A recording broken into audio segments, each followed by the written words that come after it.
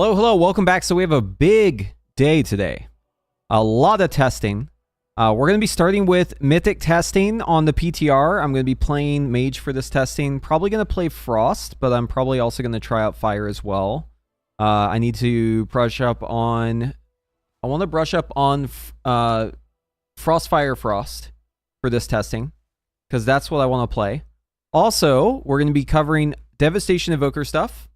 So Devastation Evoker, it looks like Flame Shaper and Scale Commander are very close now. In fact, Flame Shaper is slightly ahead. Also, we've had some changes to Fire, basically making UI better. So we're going to be testing Sun Fury Fire, we're going to be testing Frost Fire Frost, and we're going to be testing Flame Shaper Evoker. So 3 specs that we haven't really put a ton of testing time into. Going to be looking at all of those. But first, we need to kill these bosses, or at least attempt them on Mythic. And this is all going to be starting in about 20 minutes. So I have about 20 minutes to get set up and really quickly brush up on my Frost, Fire, Frost, because that's what I'm going to start with today. And the bosses that we're doing, it's going to be the Katamari boss. So the boss where you roll up the ball. And it's going to be the one-armed bandit, the slot machine. 2 excellent bosses. These are both excellent bosses. Now, they're not perfect. There are ways that these bosses are kind of annoying. I'd say on Stix, Spunkjunker, really cool fight concept. But unfortunately, this boss doesn't seem that well thought out when it comes to how the balls work, like rolling up stuff. Because you can get really bad RNG. So, like, you have to pull up, you have to get the scrap guys, right? The scrap shooters. You need to grab these guys.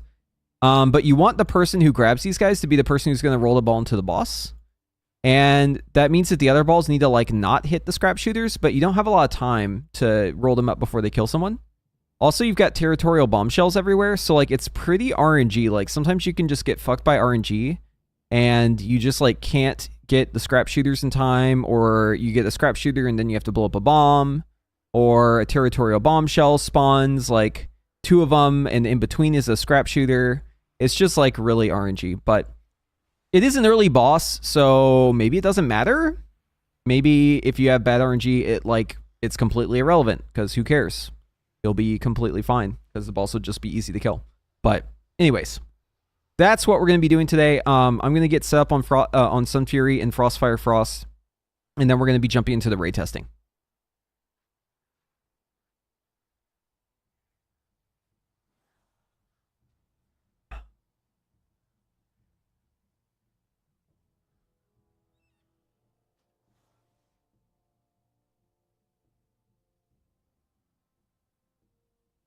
Okay, let's see here.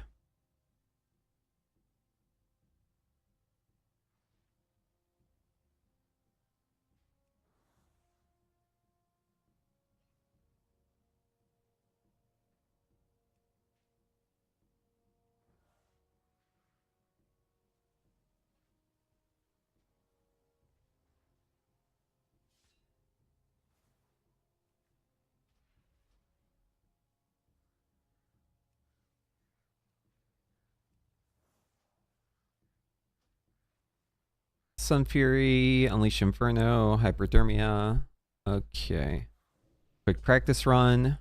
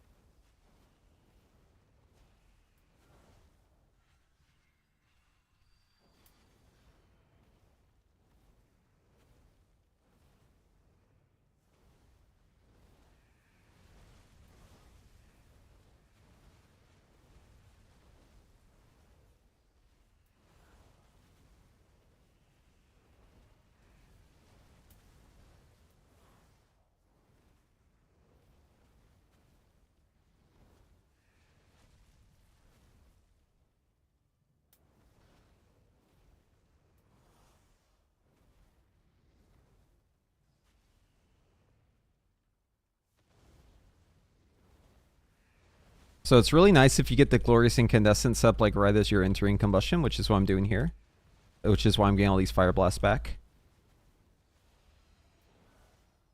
Yeah, that feels good.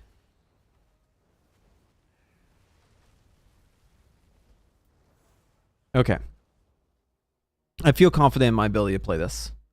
Let's take a look at Frost. SF Fire feels good. All the fire stuff feels really good. Hi, is all your weak ores free on Discord? Yeah, they're all free. I put them in a paste bin. Here. Should be able to get them in that paste bin. It may not be completely up to date. I don't update them whenever I'm like messing with PTR stuff because I change them like every day. So if you want like that, you're gonna have to probably wait. Unless you remind me like after stream and I can just like re-upload it, but you have to do that after the testing. I'm not gonna do that until we're done.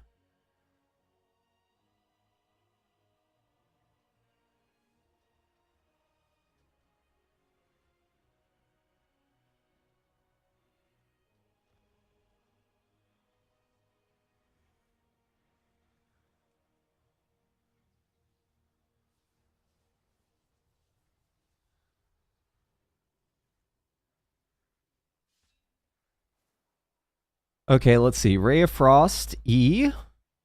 Hi, cat. How's this play? Quick crash course. Frostfire Bolt, Icy Veins Flurry, Comet Storm, Ray of Frost. We go in the Glacial Spike, Ice Lancing instead for filler, Frozen Orb, Shifting Power.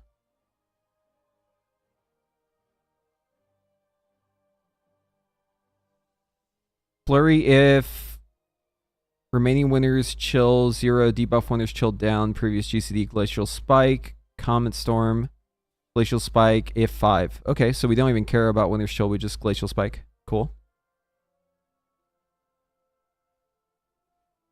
Alright. Well, that's good to know. No more waiting on GS. Love that. Okay, yeah, so Frostfire Bolt. Precast. And then we do Icy Veins Flurry, Comet Storm. Flurry again, Ray of Frost. Iceland's Glacial Spike.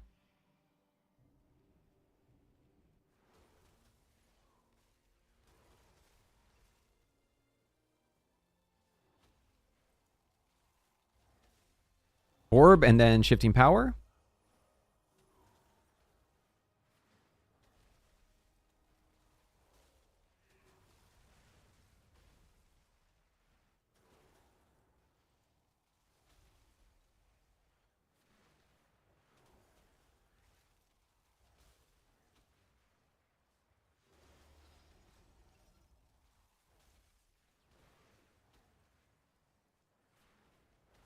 Wait, do we care about... Oh, we just Comet Storm on its own, okay.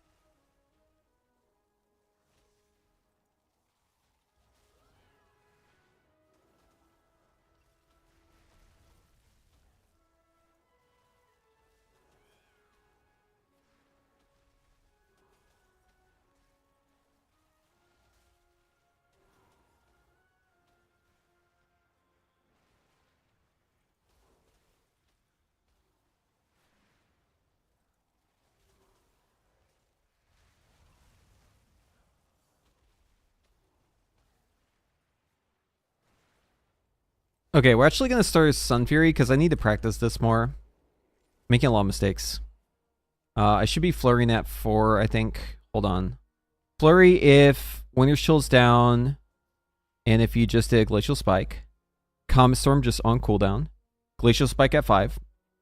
Just do it, but usually you'll have Winter's Chill for it. Flurry if you just press Comet Storm. Flurry if you just press Frostfire Bolt. These are both if you don't have Winter's Chill up. Flurry if you have Brain Freeze and Excess Fire. Okay, so no regard for Winter's Chill. That's weird. Although that's kind of how it was before in one of the versions. Okay, yeah. Starting with Sun Fury. Let's do Sun Fury first.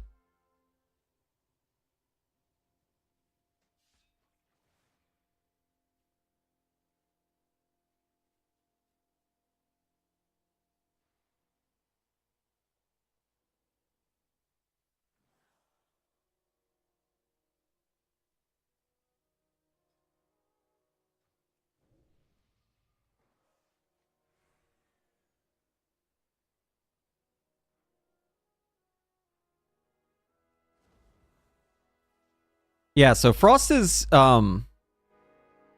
interesting.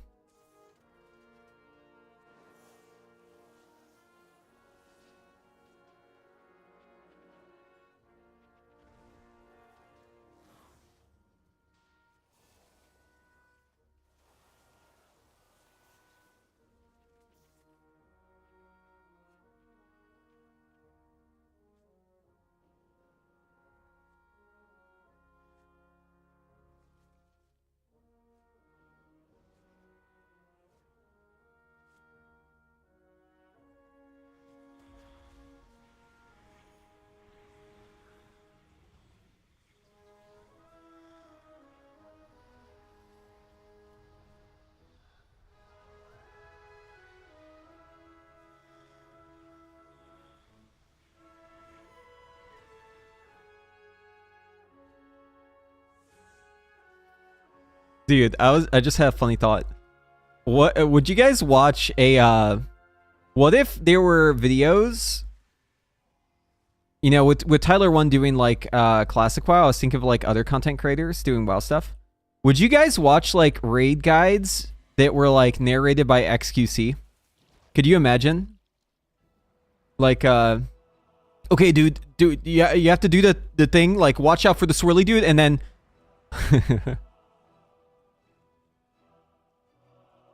dude, we should have like this crossover thing. It'd be so funny if like all the big creators started doing WoW stuff, and I'm just imagining like a fucking guide.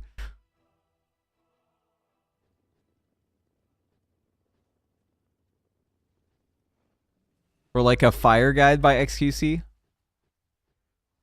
He's like, oh, okay, dude, you got the big ball, and you hit it with the little one, and then the big ball, you hit the phoenix, or he'd be like, and then dude, you hit the bird. Those would be quality guides, I think.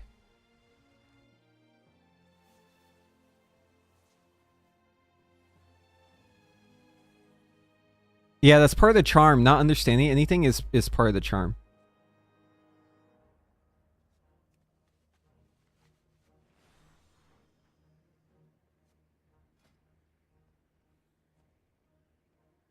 And then yeah, you just you go on fire, start blasting. Just start blasting.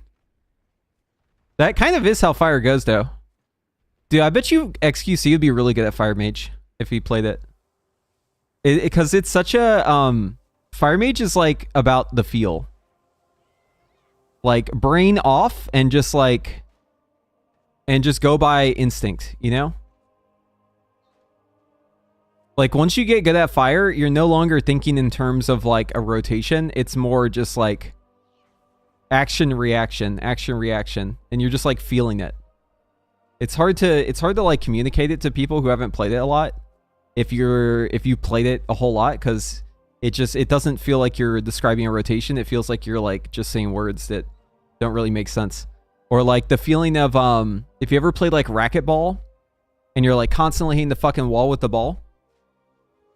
You know, that back and forth feedback? That's what fire feels like, right? It's like you're fucking whacking the boss with your fireball, and then it's bouncing back, and then you're catching it, and then you're whacking it back at the boss again, and you're just going back and forth, back and forth. And it ends up becoming more like a rhythm game than like an actual rotation. The decision process is just like how you hit it, right? It's like if you do a backhand or like the normal one or like overhand, it's like choosing like which direction to move your arm is like the choice, but you're always like basically bouncing it back to a rhythm. If you could go back in time and never play Mage, is there something else you would have mained? So Mage is actually the last class I tested in this game at the point when it was there, because this was like Cataclysm, so it was before like a bunch of new classes got added. It was actually the last class I played. And I had played everything else. I'd rated on most other things, not everything.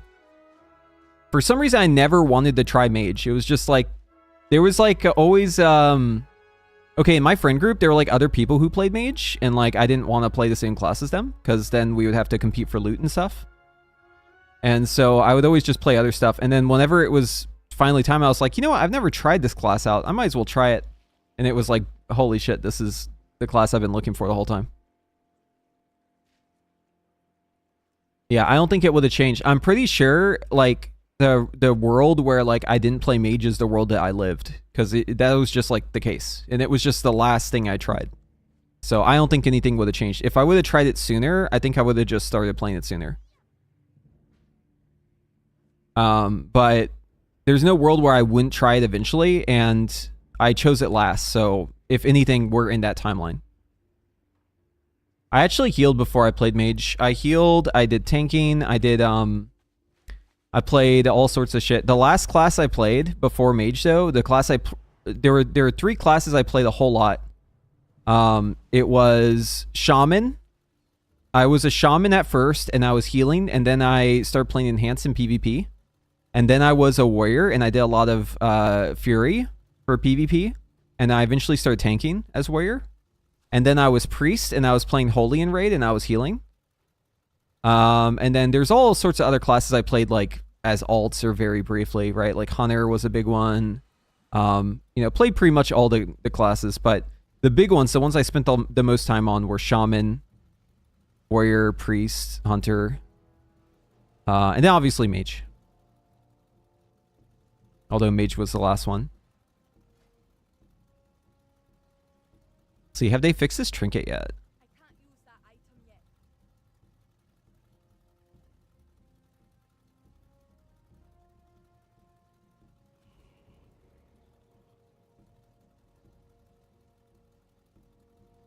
No, I'm playing some Fury Fire for this one.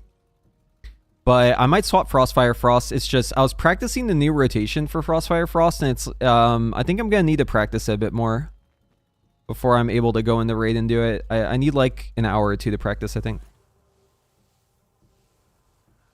Wow, this trinket still works, dude. It's crazy.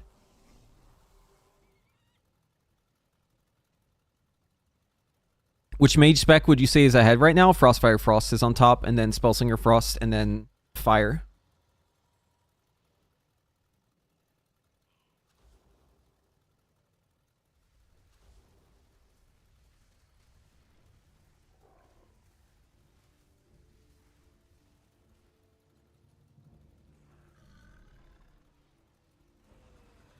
This is PTR, yeah. We're gonna be PTR testing soon. I'm PTR testing with Northern Sky. It's a German guild, but I don't really speak German, but I have like a very, very basic understanding of German.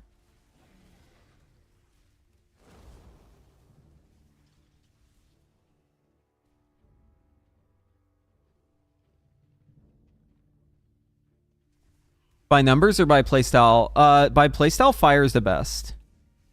I'm talking by numbers because that's usually what people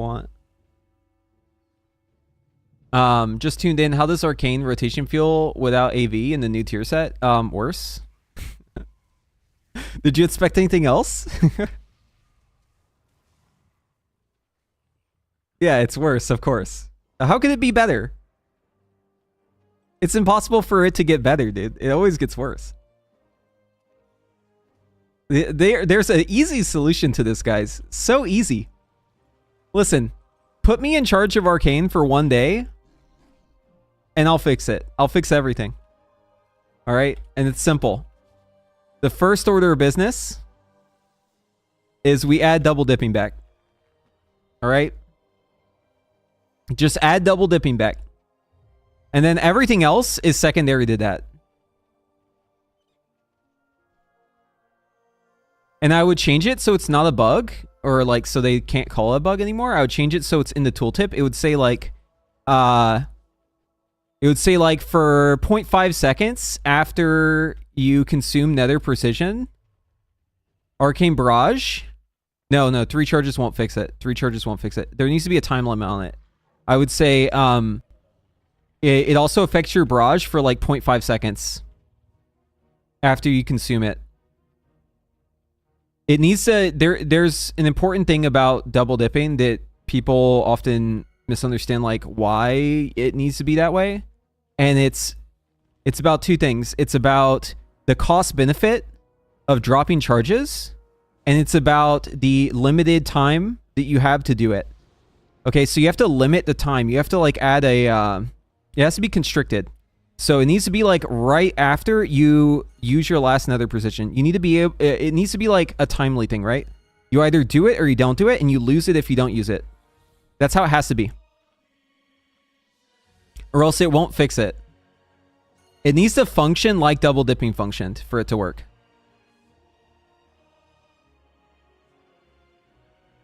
What about triple dipping? So triple dipping would be cool, but there's not a way to do that unless you can like do another spell while casting.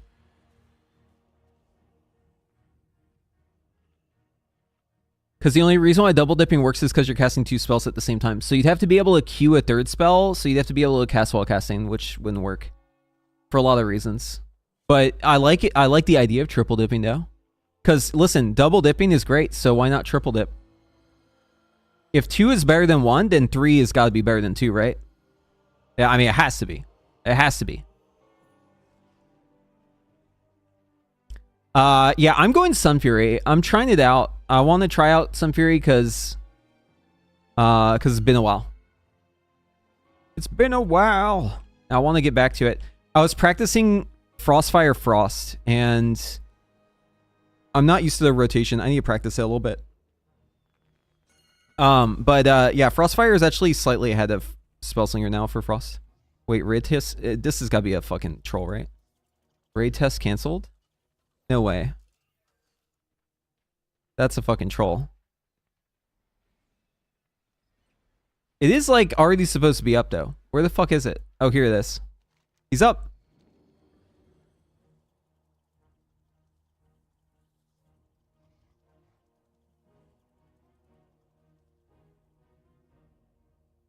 Fire will not be as strong as Frost right now, but that's like numbers, and tuning will change. But gameplay-wise, Fire is like banging. It's a good-ass fucking spec, dude. Feels good, man. Feels a real good, man. All right, Dick's Spunker. Let's fuck this guy up. Dude, the bosses in this raid have fantastic names. You've got Stix Bunkjunker. You got the one-armed bandit. You got Sprockenmonger Lockenstock. You got Mugzy, Rick's Reverb, Vexy and the Gear Grinders, Cauldron of Carnage. Banger fucking boss names. Yeah, I'm making new guides for 11.1. Guys. The thing about guides, you need to understand this, all right? I have to repeat this every time we get back to this point. This always happens. Guides have to be done last second. It's just the nature of the thing. They have to be done last second. Because if I make a guide and it isn't last second, then it's going to be wrong. 2, 1.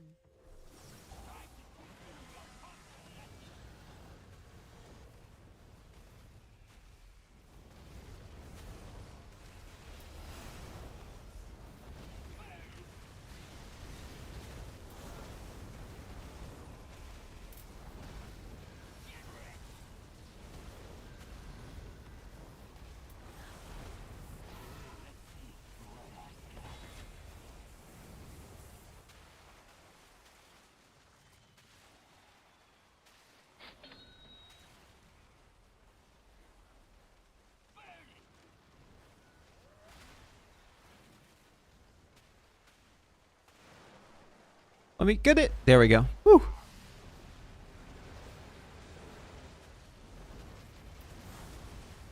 Almost had a fucking James moment there.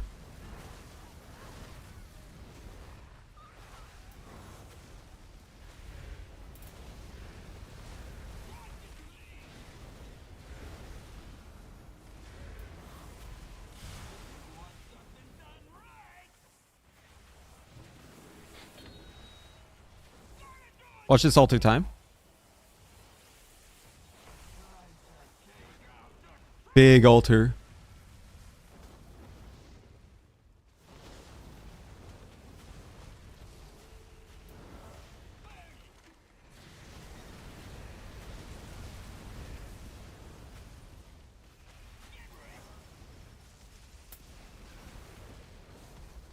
This fight is bullshit because if you don't get the ball and you don't run into the boss, you just do no damage. So like the damage meter on this fight is like super fraudulent. If you ever get the ball.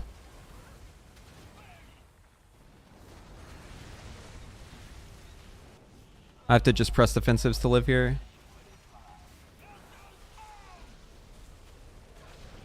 Ah!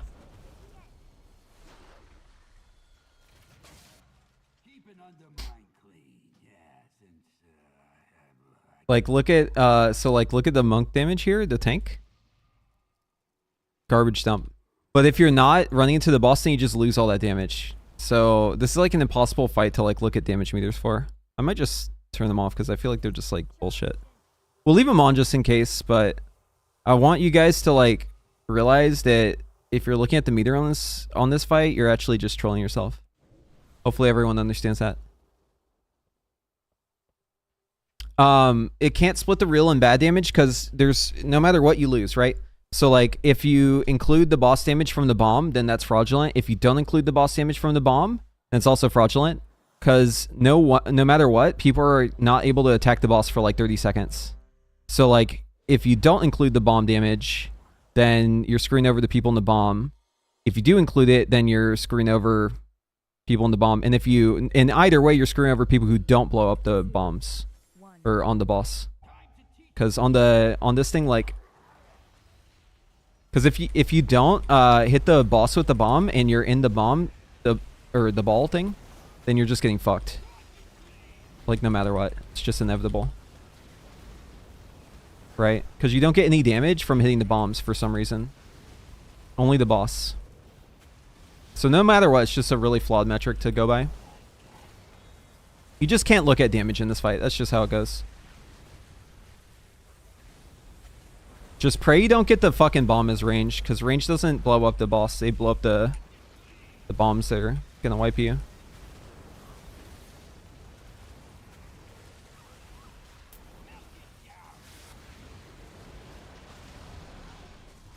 We didn't hit the bomb in time.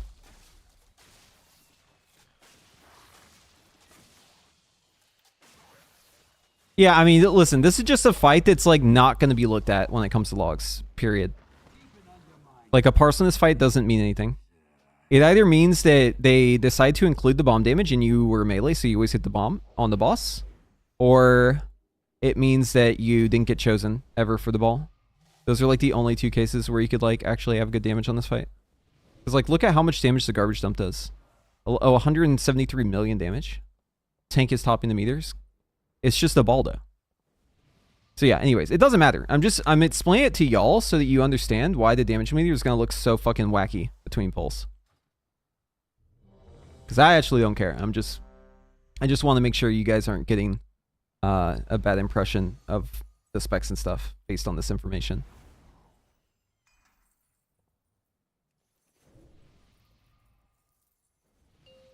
Four, three, two, one.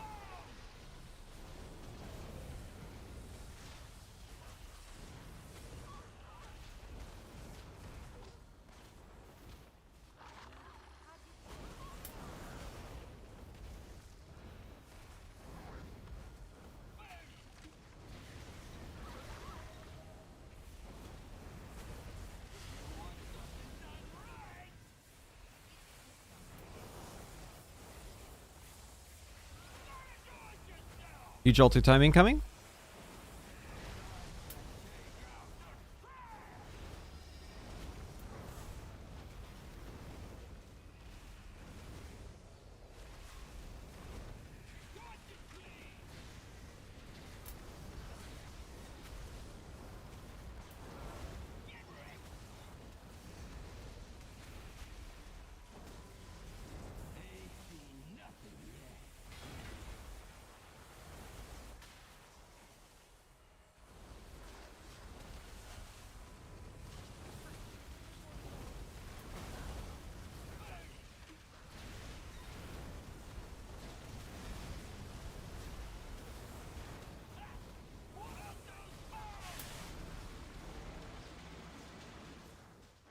Well, fire seems like pretty okay on this one. I'm pretty sure this is just ignite damage on both of us. Yeah. Dude, fire's cooking. Fire's cooking, dude. Should we log out, dude? Oh, fuck. Oh, fuck, dude. Is there someone at Blizzard looking at the fucking damage meters? Guys. It's all just the trash damage. It's all just the trash damage. Don't look at what my damage breakdown is. I swear to God, it's just the fucking ball. It's not me. It's not my damage. Yeah, I just didn't get chosen for a ball. It's all good. Like, don't freak out. Don't freak out. Like, it's not this good. I swear it's fraudulent. Nothing here is real. Yeah, don't look at it. Show boss damage? Yeah, here's boss damage.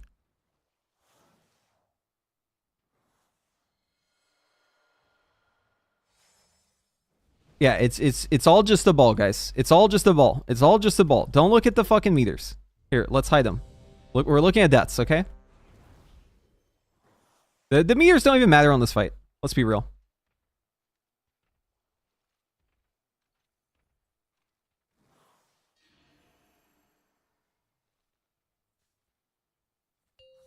Four, three, two, one.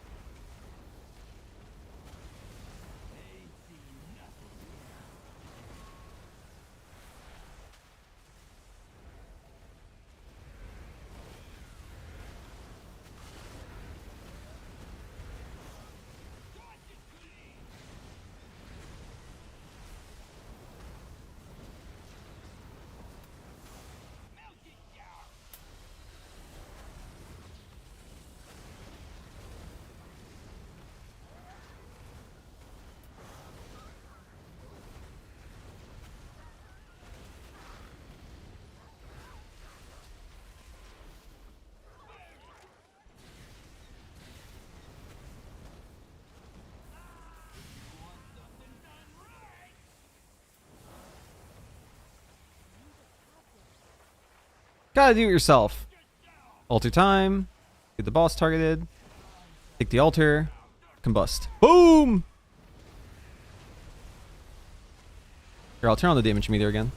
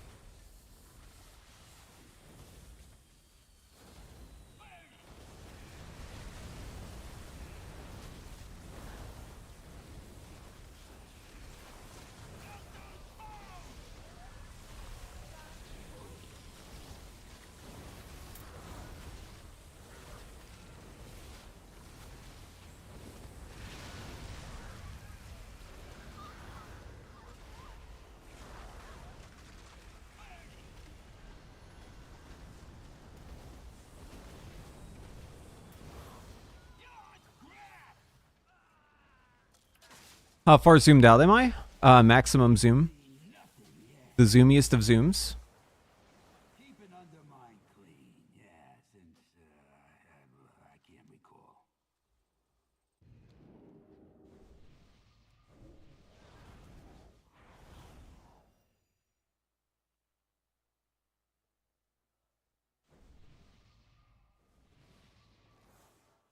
Yeah, you press Fire Blast and Hyperthermia because otherwise you're going to overcap, and Hyperthermia doesn't make all of your Fire Blasts hot streak, it just makes them all crit.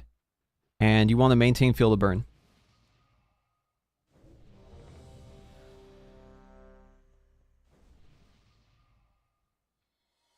Dude, fire is all about rhythm, man. You don't need to have buttons. This one's not even a button. It's just like a buff tracker.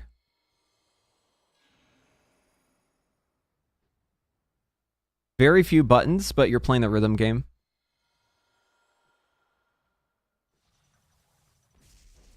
Is there music in here?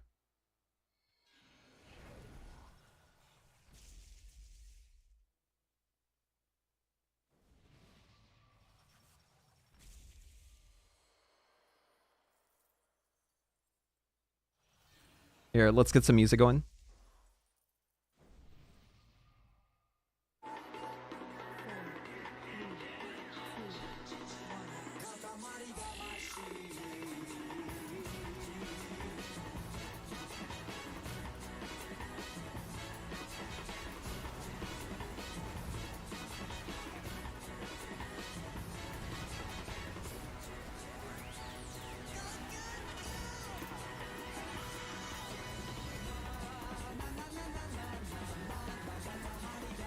Oh, dude.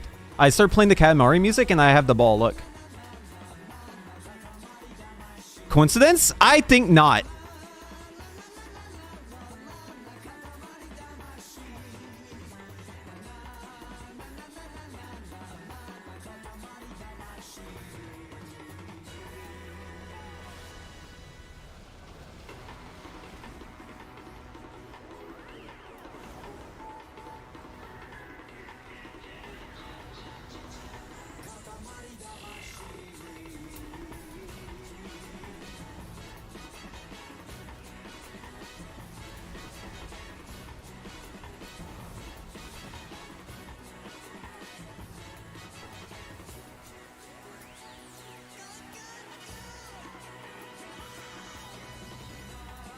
He doesn't take damage during this, so might as well just wait.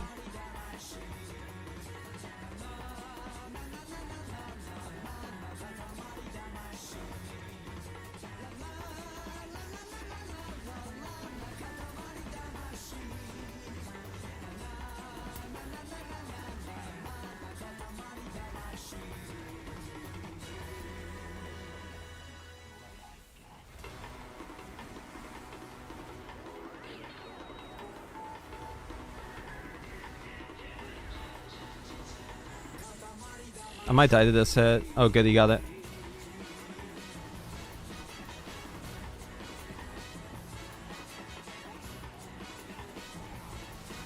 We're wiping. Look at this ball damage patter. Dude, there wasn't a bomb for me to do. What do you mean? Or, there wasn't a bomb. You're supposed to hit the boss with it. It makes the boss's health go down. But look at this garbage dump damage, dude. See, fire's not broken. It's garbage dump.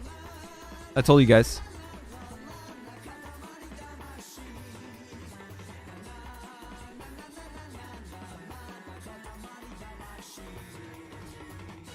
Yeah, you're right. We should just not do 173 million damage to the boss's health.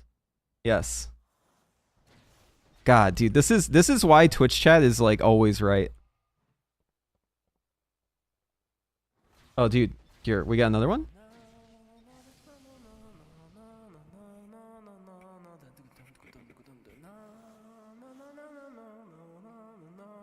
This should be the boss music for this fight.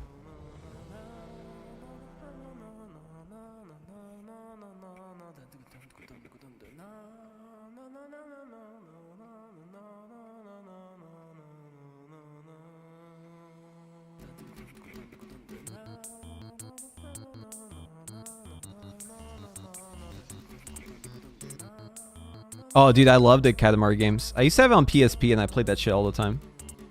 On the original PlayStation 2.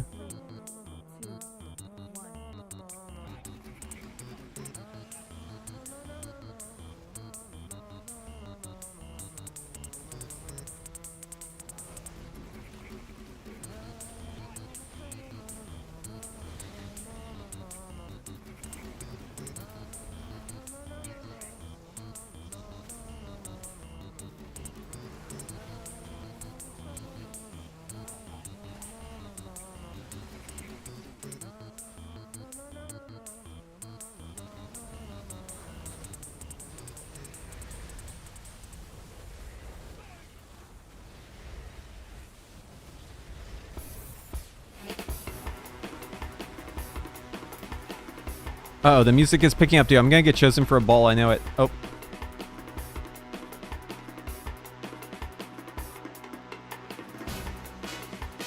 Bum bum bum bum bum bum bum bum bum bum bum bum bum.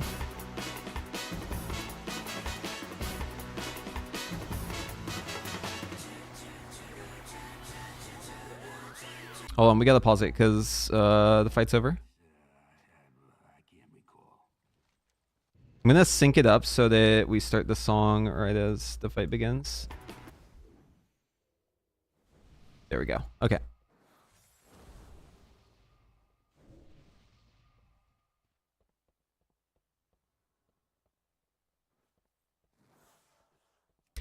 La la la la la la la la la la la la la la bunch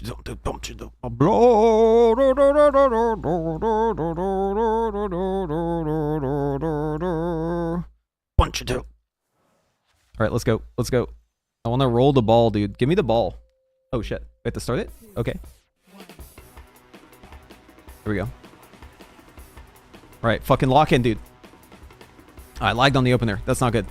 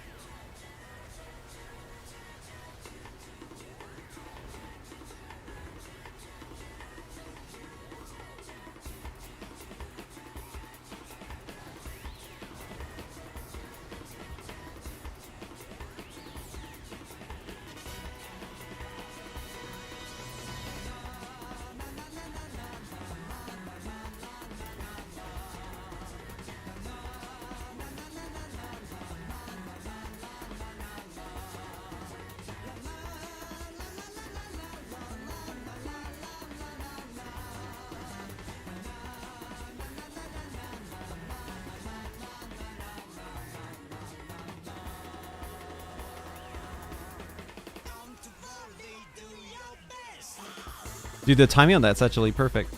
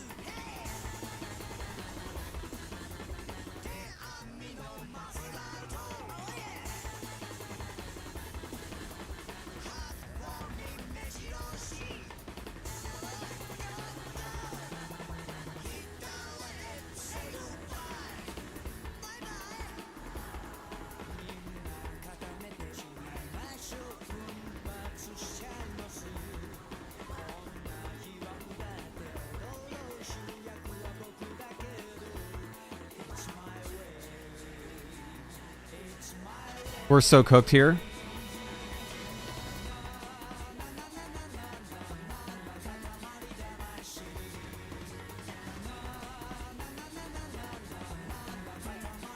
I'm dead as fuck. There's nothing I can do here. Yep.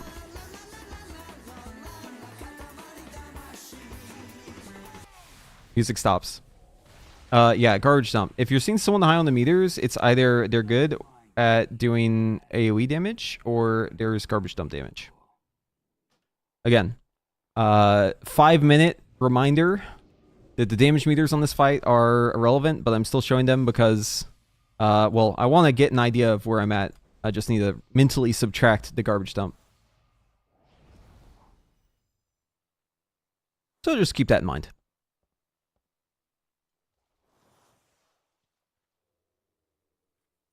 Boss damage? Yeah, I could.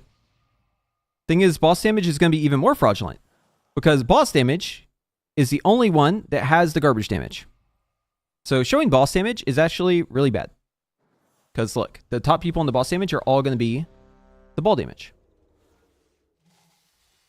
The ball only damages the boss. 4, 3, 2, 1.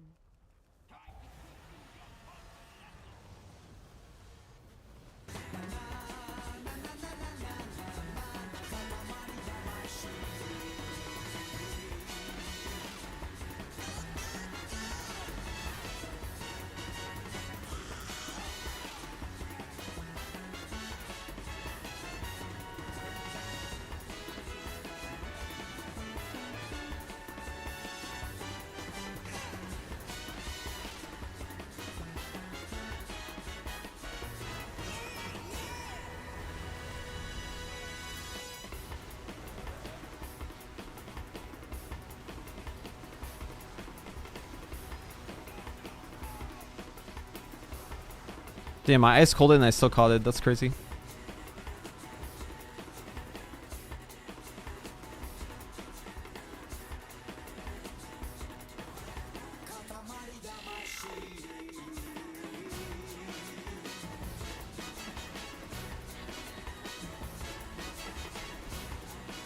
Okay, we're gonna hold this combustion for him to come down. Mass barrier here. Altar time. Take our altar back.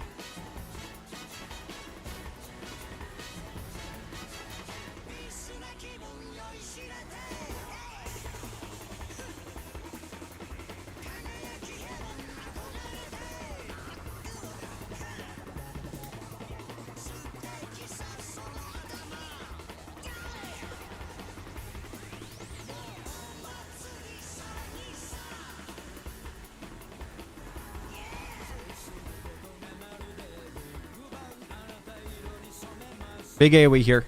Ooh, let's go.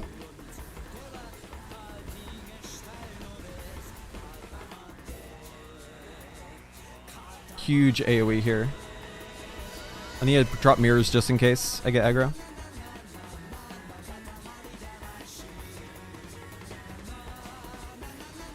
Oh. Oh, I got scrap rocketed. Bum, bum, bum, bum, bum.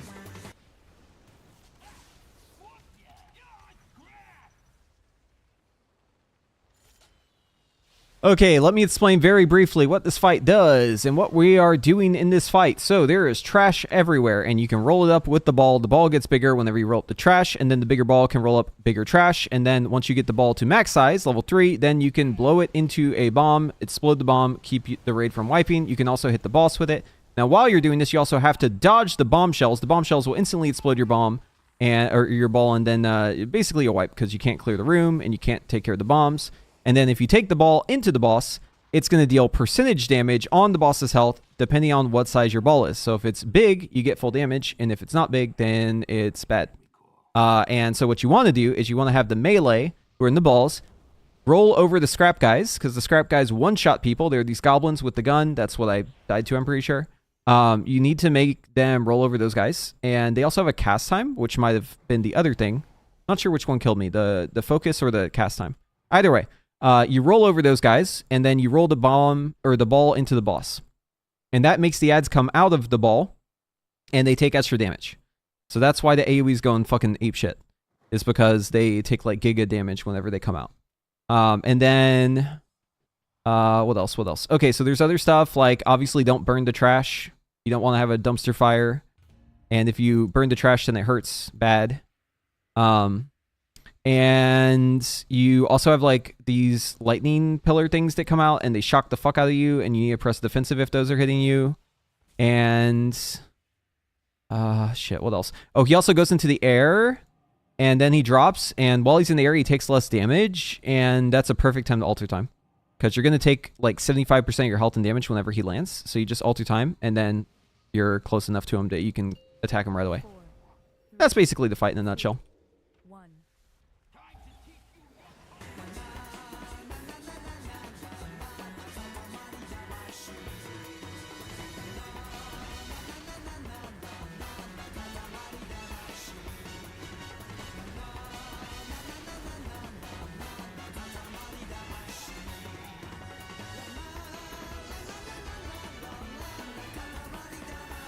Alright, I'm getting the ball. So I'm going to pre-position so I can roll.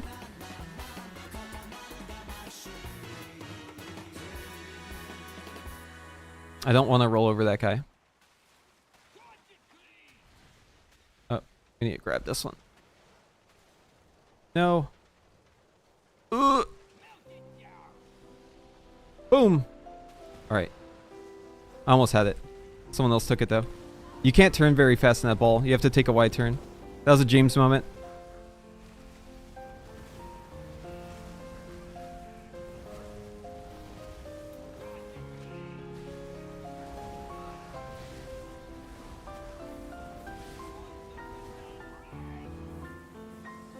Alright, so we can't do anything during this phase, so we're just going to shifting power.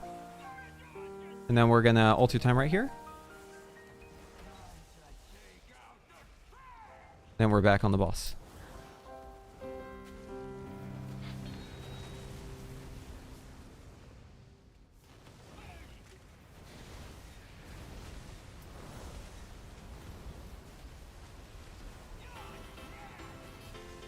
He also randomly burns the trash too. If you have any trash left over.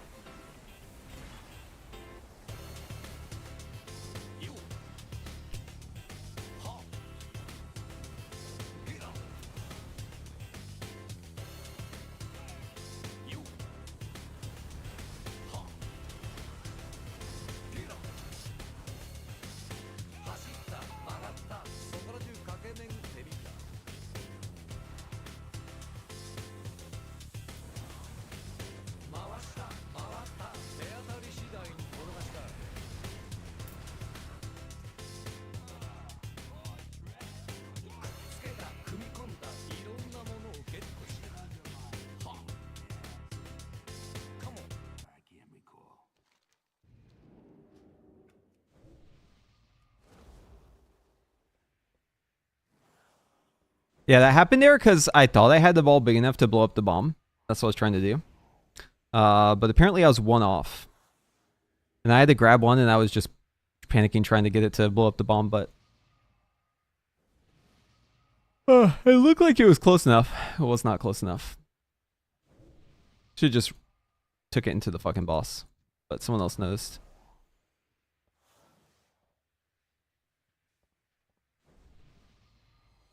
They should give it the Katamari controls where you can nudge the ball like left and right. Or like you can fucking, you know the thing with the sticks where you like jiggle the fucking joysticks and then it makes the ball like supercharged? They should add that to this fight. You guys know the tech that I'm talking about? There's like two things in Katamari that are like sick. Sick tech, you know?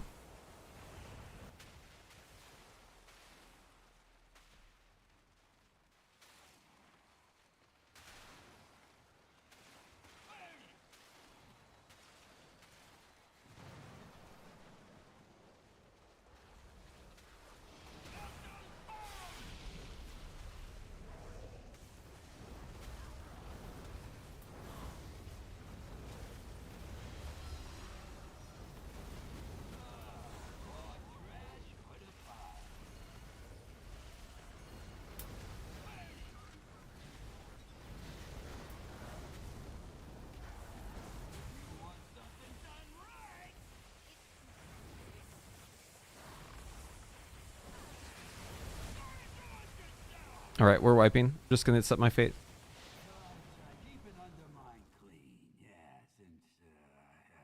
I think they're pinging that we need to get all the big trash, maybe. Maybe that was the ping. Not sure what the ping meant.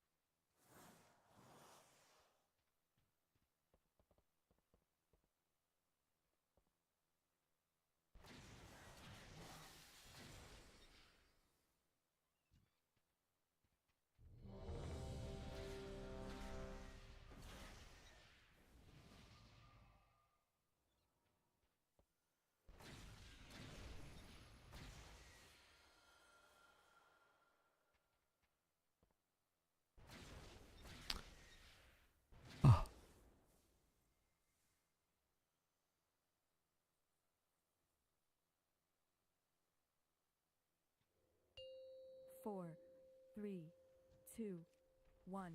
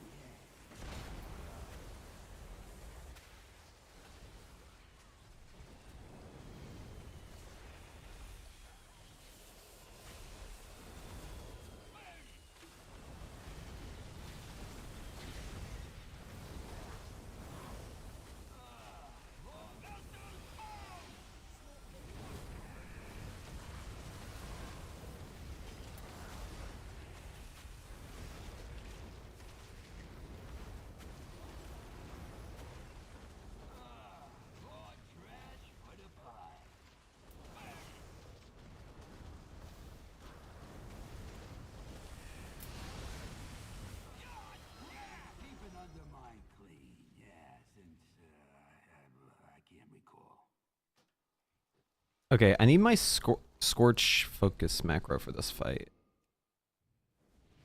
Where's my Scorch macro? Focus, Scorch. This is mouse over. Okay, we're good.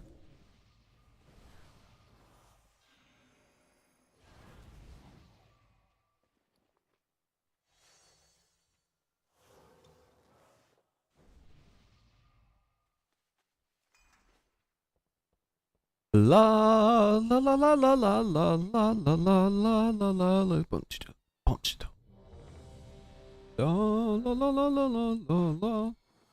Oh oh oh oh oh. 4, La la la la la la la la la la.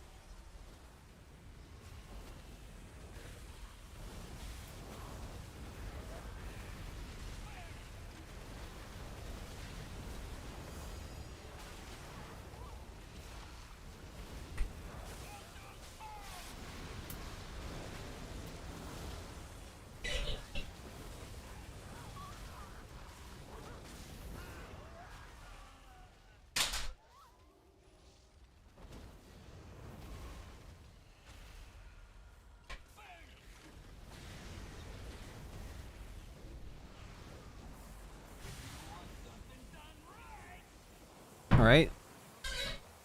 Taking less damage right here.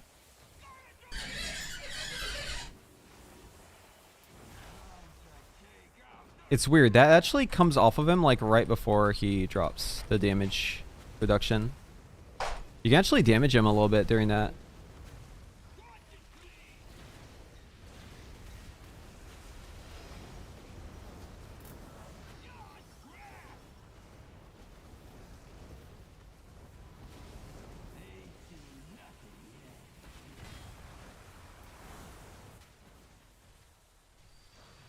No. Hyenas bit me, dude. I was bit. Okay, this is actually a good Brewmaster fight. Because, like, these ads spawn all around the room and you have to get aggro on them right away. My shifting power pulled aggro, though, on those hyenas, dude. That's so unfortunate. But look, someone else just got bit, too. Like, these hyenas are a nuisance, man. I think you need the range to play in melee. But you can't stack because you have the fire circles. But I feel like you need the range to be on the opposite side of the room compared to where the boss is. Like, you need to be opposite because otherwise the trash is going to spawn and then it's just going to fucking delete your character. Is the Evoker playing Flame Shaper or Skill Commander? I think they're playing Garbage Dump. Hold on, let me check. Yeah, so he's Garbage Dump spec. Yeah. No, he's playing Flame Shaper.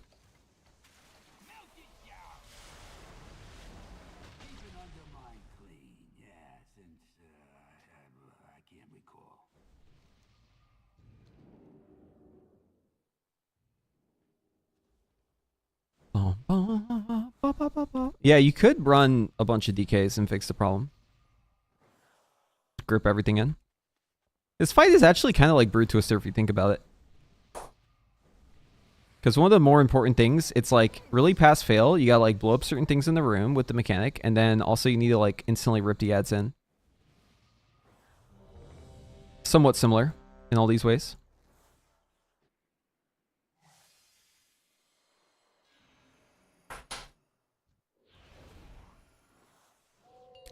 Bum, bum, bum, bum, bum, bum, bum, bum.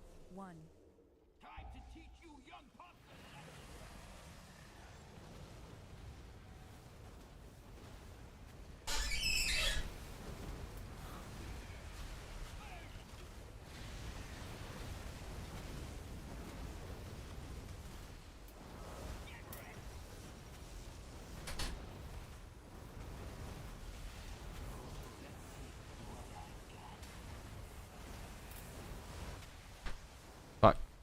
As soon as I have shifting power, they got hyperthermia, so I switch gears there.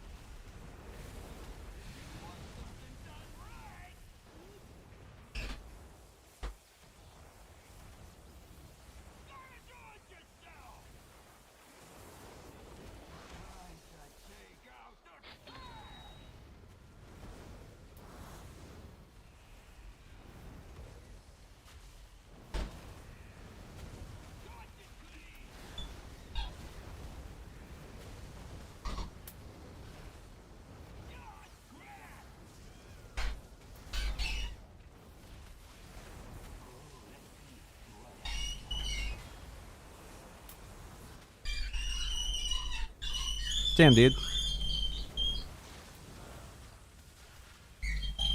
Sorry for the background noise. Oh my god, that's the squeaks.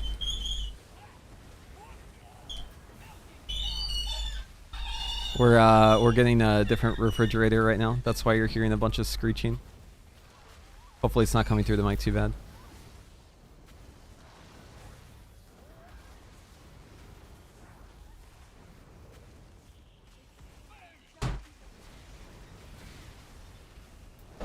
Ah, the fire, it burns.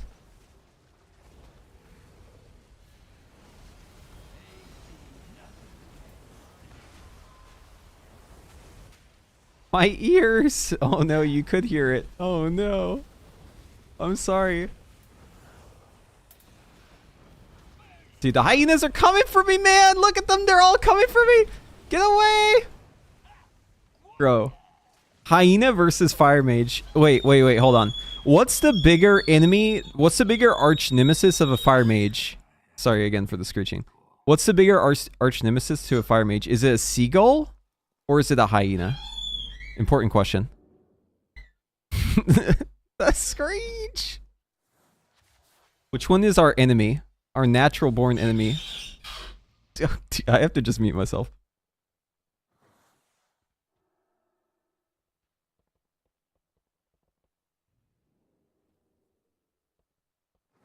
Getting rid of input lag is, it just depends.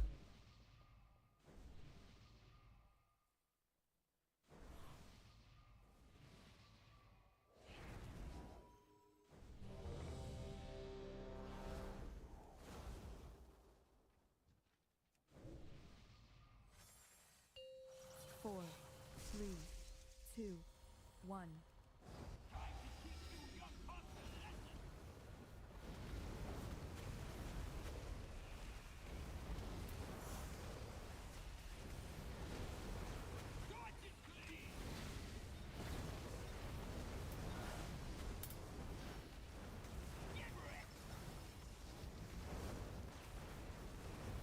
Because sometimes you can have input lag with it not being the spell queue window.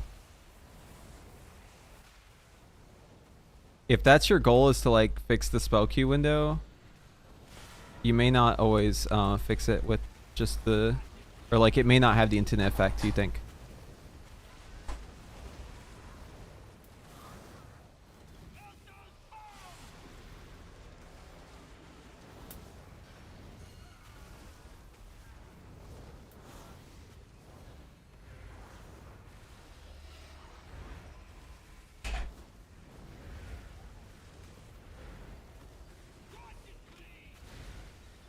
We hold this combustion.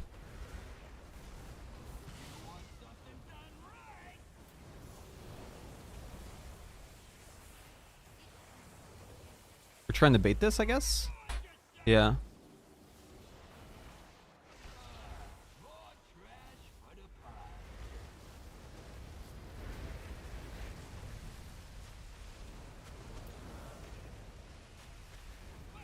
Interesting. So you can kind of bait that shit, it seems like.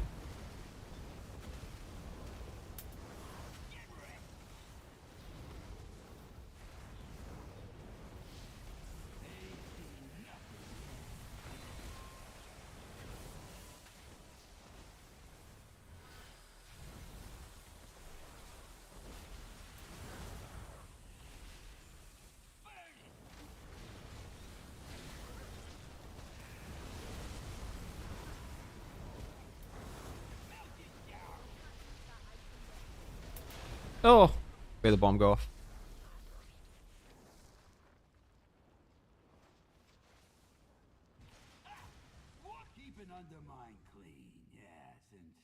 I know it's early on, but for raiding next season, should I main Augmentation or Fire Mage? I've main Dev for the past couple years. Which do you think is better for the raid team?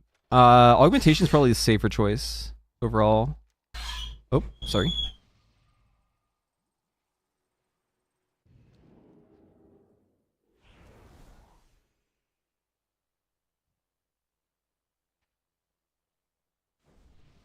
As long as you're open to playing Aug.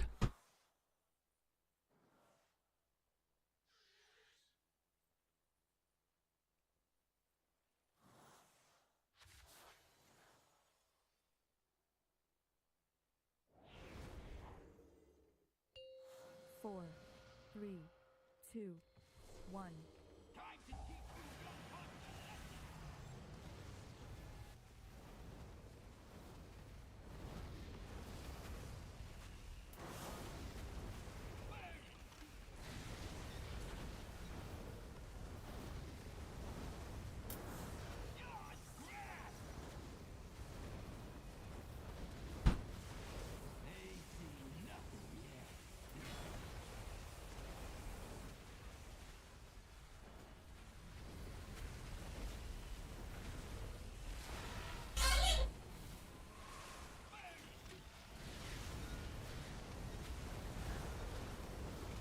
Oh.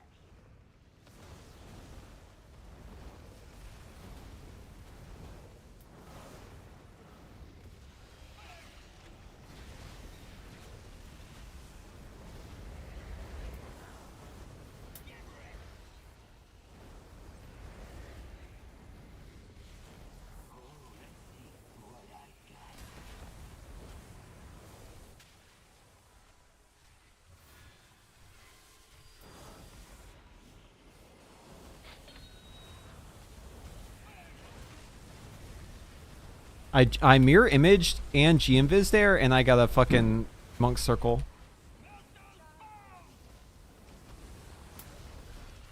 And the ads almost still killed me still. It's crazy.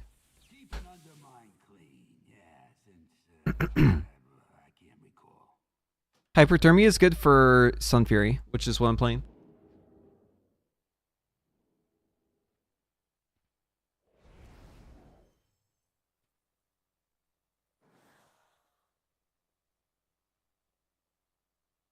Bum, bum, bum, bum, bum, bum, bum, bum.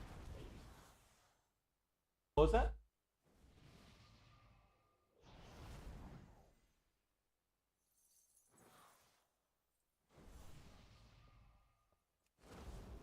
We almost have a new fridge.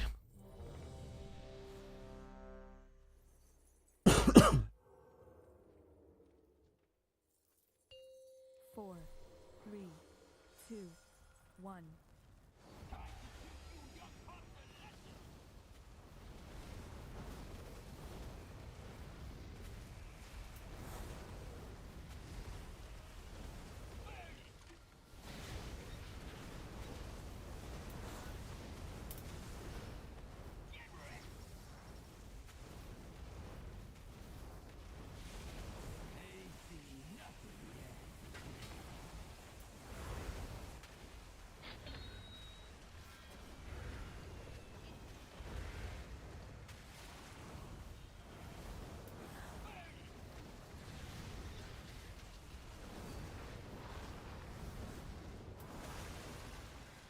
Dude, I ice colded right before that guy ran over me. I think I might have died if I didn't do that. Saw him coming out of the corner of my eye, and I was like, oh god. Ripped the fucking ice cold.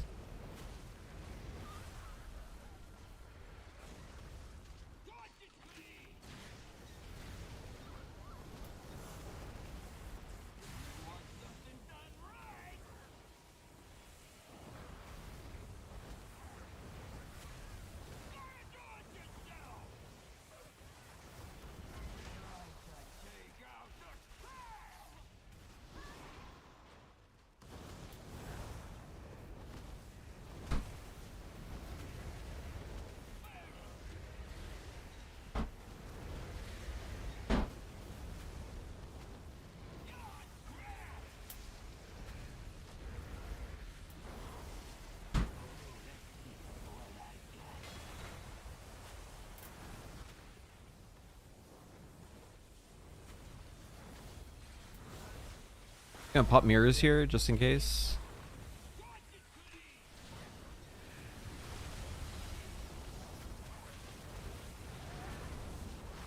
Ah!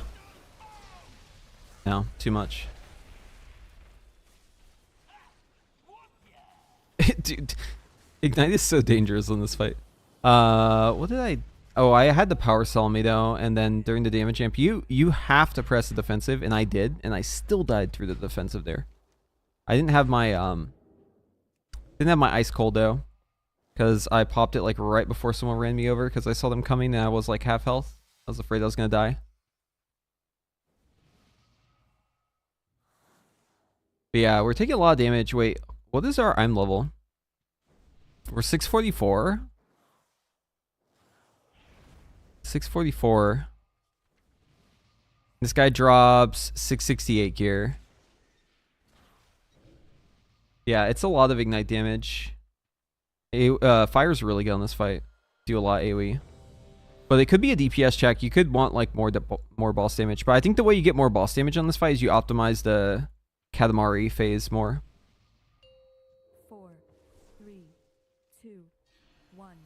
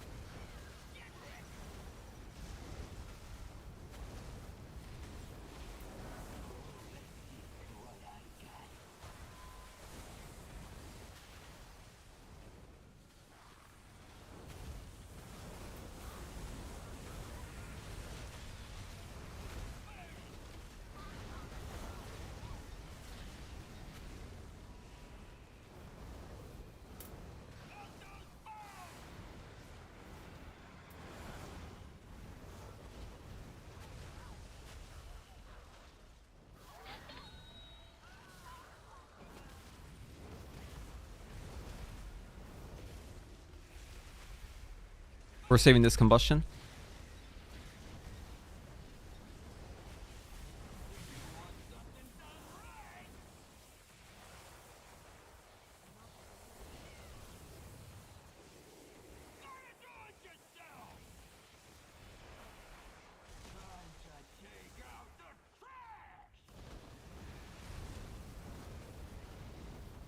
So I had a glorious incandescence for that.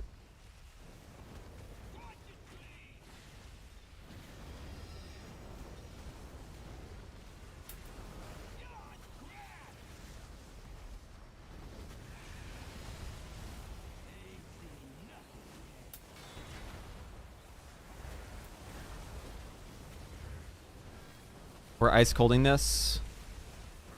I have mirrors out. And we're going big AoE here.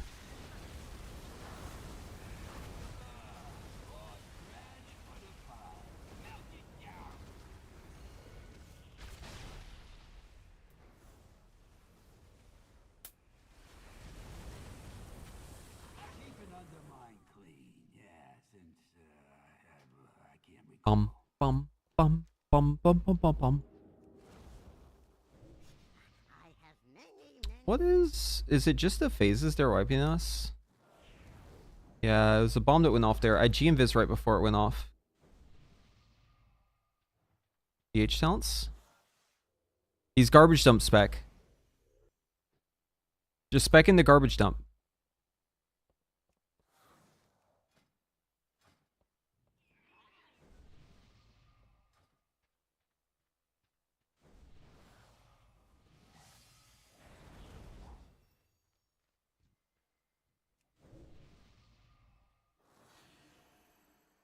Should be next boss soon.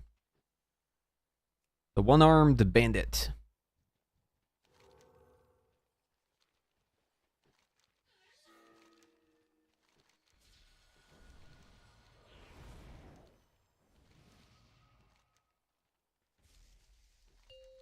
Four, three, two, one.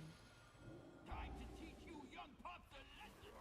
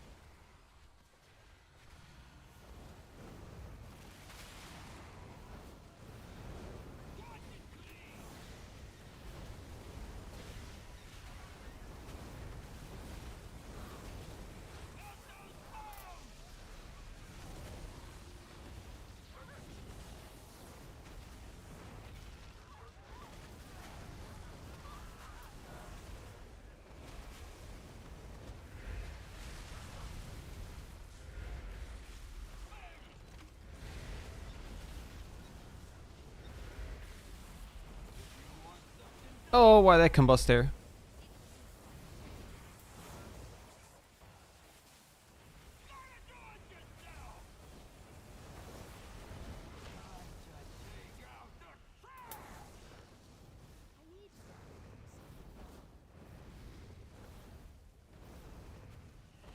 Wait, hold on. Maybe this is a better lineup. Let's play this out.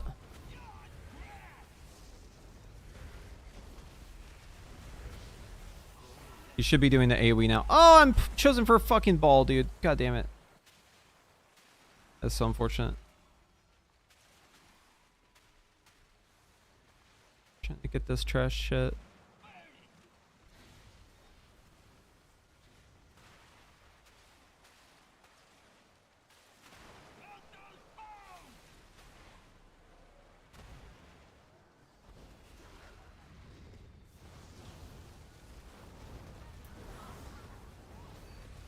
That was like a shit fucking spawn, dude. How are we supposed to get all the balls over there? Like, all the shit was on the other side of the room? It's like, that RNG. Felt like the placement of shit on that one was like kind of bad. It was like all small stuff on one side. Wait, maybe this kill time is kind, or this combustion timing is kind of poggers. Now I have it here for the AoE, like at the start of the AoE.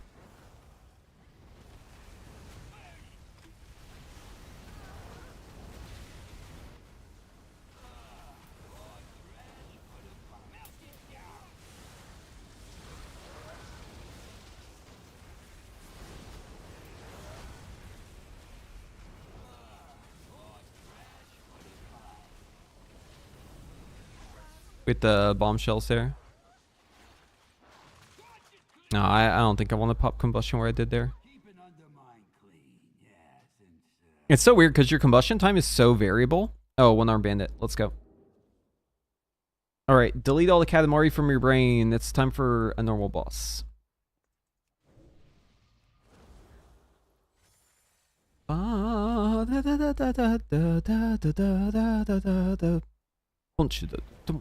Yeah, it's Flame Shaper. But you can Skill Commander and Flame Shaper are both very close. But in single target it's Flame Shaper by like 2%.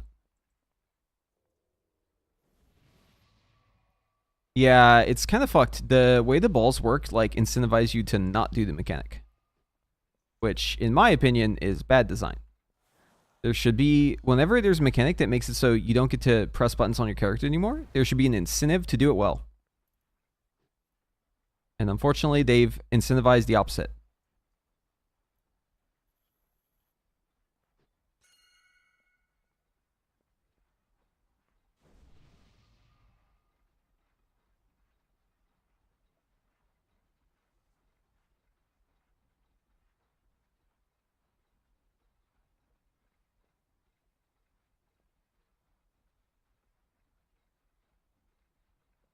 Is Fire running SKB on PTR? I'm running UI.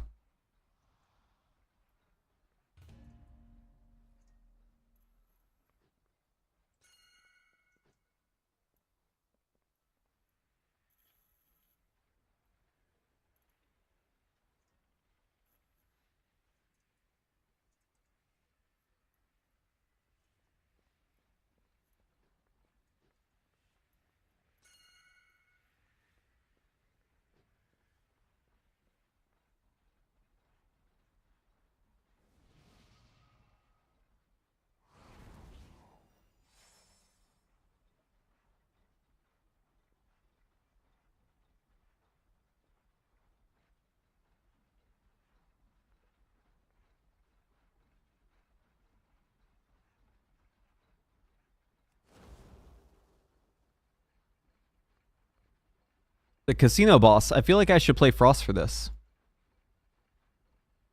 The only thing that can win at the casino is the casino spec. You have to pit casino against casino. Fight fire with fire. Or Frost with casino in this case.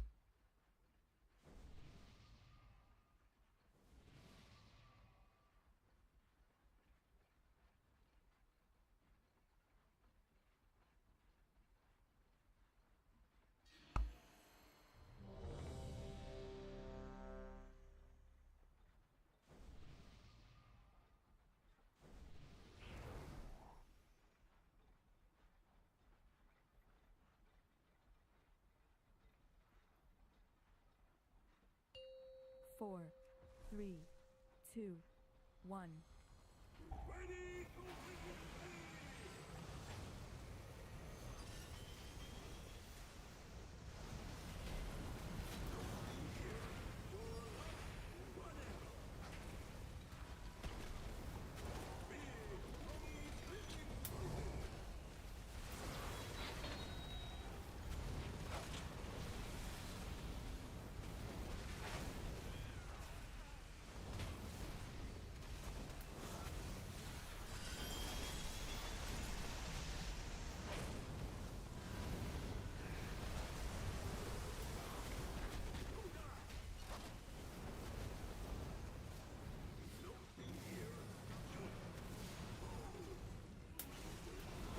Boom.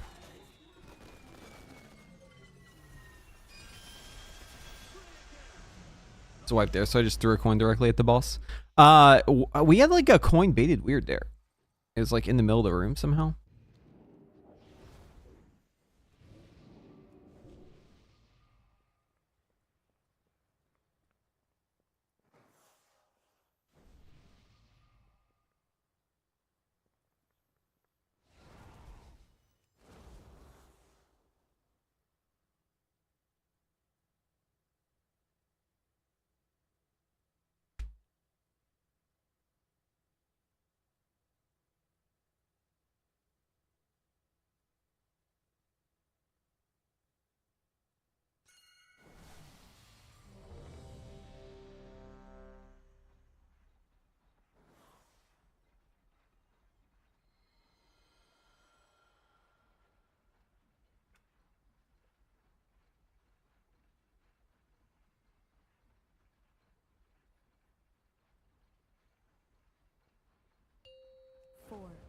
3, 2, 1.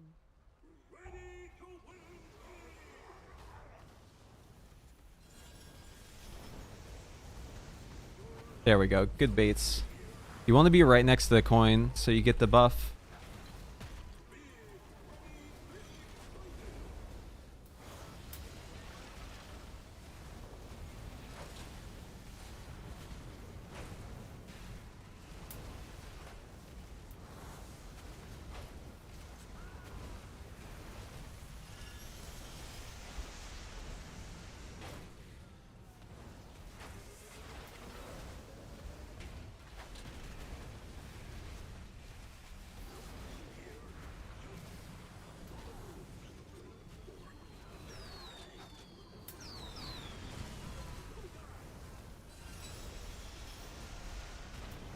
Oh.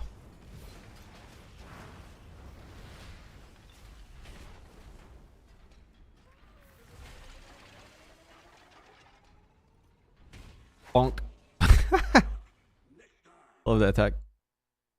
He like charges up and then he just fucking bonks you with the arm. I'm not assigned to do anything, but I did chunk a coin at that ad because I saw he had a shield up still.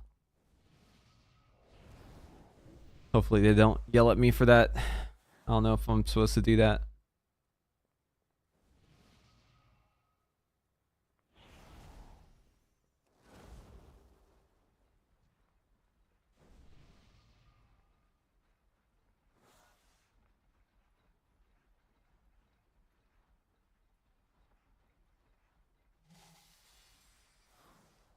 How are the reduced Fire Blast Phoenix Flame charges feeling? You definitely notice having less, but it's not too bad.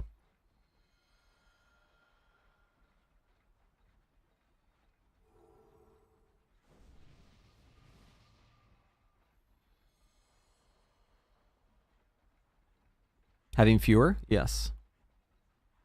Because it's quantifiable.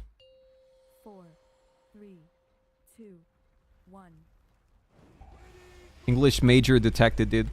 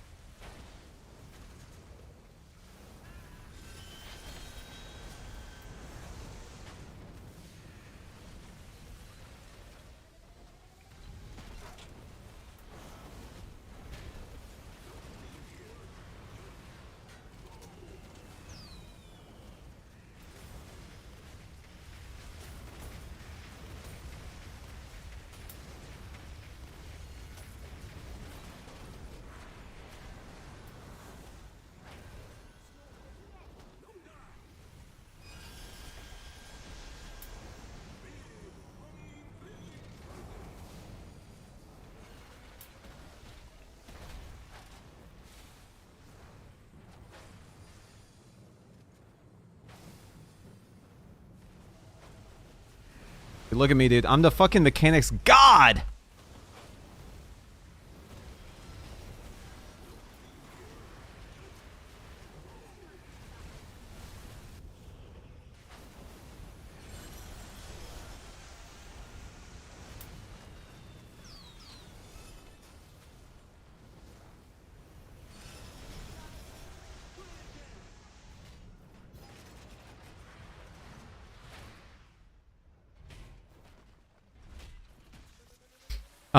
Yeah, so you can use Fire Blast during hyperthermia, and you might as well because you don't want to waste your glorious incandescence. You don't want to waste your field of burn uptime. You don't want to overcap on Fire Blast. So hyperthermia lasts so long that in order to accomplish this, you kind of need to use a Fire Blast in it to not waste something. And keep in mind that hyperthermia doesn't make every Pyroblast a hot streak. It only makes it a crit. Okay, so there's still a benefit to making a Pyroblast that would have been a crit a hot streak. Because it would be every other. So you use it on the in-between to make it so instead of going hot streak, non-hot streak, hot streak, you go hot streak, hot streak, hot streak. Hopefully that makes sense. Or I guess hot streak, non-hot streak, hot streak.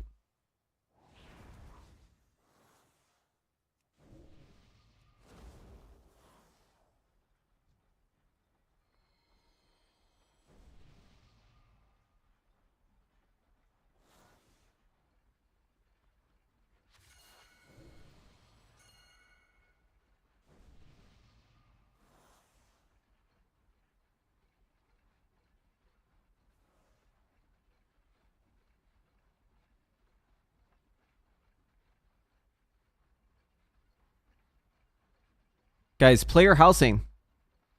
Whoa.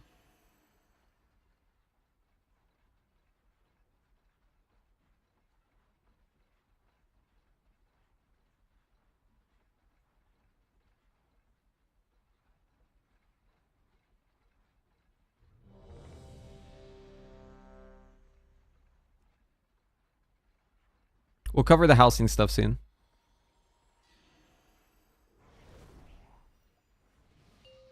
Four, three, two, one.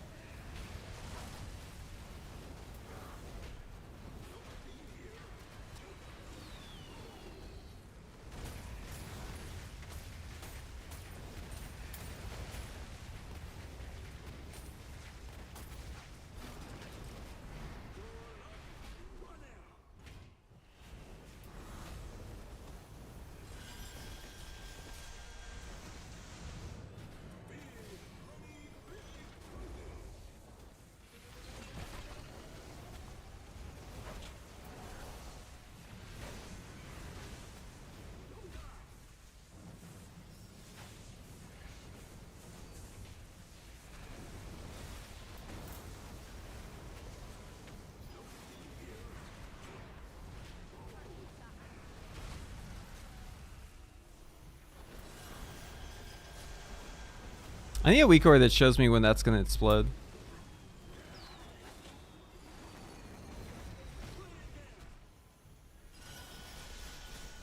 What's the name of the explosion debuff? I need to see when it's on me.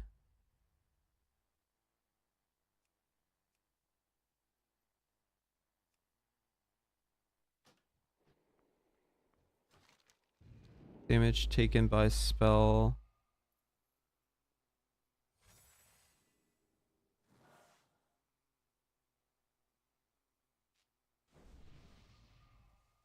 Withering Flames.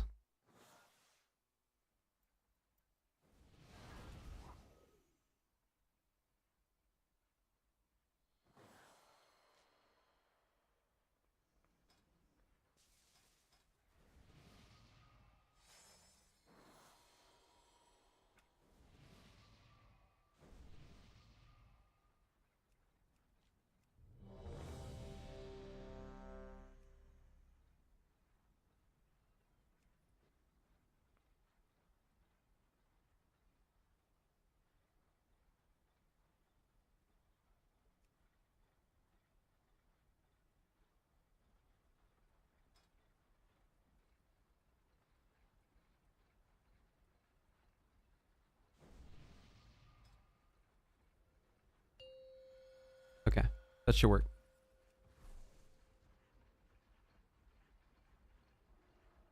Five, four, three, two, one.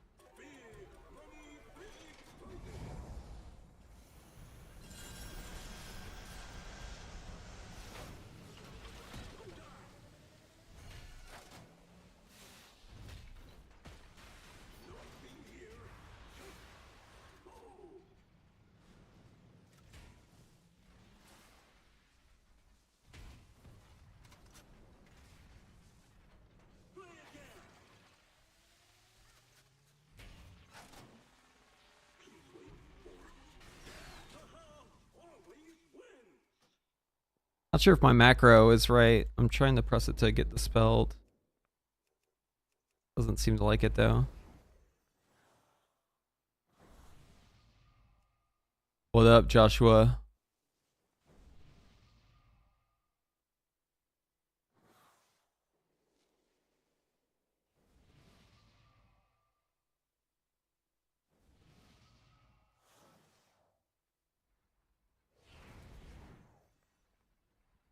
Yeah, I don't know if my macro is right. Just as Overnext dispel weak aura, healer gets assigned red glow, player presses macro, glow turns green. The only difference is debuffs are applied, blah, blah, blah, blah, blah. It just might not be working yet. Trying to test Relo's weak aura. 4, 3, 2, 1.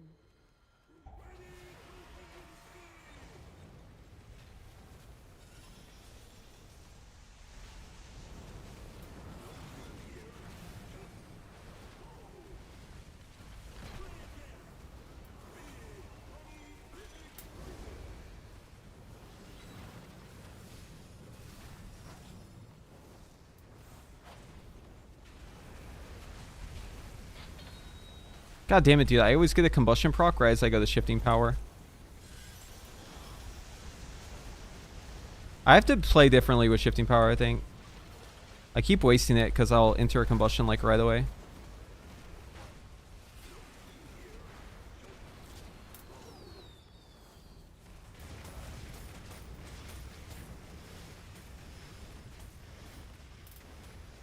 Like right now would be good to have it.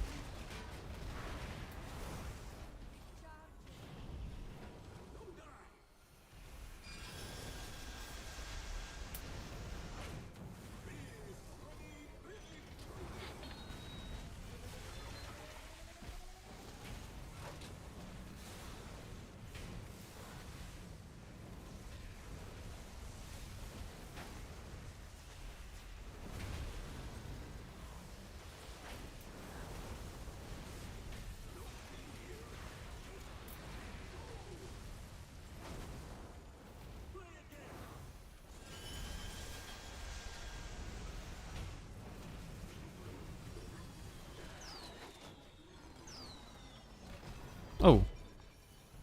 K-line. Wait, what? Why did that do 1 billion damage to us? Oh, he got mad. That's why. Fraud detected! The boss said we're fraudulent. The boss said fraud detected and blew us up. Yo, Jokey. What's up? Yeah, I hear this. Fraud detected. Robin talents. 3, 2, 1. Bang.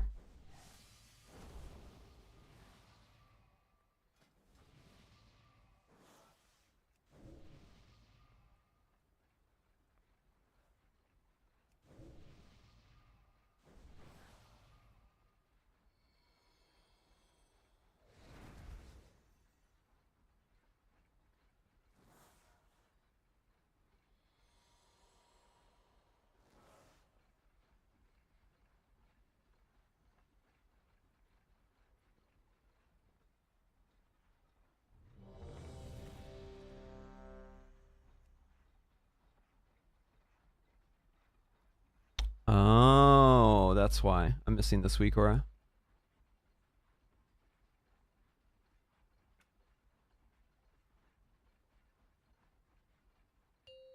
Four, three, two.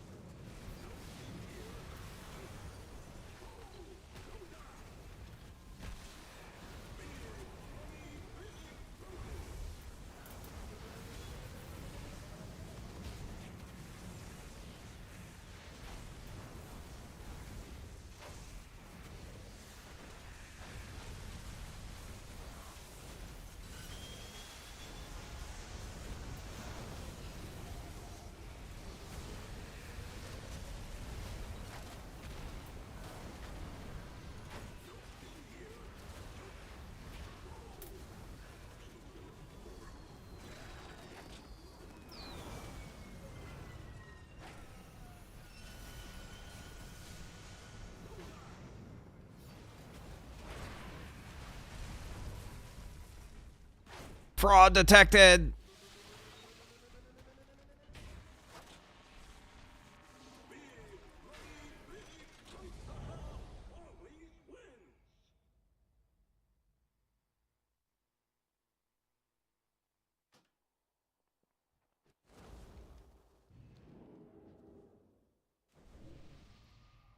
What's up with the arcane buffs? Yeah, they I don't know if they know what they're doing. Star Void. I feel like there might be a foundational issue with it that I'm not sure will be fixed with the approach they're taking. Yeah.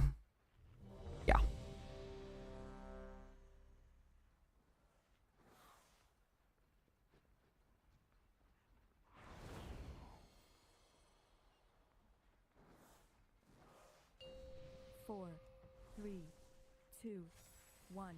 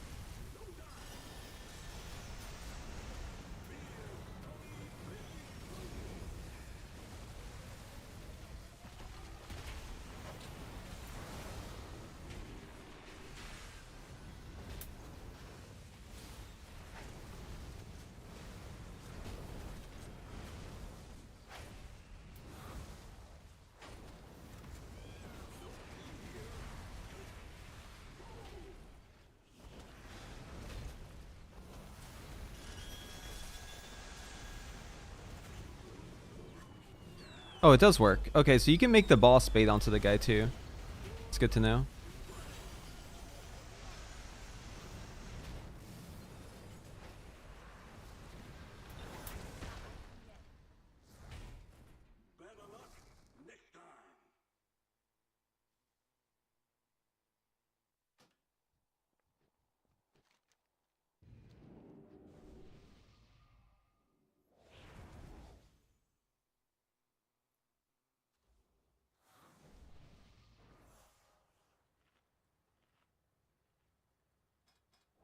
I need a... Oh. Wait, what's missing here?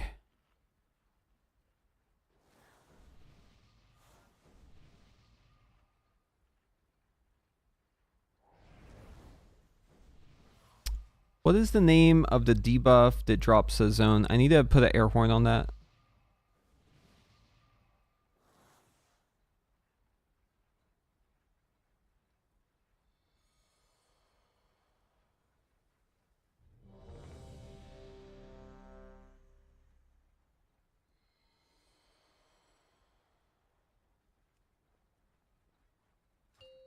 Four, three, two, 1.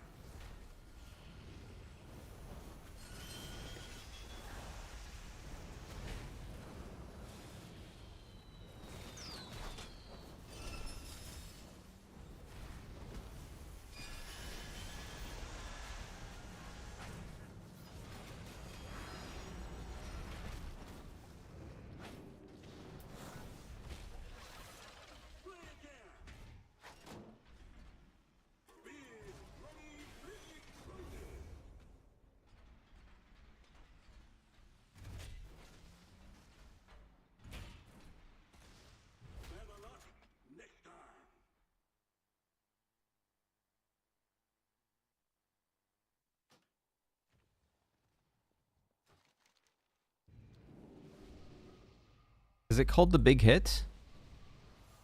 Shocking Fields.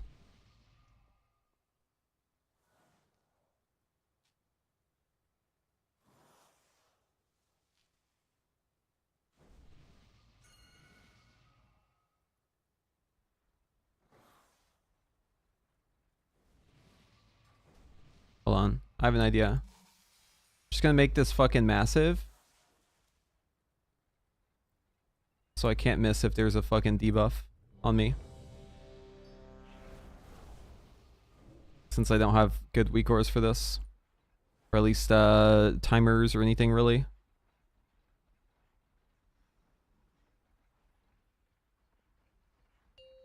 I want to be able to read the tooltip on it whenever it shows up. The better one? I mean, it just depends on the situation, right? Depends on the pulls, depends on the average time spent, depends on the comp. Just play them both and see what fits for your group. The little A/B testing.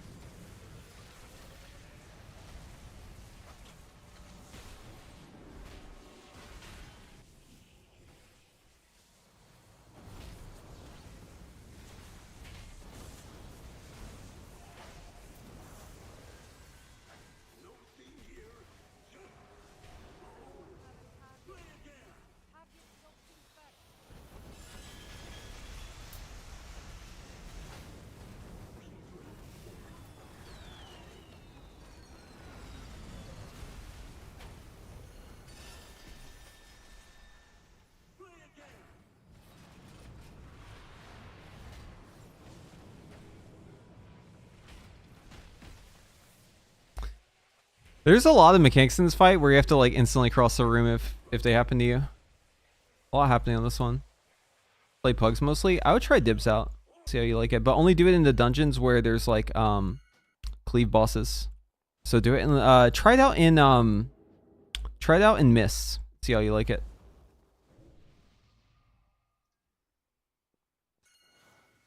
Bosses or dungeons with like lower pulls on average, like smaller pull counts.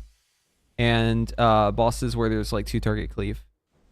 Try it out there and see if you like it.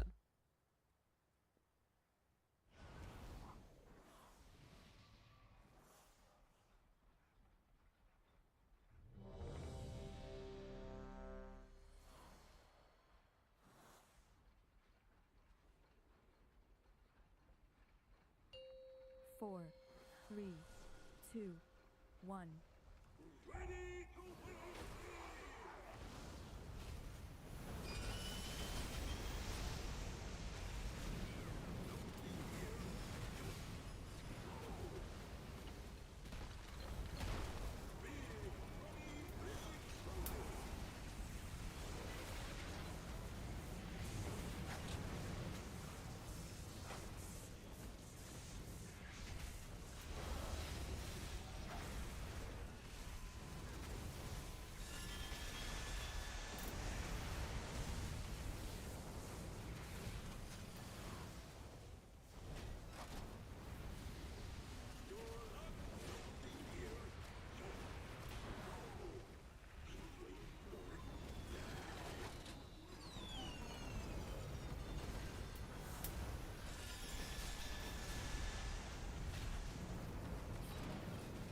Oh no.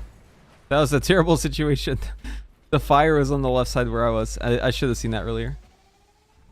I had to run in front. Wait, crushed. Oh yeah. He was mad anyways. That's not supposed to do 50 million damage. He's fraud detected. As soon as he's fraud detected, it's over. Can't deal with that amount of damage. He's way too strong.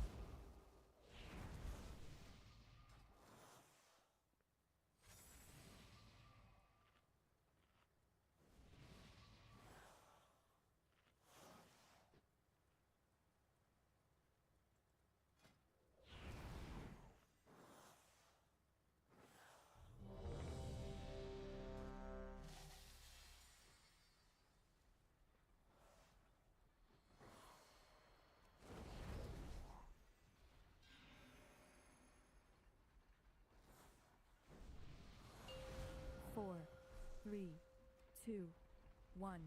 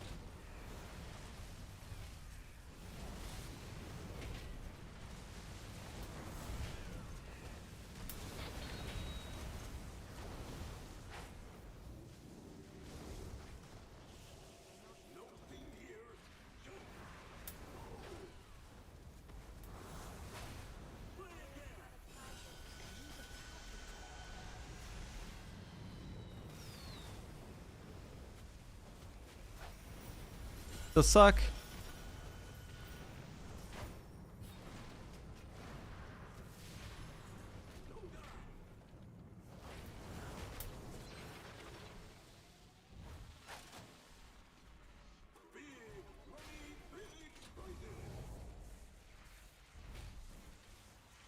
I'm playing Sun Fury right now, not Frostfire. But as Frostfire, you SKB, Pyroblast, unless there's 4 more targets, and then you SKB Flame Strike. And if the pull's gonna last less than 40 seconds, then you Flame Strike. You should just watch my Frostfire video. All the questions you've asked me so far are in that video. Exclamation point fire to watch that video. You did. Okay.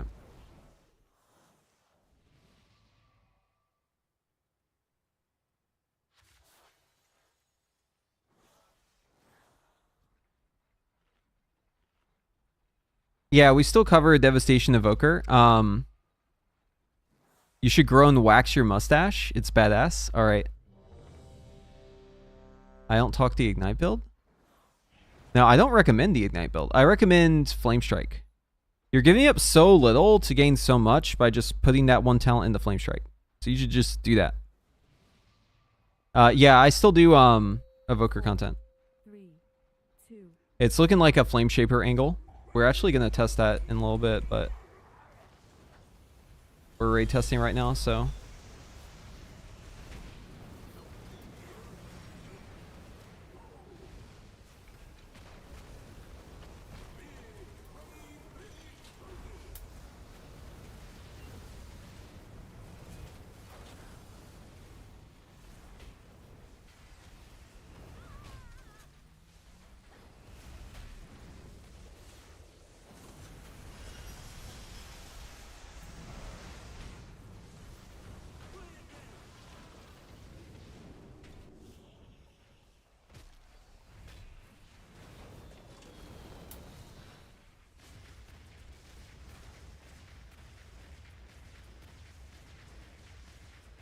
Dude, why does this debuff just like delete you?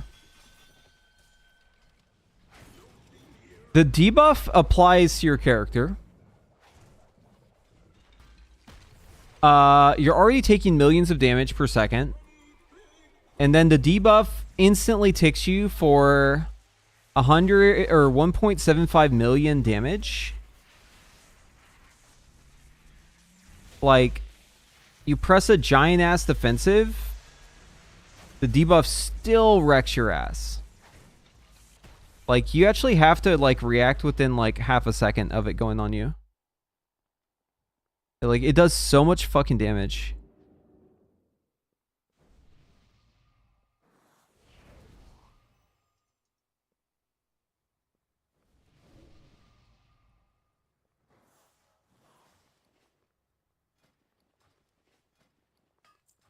Pretty much, if you don't get, like, an external the instant you get the debuff, or you don't press, like, a giant-ass defensive, your ass is cooked.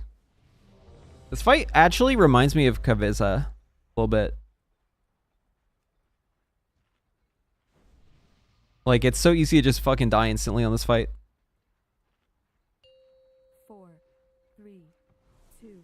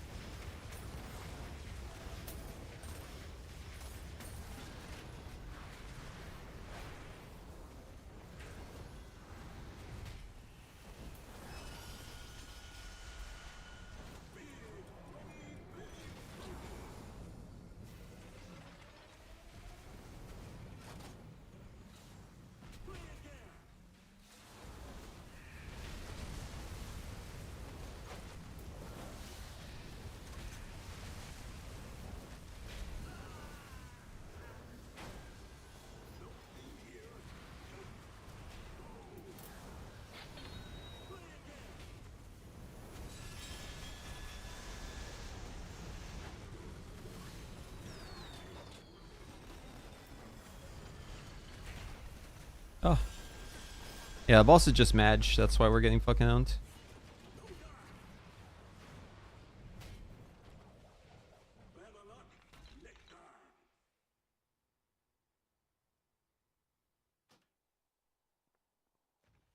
If your ass is getting wrecked by Mythic Plus mobs, I have like a recommendation that might be like super useful to you. I don't have it here on PTR, but there's a weak aura called TWW spell alerts, I think. Google that shit. It's a Korean weak aura, and it gives you a spidey sense. You can tell when the spell is going to be cast on you, because it'll tell you. And it'll tell you when frontals are happening, but like mainly, it'll tell you when you're the recipient of a spellcast, and it'll tell you how many spellcasts are on you and what they are. And that shit is like extremely useful because, you know, everyone's been in this situation. The key is going normal, and then suddenly your character just falls over dead, and you're like, what the fuck? And you look and you see that like 3 bolts went off on you, and you're just like blissfully unaware. This weak aura basically tracks that.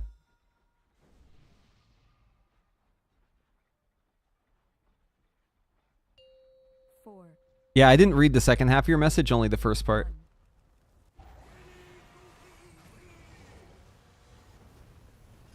Because that's what you do as a Twitch streamer. You never want to listen to everything the chat says, just like the first couple words that they say.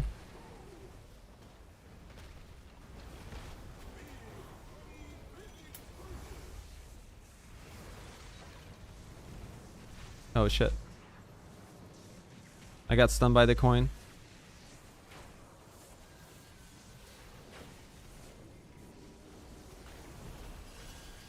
I'm getting fucked right now.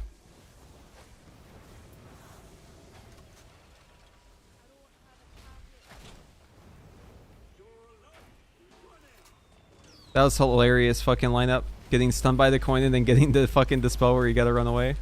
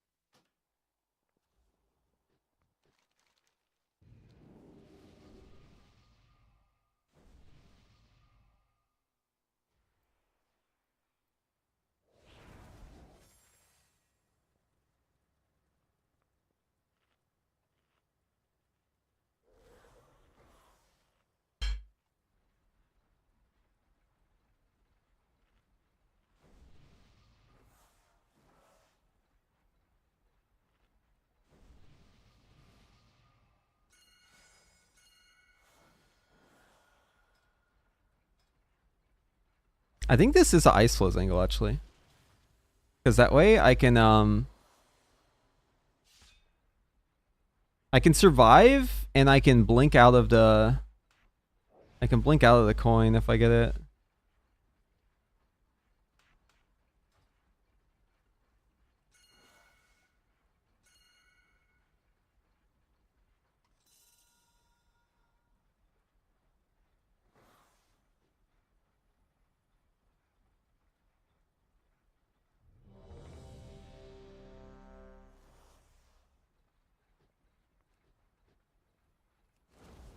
Top 2 to 3 mage specs on current PTR? You mean like damage wise or playstyle wise?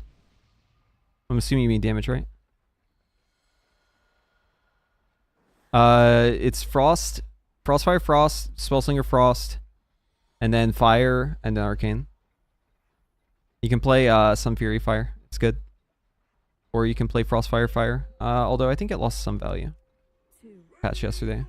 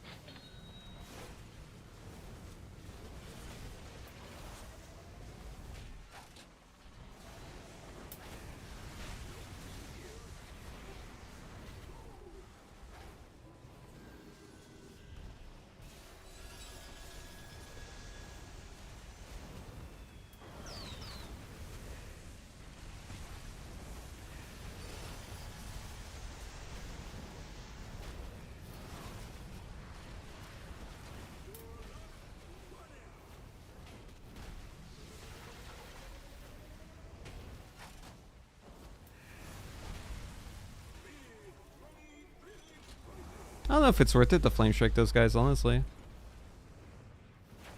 I'm just gonna commit to it since I already started on this pull.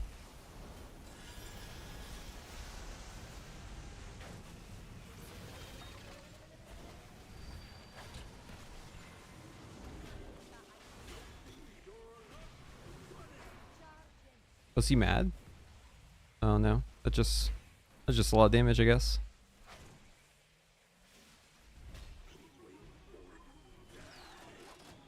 He's not locked in. Oh wait, he's fraud detected. All right, he's fucking pissed now.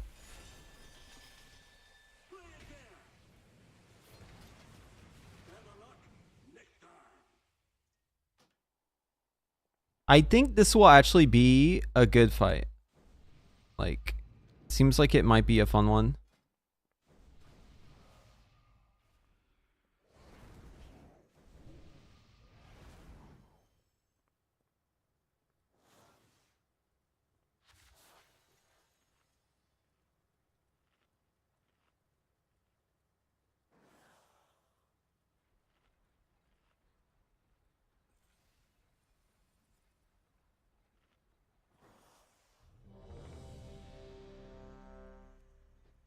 What's annoying though is so like if you get the spell or if you get the circle where you have to take it out, there's so much like ambient damage in this fight that like you're just fucking dead.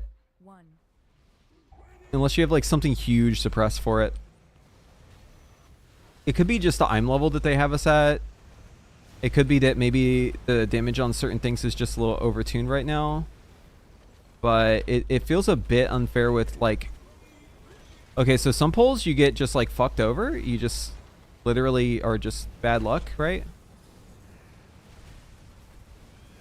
And like nothing you can do and you're just fucked. Other pulls, it's like fine.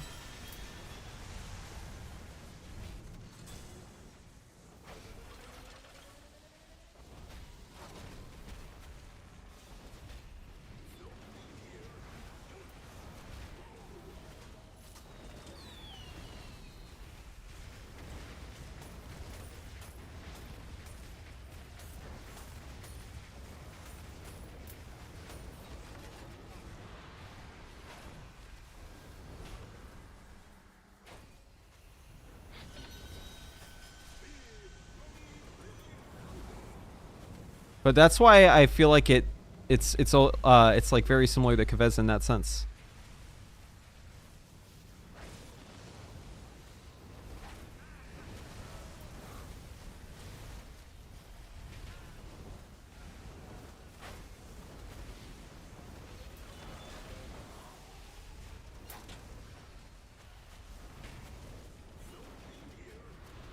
Because on Kaveza, you can just get fucked by like getting chosen by 2 mechanics in a row, or maybe even 3 mechanics in a row, and then you're just doomed.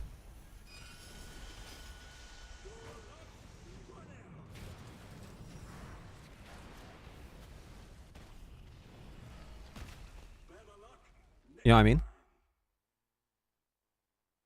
Where's the broken Shadow Priest? I don't think we even have one. Do we even have one? No Shadow Priests, but we do have Warlocks.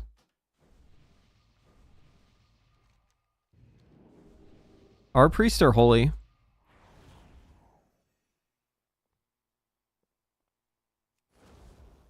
This isn't my guild. This is Northern Sky. I'm raiding with Relo. Relo is in my guild, but this is his guild. This is his EU guild because he plays on NA now. So these guys are all German, so that's why I'm not in TeamSpeak or like Discord with them. Like I wouldn't be able to understand what they're saying for the most part. I know a bit of German, but it's not like good enough for me to like raid with Germans. I can like communicate like by reading, but I can't like I'm not very good at speaking it. 4, So 3, 2, 1. so yeah, I'm not in comms with them. So I'm kind of just trying to use like context clues to understand what I'm supposed to be doing. I'm just like paying attention to what like everyone else is doing, like trying to mimic it, or like looking at where pings are and like trying to make assumptions based on what the ping is saying. It's kind of funny.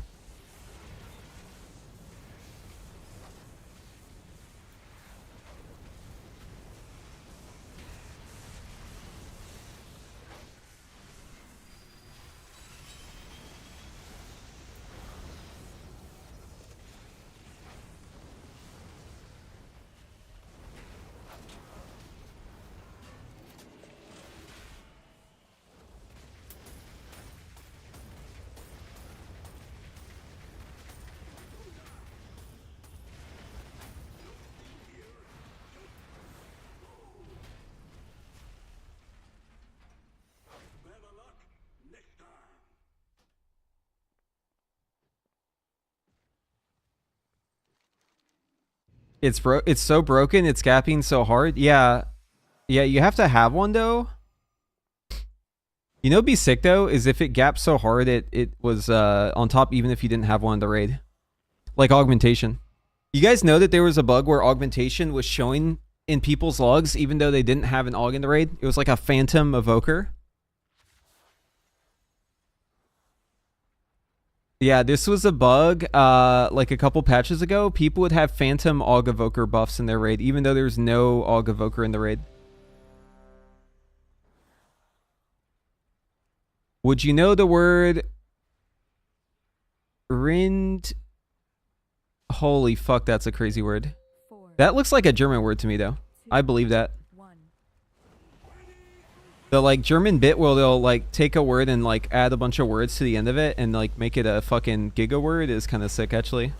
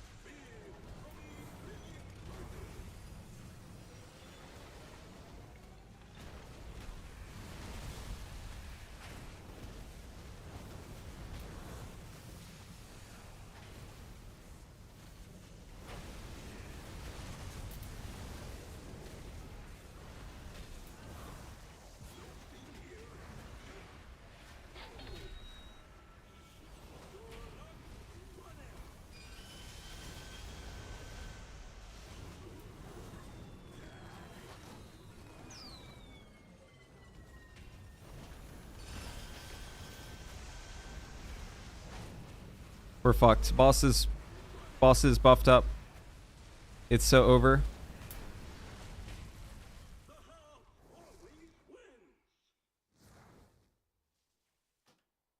We'll take a look at all the recent arcane buffs and the player housing stuff soon. Oh, I think the boss is done.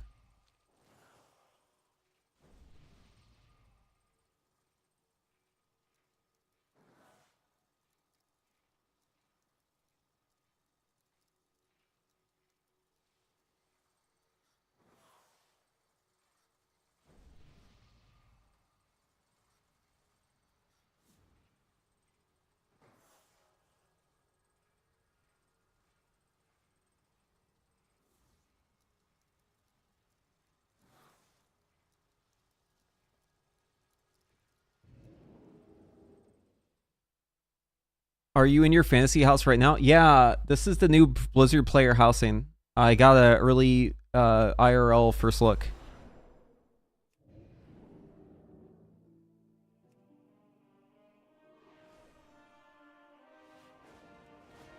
All right, let's cover these changes.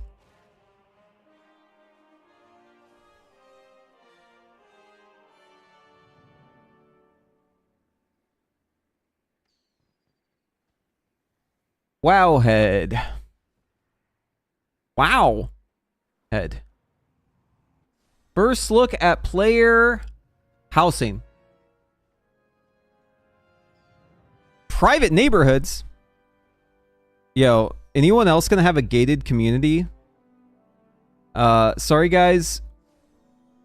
We don't allow goblins on the premises. You gotta leave if you're caught. We have like a neighborhood watch.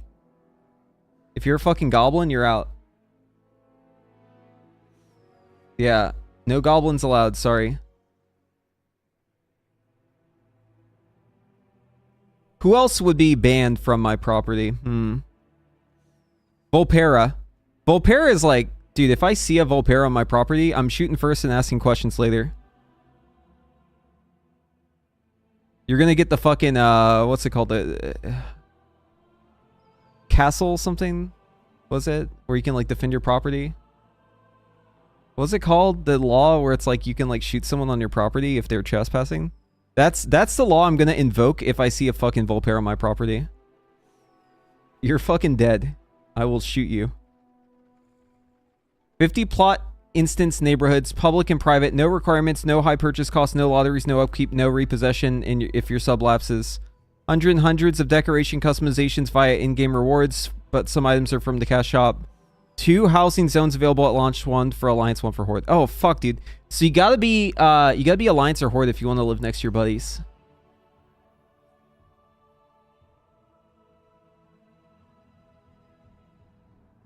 Blizzard says, wait, hold on. Let's just get the AI voice to read it for us. How do I make AI read this shit?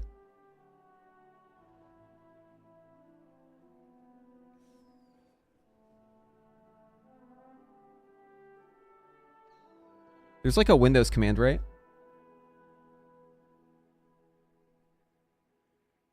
Oh, they can chill there together? Okay.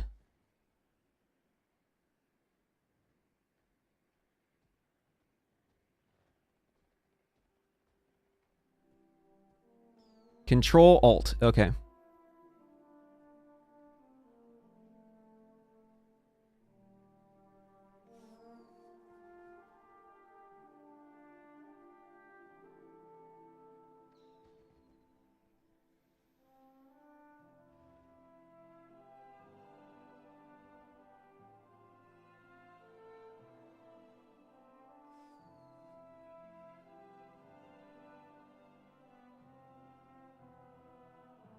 Blizzard View Original the construction. Dude, this voice sucks. Wait, hold on. Blizzard View Original the Why does he sound so whiny? Blizzard View Original the Dude, okay, the Microsoft voices are terrible. Alright, we're just gonna read it the old-fashioned way. Blizzard, the construction of the new housing system in Azeroth is underway, and we're taking you behind the scenes to give you an early look at what housing development team has been working on. Watch your step. Don't mind the dust. Hard hats are not required. Welcome home, adventurers. We're excited to kick off our first look at housing in World of Warcraft, share some of our philosophies and plans, this new feature with you. First up, we're focusing on our high-level design pillars for housing, as well as talking about a few key areas of housing where we lay foundation for future discussions. We have lots to cover, so let's jump in. Fortifying houses with pillars. When developing such a large new feature, it's useful to start by first defining its pillars. They help the development team get on the same page before we start building, as well as providing a guiding light when making decisions and identifying priorities. It's important to note that while these pillars are broad in scope by their nature, they aren't all-encompassing. Just because something isn't mentioned in the pillar doesn't mean it's not important or isn't part of the feature. Our 3 pillars for housing. The pillars are boundless self-expression, deeply social, and long-lasting journey. I'm not going to read all this, but the gist of it is they want you to be able to customize it. They want it to be social, like where other people can come and go, and they want it to like be an evergreen part of the game. Zoning in a home. We've seen a lot of discussion and speculation from the community on where players will be able to have houses. We decided early on that there would be 2 housing zones available at launch, 1 for the Alliance, 1 for the Horde, with more possible places to live in the future. The Alliance zone takes inspiration from Elwyn Forest, with touches of Westfall and Duskwood, and the Horde's is inspired by Durotar, its coastline in Azshara. There are 2 main reasons for this decision. Number 1, having many housing zones conflicts with the second pillar of design, which is deeply social. Number 2, putting it bluntly, zones are a lot of work. Outfitting your home. Similarly, there has been discussion in the community on whether housing will be pay to play or win or not, along with other conversations around real-world money. We've been very aligned in our internal conversations that housing is designed to be a primary player-first, not revenue-first goal. Housing will offer hundreds and hundreds of decorations, and housing customizations via in-game rewards will also offer a smaller number of items in the cash shop as well. This is comparable to how transmog and pets are currently handled in the game. We want to allow players to have as many options as possible for creating their perfect home in Azeroth. Home for everyone. As part of the focus on wide adoption, we want to ensure housing is available to everyone. If you want a house, you can have a house. No big requirements or high purchase costs, no lotteries, no onerous upkeep. Your house is also shared amongst your warband, with your different characters being able to come and go as you see fit. So your orc character can hang out in your alliance house without a problem. Okay, there's that part. Housing rewards are also shared across your warband, so you won't have to do decor collection separately. Okay. Will you be my neighbor? Inspiration concept art for the new Horde neighborhood could be. Oh, cool. Oh, for what the neighborhood could be. Okay. Concepts of neighborhoods as a small tease. Houses are organized into roughly 50 plot neighborhoods, letting players live next to each other, work together, and share in the rewards of being part of the neighborhood. Neighborhoods are instant, but crucially also persistent, so your neighbors can be your neighbors for years to come. So if you set up a neighborhood, I'm guessing all of the neighborhoods probably look the same, but they're all different instances. So the way that they're doing this is they probably have a plot that's a neighborhood, and think of it as like an instant server, right? And your character or like your account, your warband is tied to a certain ID, and that ID is the key to that neighborhood, and everyone who is in that neighborhood zones into that same instance. And then you have your house that you're building in that instance, and everyone else has their houses, and that's your neighborhood. That's how I see it.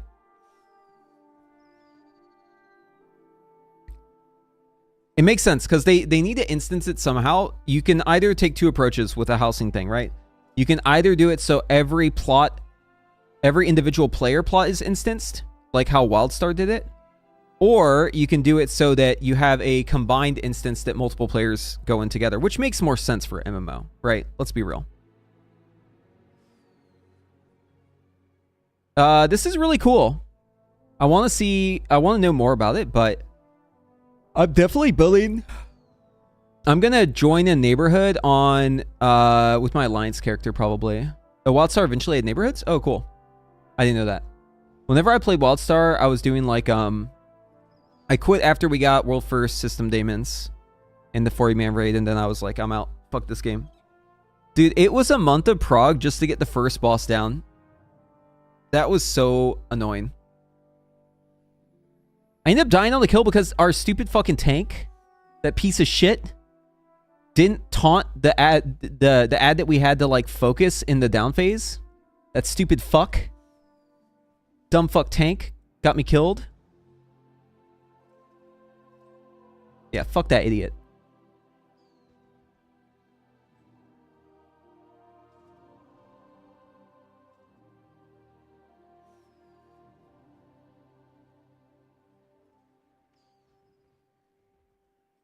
I actually don't really remember. I think it... I'm not going to say it. He tried to blame me for it. That's why I'm like, fuck that guy.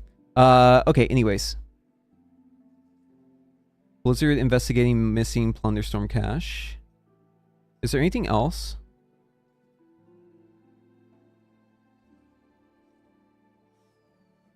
Oh, we have the arcane changes, right? We haven't covered those yet. No, we have like mage stuff to look at. We do have more. So a couple things. So let's switch gears. So Evoker. Yeah, we probably will get more tomorrow. So Flame Shaper, they changed, they're like continuing to buff Consume Flame, but trying to like make it work. Because there's like weird interactions with it that they're trying to sort through while also like making the damage be normal. They have kind of like a two-pronged issue with this, with Consume Flame, because like on one hand, you've got like interactions that aren't working right, and then you've got interactions that are working like a little too right. And they're also trying to balance the damage of it at the same time. But I think that they're finding a good balance now, because apparently Flame Shaper, Skill Commander, and Single Target, they're like within 2% damage. So that means they've done probably a pretty good job so far. But we'll have to see how that holds up in the actual raid itself.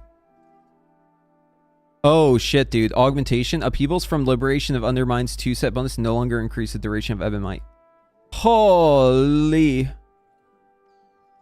That's a huge aug nerf. I guess maybe not, because Ebonmite's like not... I mean, obviously it makes your Ebonmite uptime higher, but like Ebonmite's not even like a lot of your damage anymore. You get a lot of damage from like other stuff.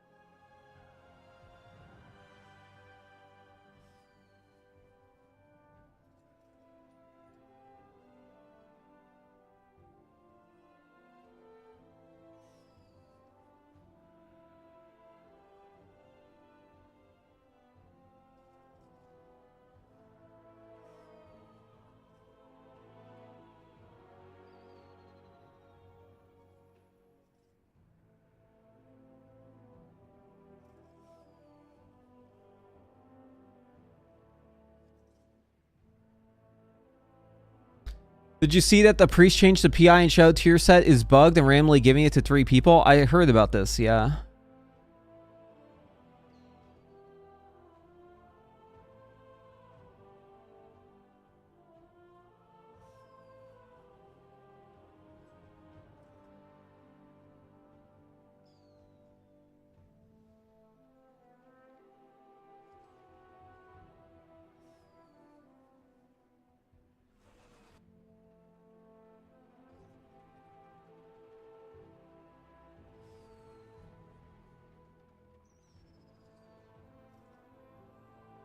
Don't tell. Oops. Yeah, so here's the mage stuff. Arcane. Arcane Barrage increased by 20%. Intuition damage bonus increased to 50%, and its duration has been reduced to 3 seconds. So I can see what they're doing. They're trying to make it so that there's like a time limit on it. I feel like they're maybe learning the wrong lesson from what we're talking about, from like what we're saying needs to change on it. Because like I'll say like the time limit's important, but it's not like this. I'm not sure if this is like what we want.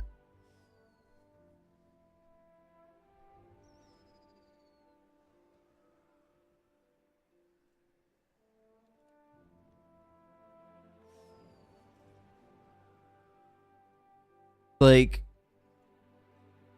it's the interaction of needing to queue it with your spell. Having it be a shorter duration just means that, like, you're going to want to game it to a certain extent, but then it's going to feel really rough if you, like, can't get it out in time. I mean, there might be a way to play that where it's, like, not bad, though. I'm not sure. But 3 seconds is way too short. 3 seconds is like in that cast. And think about it like this, right? It's not actually 3 seconds. It's not actually 3 seconds. Not in a lot of instances, right? Because you can proc it from like anything. And what if the thing that you just cast was an instant cast spell? Well, guess what? It's not 3 seconds anymore, is it? It's more like 2 seconds because you have the GCD you just did. Right, so Intuition. Casting a damaging spell has a 5% chance to make your next Arcane Barrage 50% increased damage and generate 4 charges, right? So, like, this is a 3-second buff. Hi, cat. This is a 3-second buff, but if you proc it from an Arcane Barrage, or you proc it from, like, a cast that you just did before your evocation, there's, like, a good chance that you don't even get to use it. Baby, what do you want? Oh my god, she's so cute. Baby, can you stand up for the stream?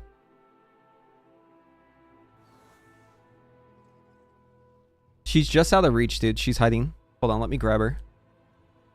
Come here, cat.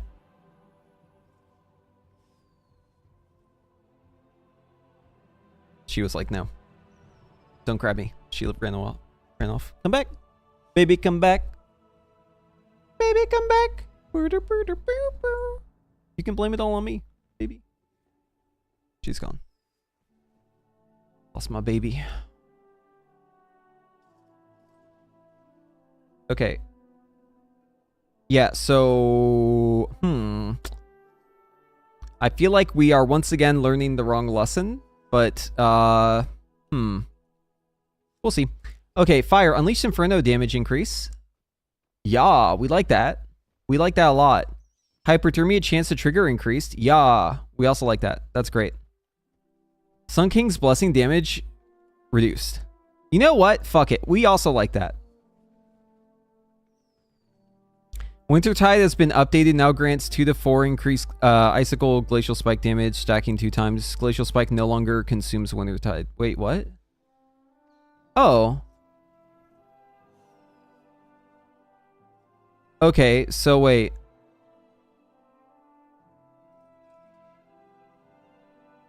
Okay, so you don't lose it then.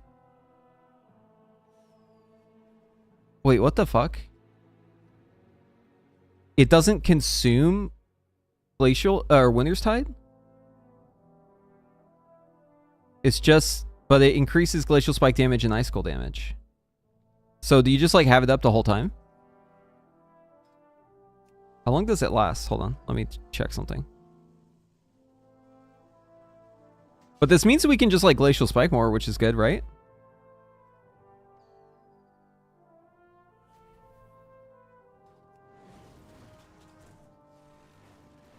This might free the Glacial Spike. Maybe this is a big brain change. Hold on.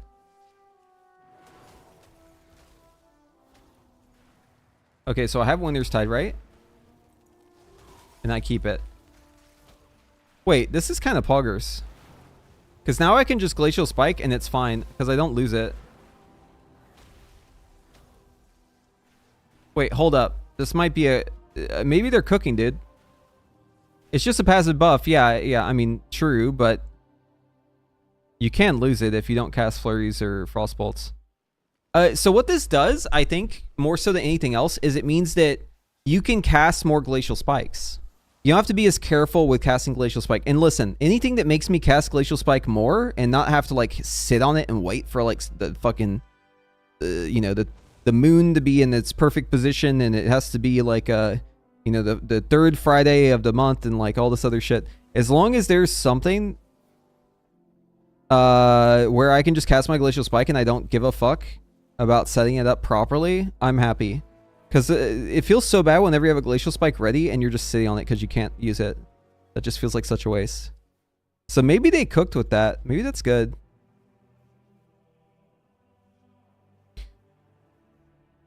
I don't know.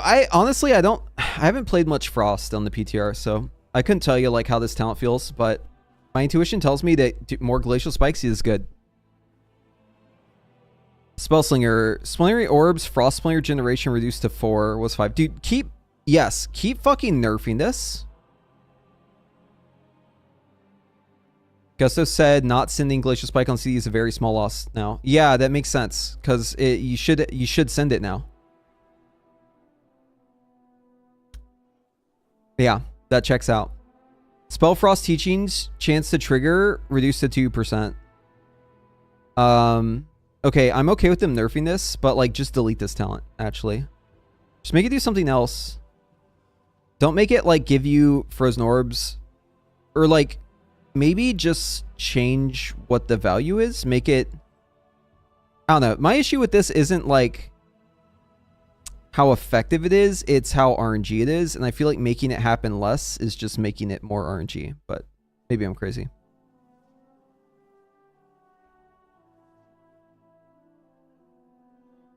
Yeah, we can take a look at dev stuff. So I played Sun Fury Fire and it felt pretty good.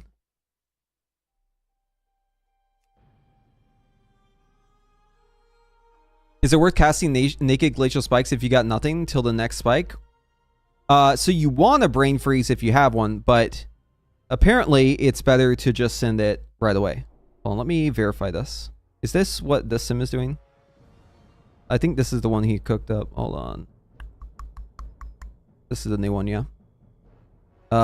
Yes, I think this is the one. And yeah, it doesn't give a fuck. Yeah, just send Glacial Spike. Okay, so Flame Shaper. Let's get a sim up and then let's take a look at how it plays and then mimic it. Where's the APL on this thing? Just want to see what it does.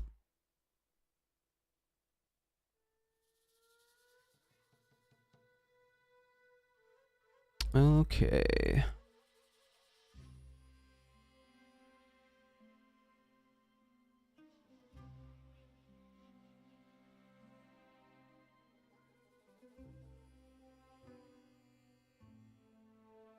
Arcane will deserve to be A tier after buffs. Wait, what? That's such a strange way of putting it. Yes. Yes, as Arcane Mages, we deserve to be A tier. We will not stop until we are A tier. It is our fucking right. Given by God. Given by Blizzard. Given by the buffs. I don't know if it'll be A tier. Does Arcane deserve to be A tier? I think old Arcane does. Does the current iteration of Arcane deserve to be A tier? Maybe. I don't know. I'll have to play it more. But did the version of Arcane I played with Aether Vision deserve to be A tier? Absolutely not. It deserves to be F tier. That one does. Okay, so pre-Verdant Embrace, Living Flame into Dragon Rage, use your potion, tip the scale, Fire Breath, Engulf. Wait, we really do Fire Breath, Engulf, Shattering Star? Oh, we get Shattering Star from Dragon Rage, that's right. Okay, that makes sense. Yeah, because this gives us Shattering Star. So even though we Shattering Star later, we should already have one.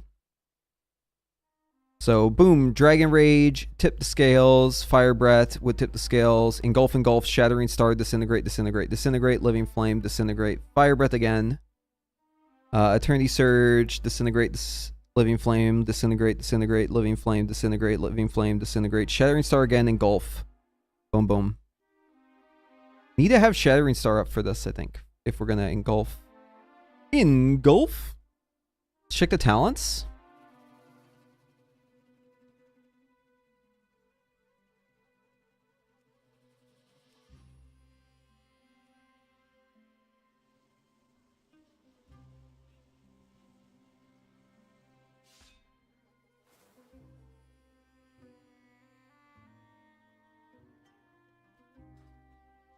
Okay, so it's like this. We do, just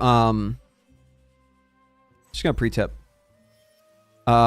We do Living Flame into Dragon Rage, into Fire Breath, into Engulf, Shattering Star, Eternity Surge, and then we do some Disintegrating, Living Flame, Disintegrate again, Fire Breath. We're gonna do some clipping here.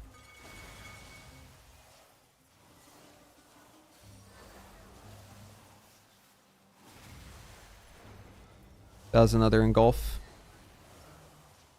Oh, I think we actually want to Fire Breath at rank 2.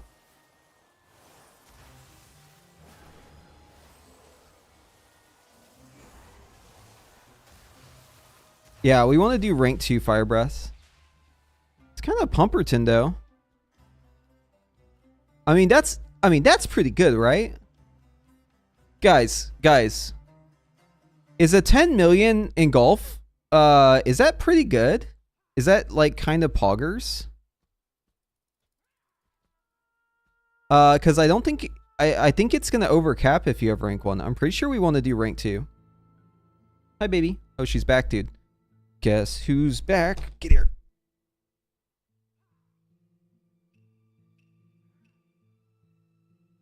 Baby, look at the camera.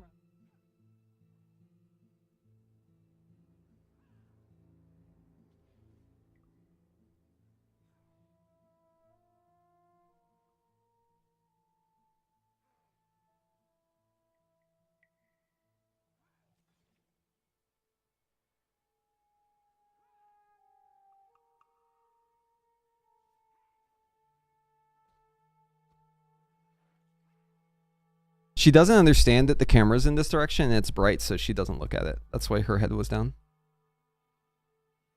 If I turned off the light, she would look in the mirror. Oh, you're so cute. Alright, get off my desk. Get off my desk. Get out of here. Scram. Or you can lay down. Laying down is fine. You want to lay down? Yeah, lay down over here. Here, I'll move my phone for you. Over here. Look. Lay down.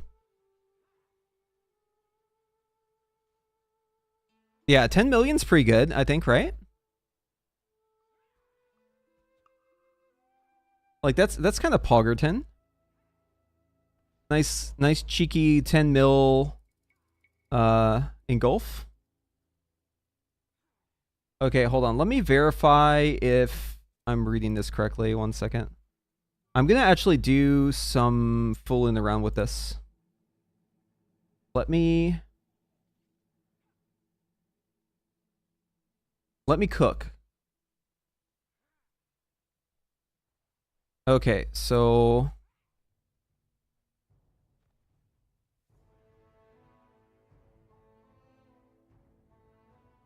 So I'm pretty sure this is just doing rank 2s all the time. What if we made it do rank 1s all the time? What would change? Let's look at the damage difference. So we need to change this part here. Let's do a change. Okay, so we'll say, let me change the name.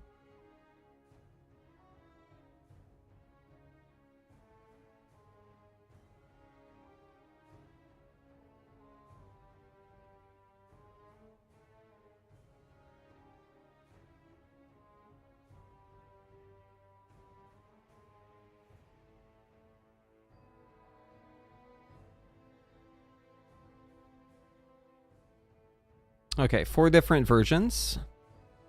And I'm going to make them try and do a higher rank.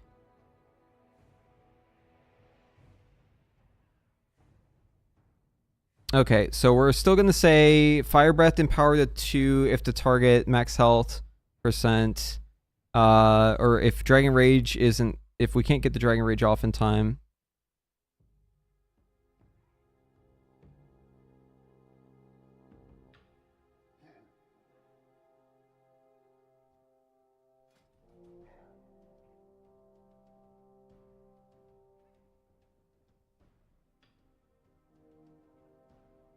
So in this one, we're just going to have it do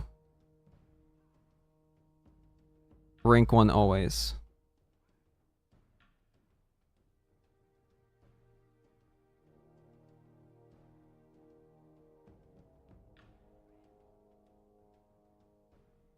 In this one, this is the same as the default. We don't need a 2.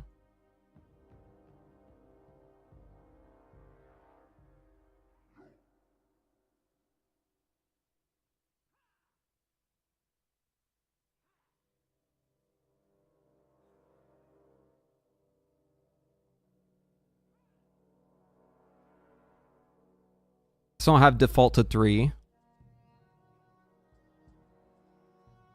And this one I'll have default to 4. Okay. Let's see if I did the syntax on that correctly. You think there's a Fire Mage buffing coming? I doubt that.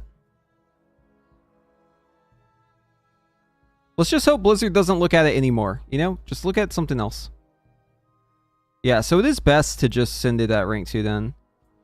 So it's a 1% damage loss to send it at rank 1 only. It's a 2% damage loss to send it at rank 3 all the time. And rank 4 is a 6%. So it's actually... I think it's always rank 2, right? Let me just double check. I'm pretty sure this is having it always do rank 2. Fire breaths. Let's see here.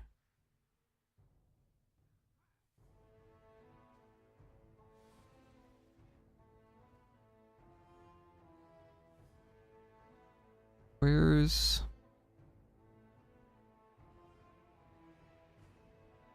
Okay, so it's cast 18 times.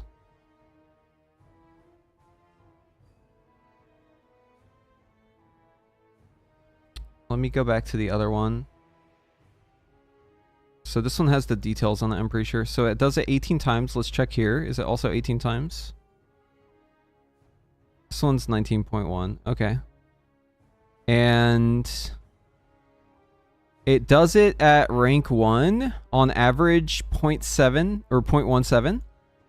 It does it at rank 2.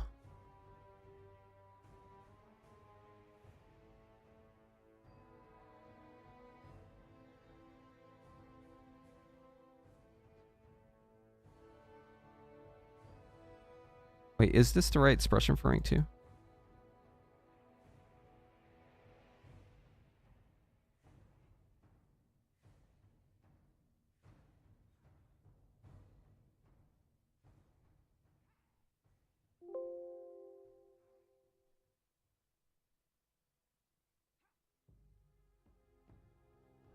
Yeah, this is the rank 2 expression. So it's doing that at rank 2. Almost 19 times. And it casts it 19 times. So it's pretty much always doing it at rank 2. Unless it has tip to skills. Yeah, so rank 2 is the sauce. Okay.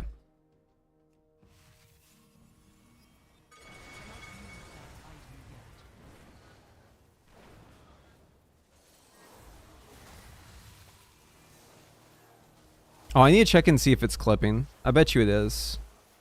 It might be clipping differently now, though. Oh, wait, was that rank 1? Hold on. I gotta get used to what rank 2 looks like. Dude, I couldn't tell you the last time I did a rank 2 fucking fire breath.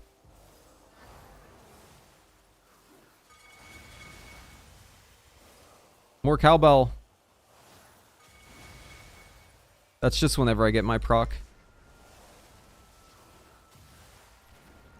We'd want to engulf with the second Sharing Star, but I missed a window for it. Oh, none of mine crit, dude. That's unfortunate. Okay, is it still clipping disintegrates?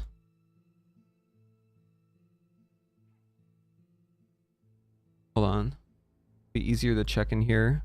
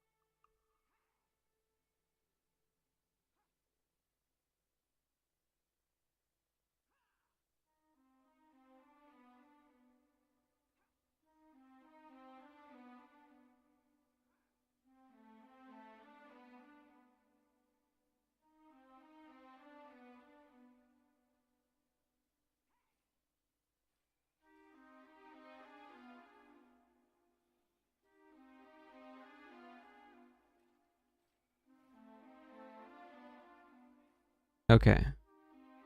So there's 2 spots. Technically 3, but 2 spots we want to look at. So it's right here, line 106 and this 114 line.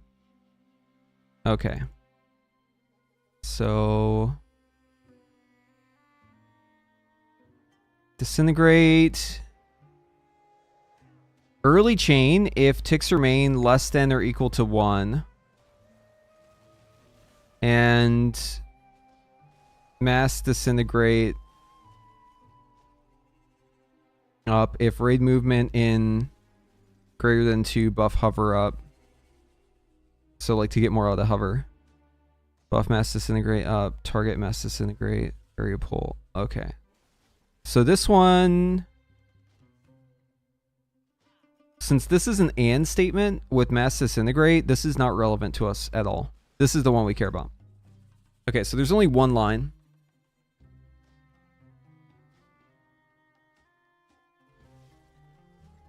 Hold on. What's up, chat? The Frostfire guide from 11.0.5, it's updated to this day for fire.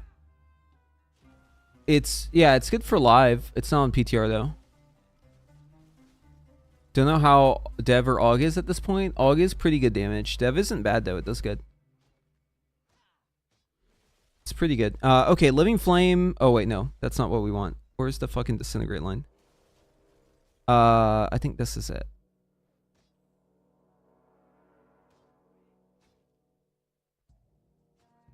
Okay, interrupt if Evoker use clipping and ticks greater than or equal to 2. And raid event is up soon and hovers up. And Dragon Rage is up, or you have the War Within. Oh, okay. So it has to do with the tier bonus.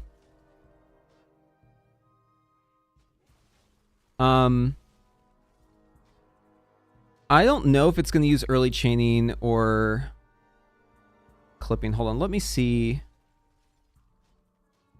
if the variable's in here. I might have to like declare it myself. Wait, is there only 2 instances of this? Wait, where's this being declared? Up here.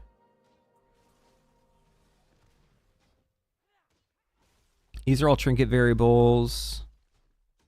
Cast time, prep time pool. Yeah, PI.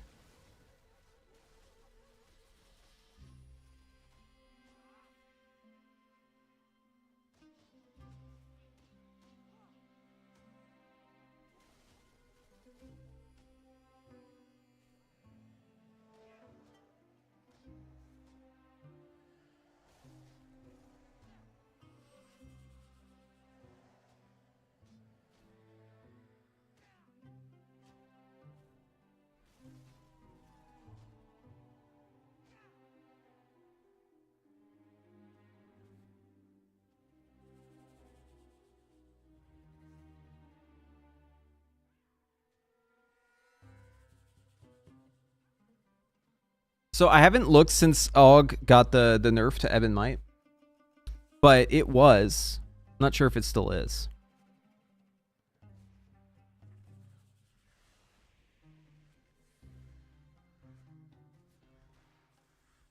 I need to find the variables for clipping. 1 second.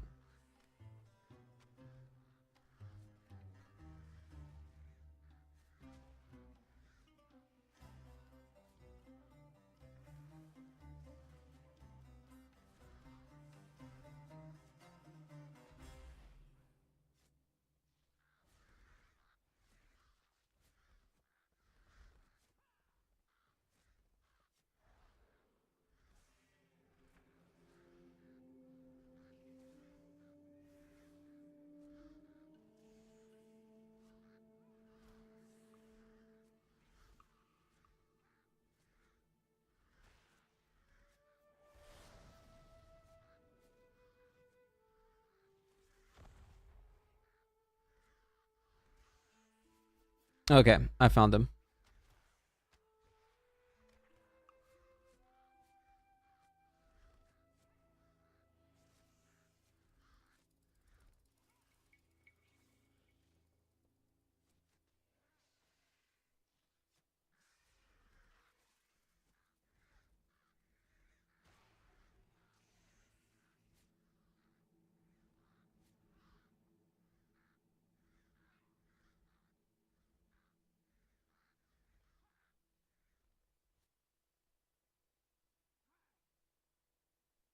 All right, so we're just gonna case these out.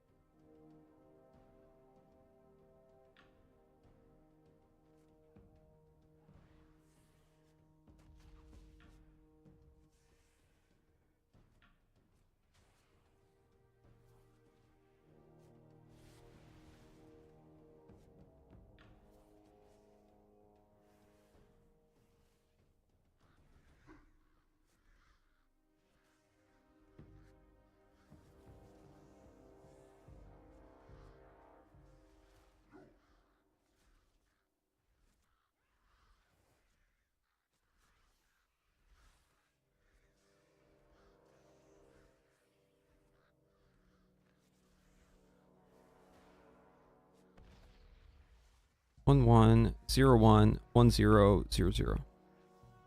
Okay. What classes do I think could dominate 11.1? Shadow Priest, Warlock, Og Evoker, BM Hunter, Enhancement Shaman. That's what current tuning.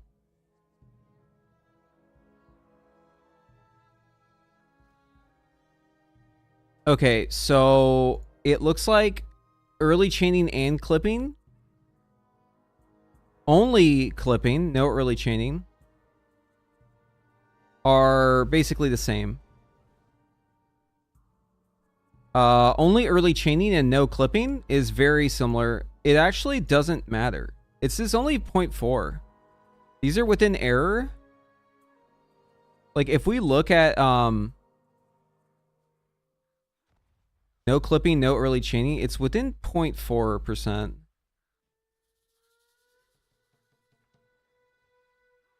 So like it actually doesn't matter. But I guess it is better to do it, like, technically. I need to get a new weak ore that tracks the ticks on it.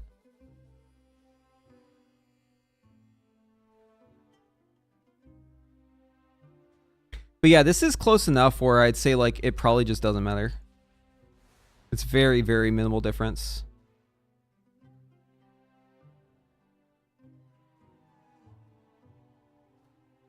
What's interesting is if you only clip and you don't early chain, it's actually more RNG. But on average, it's like the same. I mean, these are all like basically the same, right? Yeah, just don't do it. I mean, honestly, like, don't even fucking worry about it.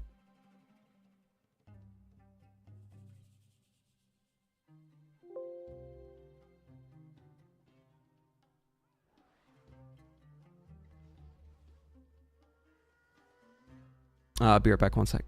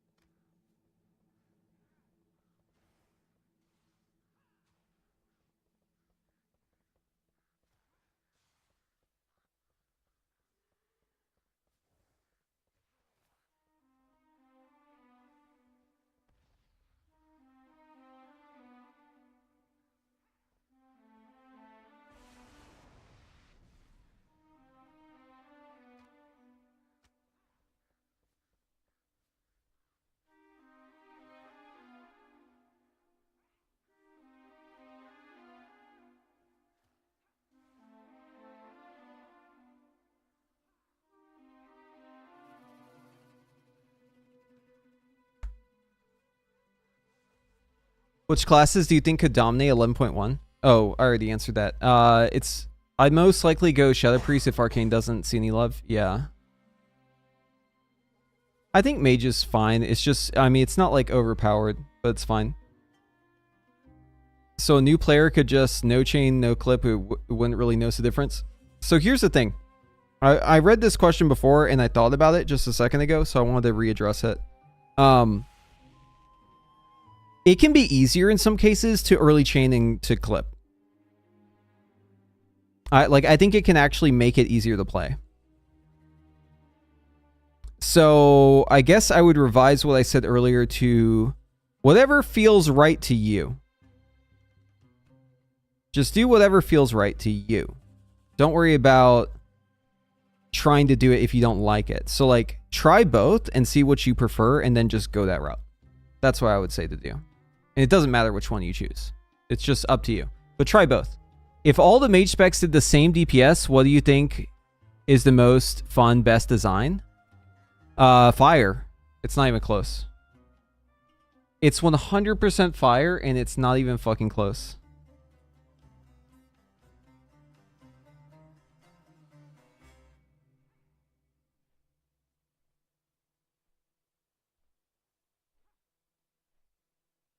Like, fire gameplay is actually top tier.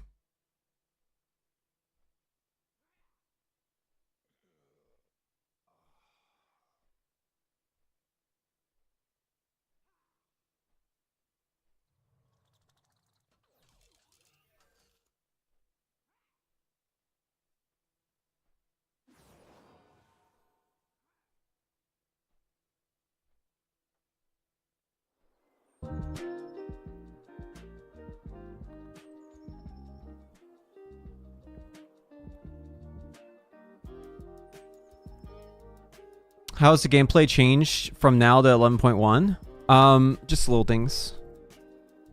You have less Phoenix Flames, less Fire Blast, but you have like more combustion. So it like kind of equals out in some ways. Really hope Fire's gonna be S tier. It's a good cleave raid.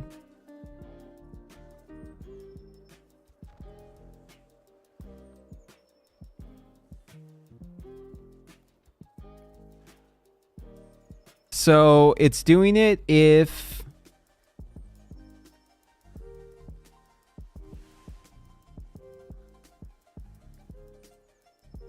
Dragon Rage is up. Interrupt if Evoker use clipping ticks is greater than or equal to 2. So it's doing it at 2 every time.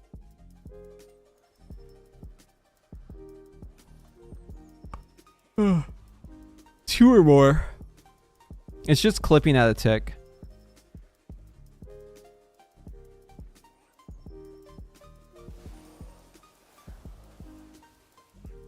One, two, three, 4, 5. Hold on. 1, 2, 3, 4, 5. Is that really how it ticks?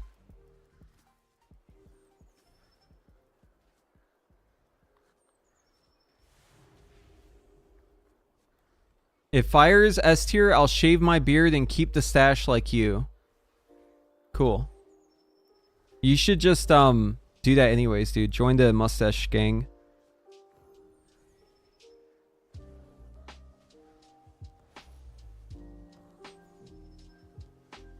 It's nice, dude.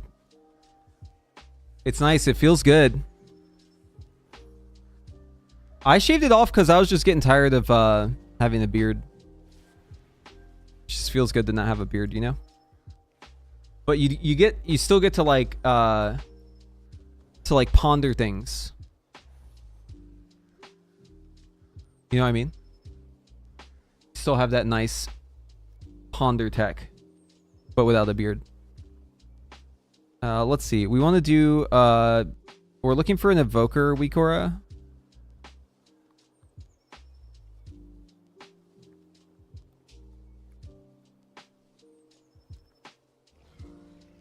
And we're looking for a Disintegrate tracker that has the ticks. It's like up to date.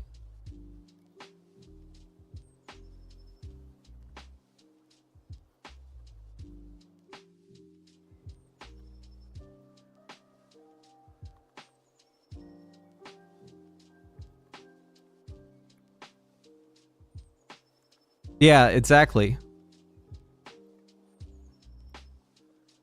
Isn't it funny how you don't need the whole beard to like have the distinguishing boons of facial hair? You only need like the top of it. You can get rid of like 90% of it. And you still get the buff.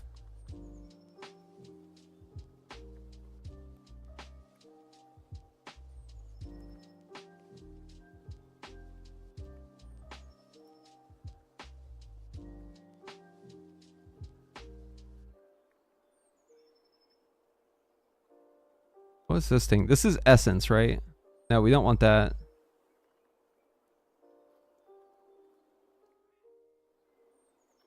Does his Caspar have disintegrate ticks?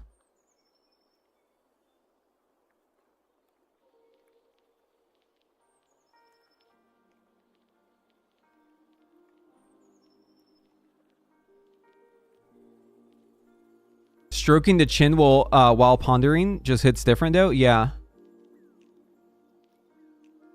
You do have to have like a good chin though, right? Because like, okay, not trying to call anyone out in the chat right now, but like if you got a weak chin, maybe like just stick with the beard, you know?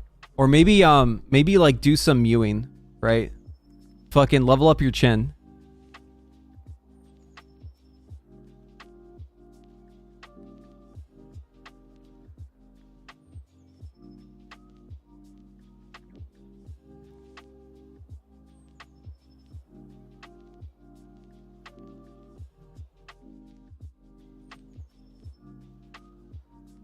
I do jaw exercises, not because I want my chin to get leveled up, just because like my jaw pops a lot if I don't.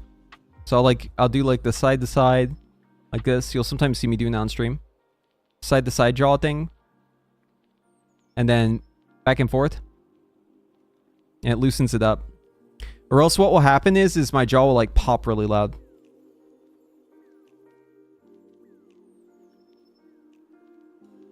And it like kind of hurts. I don't know. I don't know why, but like, you know what? I think I know why, actually. I got my wisdom teeth removed when I was like really young. And then ever since then, I've had like jaw issues. I'm pretty sure it like fucked my shit up. Mewing really works? Dude, guys, what? I'm joking, obviously. But it does work. Obviously.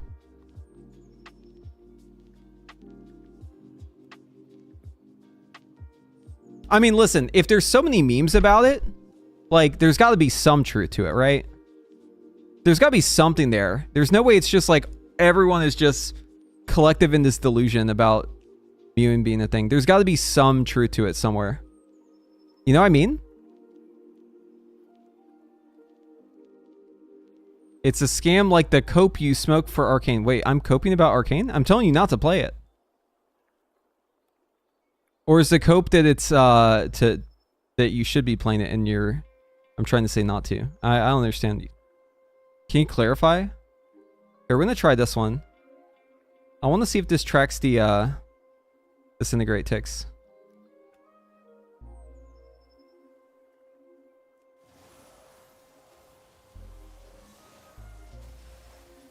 I don't know if that's right.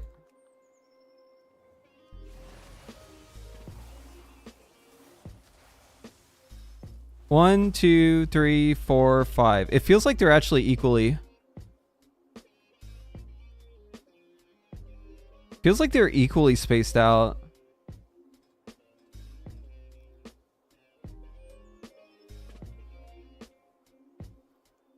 I don't know about this one, guys. I think we gotta find a different one. Does Dorvan have a new cast bar?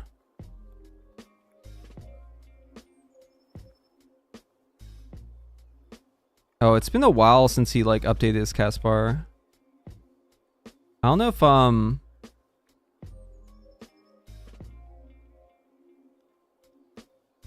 don't know if it's gonna work right. We're gonna try it.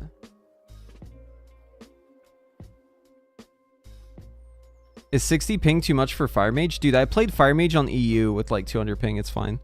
It'll definitely feel worse though. One, two, wait, hold on. 1, 2, 3, 4, 5. Yeah, is that right?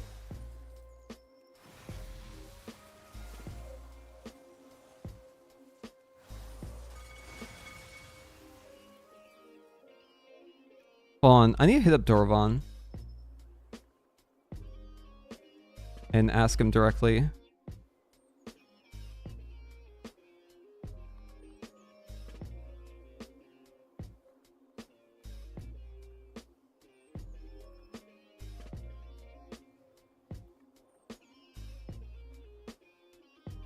I don't know if you know this or even care to support your cast bar still, but I wanted to let you know that Disintegrate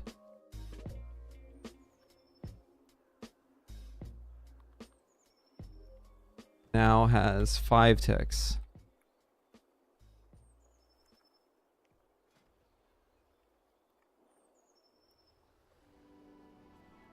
On PTR.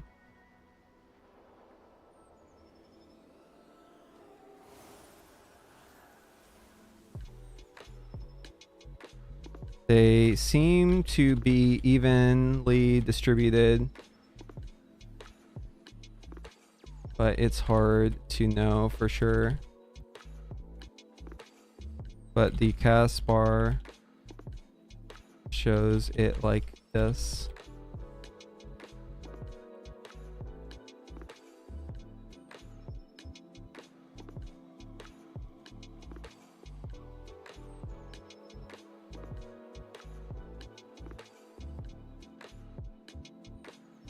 Maybe I can change this. Hold on. Can I fix his cast bar?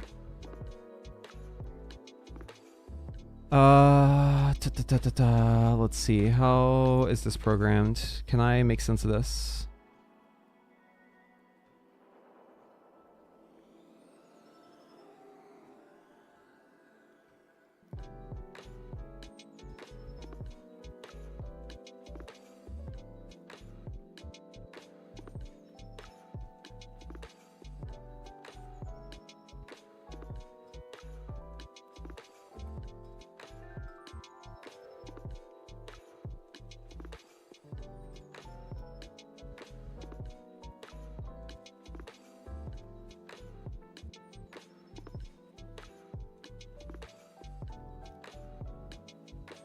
I may be able to...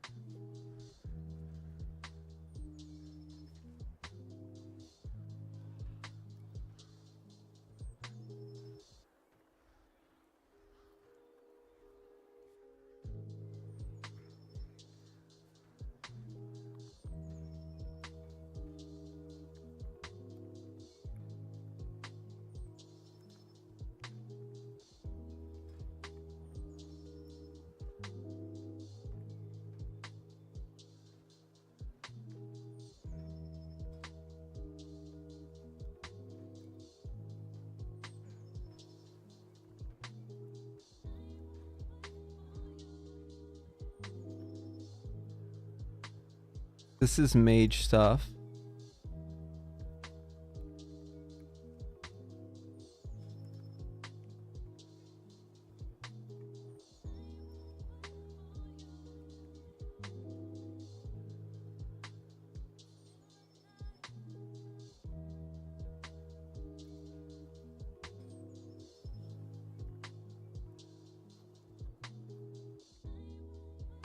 Does natural convergence still exist? Yes. But we always have these two talents. I don't know if that matters much unless you want it to be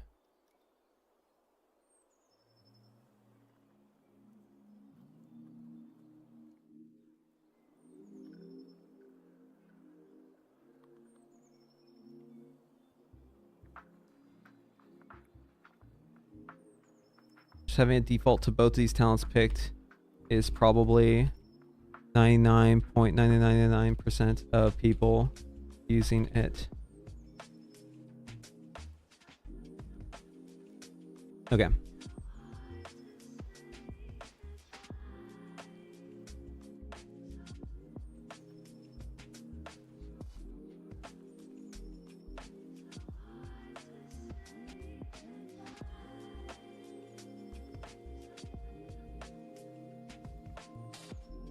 This is not the tick we want to see.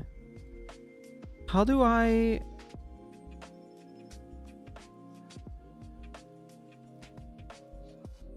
Oh, here we go. I found it.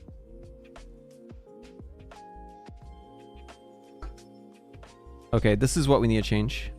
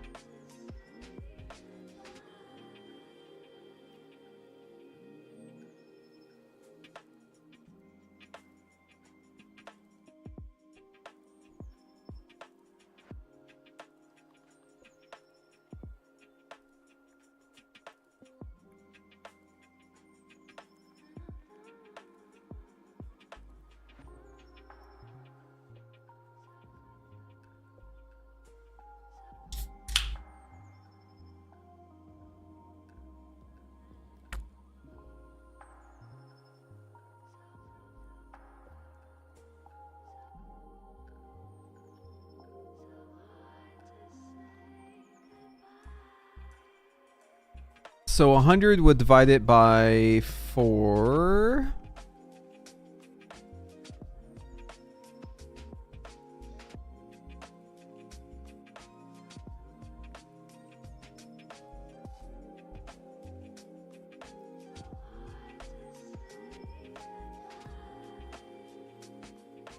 So we need to find...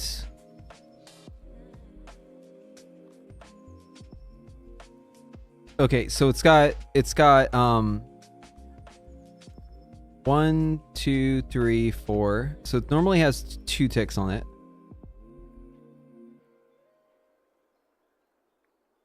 But we need to have 3.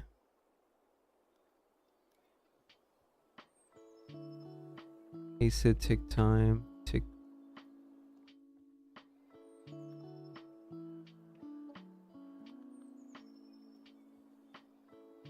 So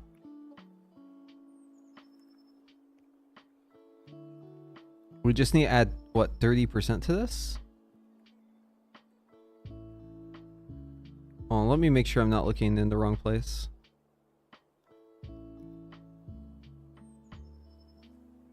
Duration T minus duration tick width. Okay, tick width isn't important.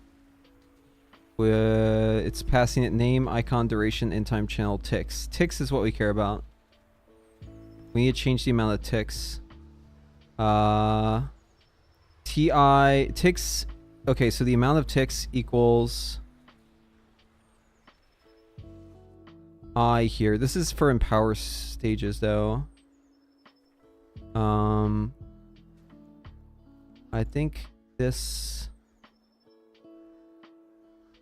Okay, what's the actual variable getting passed in here? Okay, so we're getting function unit disintegrate. We're returning that it's disintegrate and 0.8 or 0.1, and then we're doing unit spell haste unit divide by 100 int. So this is the unit of the spell. Let's divide it by 100 here. This is for the talent, right? Like this is adjusting it for this talent right here, natural convergence. That's what this is doing. So this is the natural convergence thing.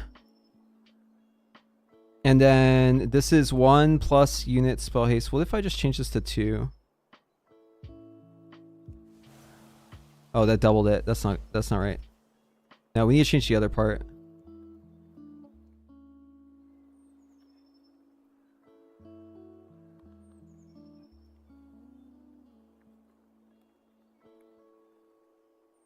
What if I say 120?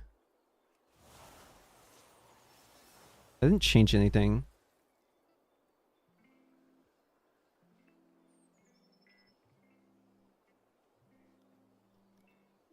I think we do want to keep it 100 because that's how these are done.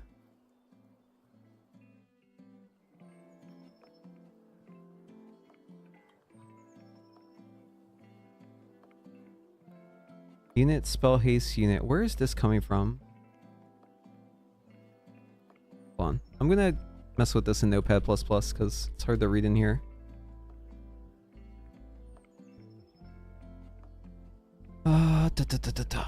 Okay.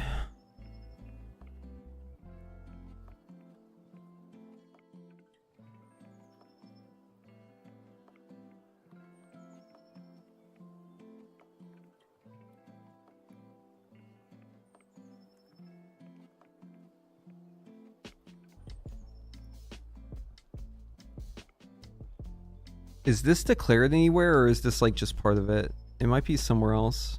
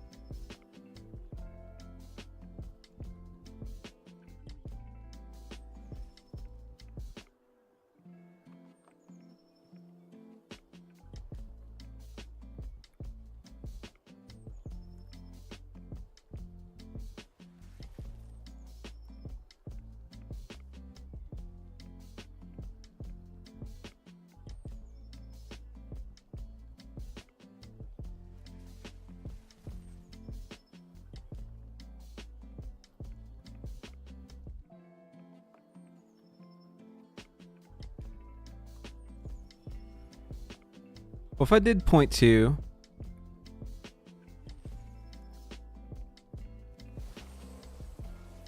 I think I fixed it.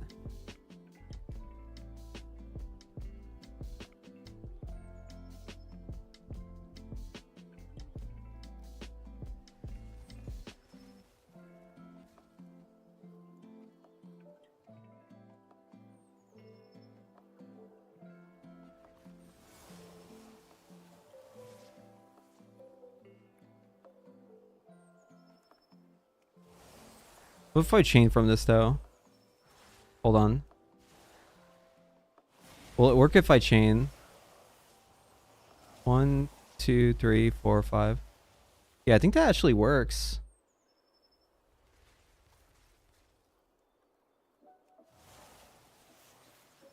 I think I fixed it, guys. Holy fuck, dude. Every once in a while, my fucking coding degree comes in handy. I'm pretty sure I fixed it, even though I don't really know this language. For somebody who knows this language, I'm sure this was like super obvious fix. But I feel kind of proud of myself for doing that. I'm pretty sure I just fixed it. Yeah, the combat log is moving whenever it ticks.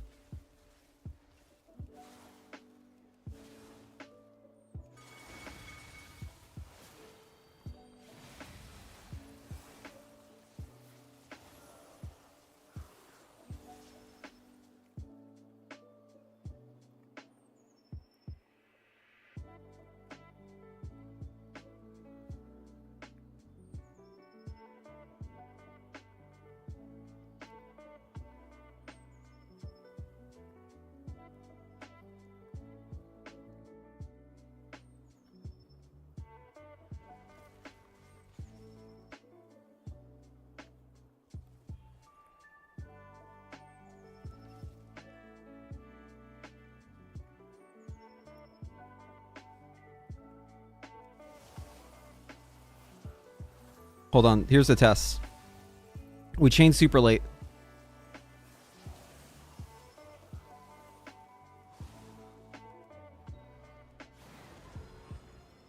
What if we do an early chain here, like super early chain? That seems to work. Yeah, I don't know. I'm gonna let him come back to me with if he makes a change, but I'm pretty sure I got it sorted. That seems right. Yeah, that looks right to me. Cool.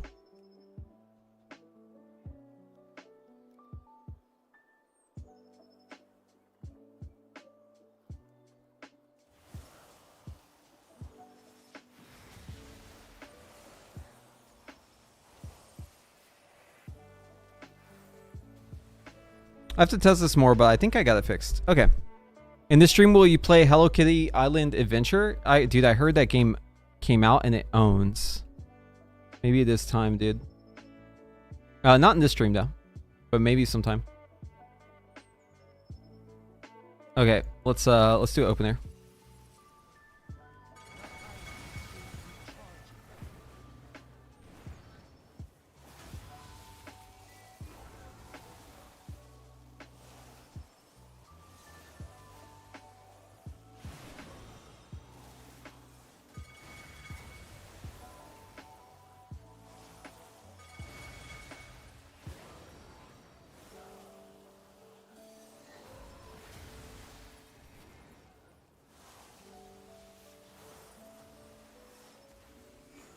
Keep forgetting to do rank 2s on that.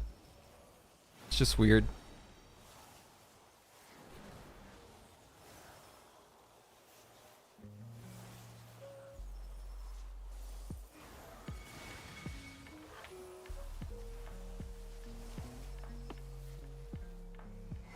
Oh yeah, rank 2, that's right.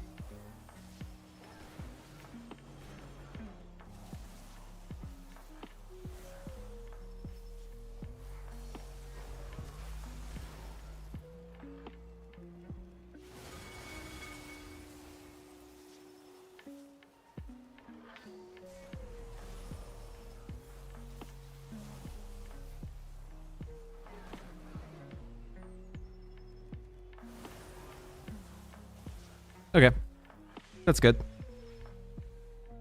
All right, let's take what we changed, and then let's put it back into our Old one. You didn't answer. Flame Shaper is that much better than Skill Commander now? Yeah, so it is better by like 2%.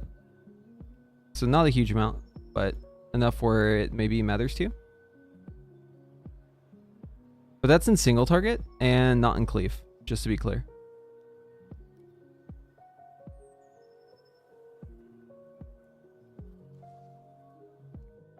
So all we have to do is add... Oh, and Mythic Plus? Play Og, dude. All we have to do is add a +2 or 0.2 there. 0.2 here. Okay, that should fix it.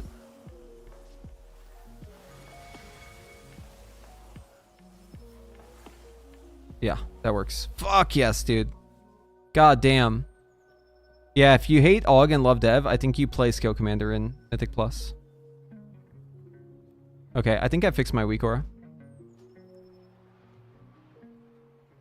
Using Dorvan's cast bar and a little bit of brain juice.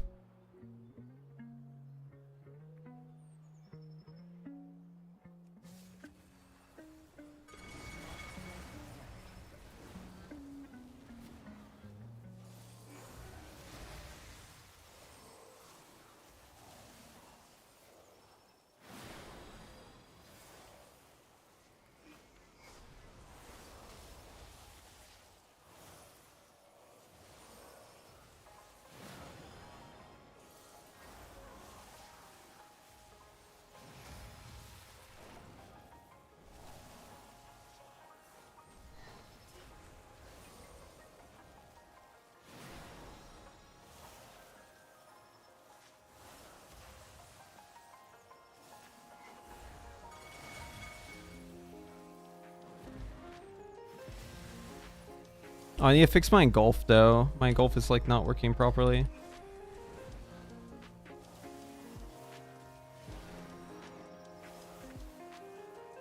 Player housing, dude? Yeah, that was cool. I'm impressed. We'll have to wait and see what it looks like though, but it seems good. Will I be your neighbor? I might be neighbors with my guildies, but we'll see. We'll see, dude. I'm sure you'll be a good neighbor though. If we do live next to each other, I'm sure you'll be a great neighbor actually. What kind of mustache is best? I don't know. What kinds are there? Mr. Pringles, mustache, handlebars. Well, you forgot one. But it's not a good one. There is one you forgot.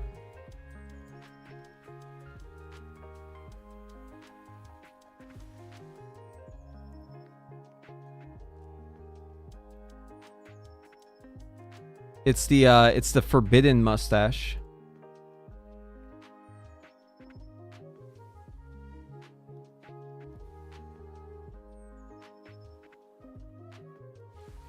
Oh, okay, okay. The chaplain. Yeah, that's right. That's the one. Yeah, the chaplain. That one's forbidden.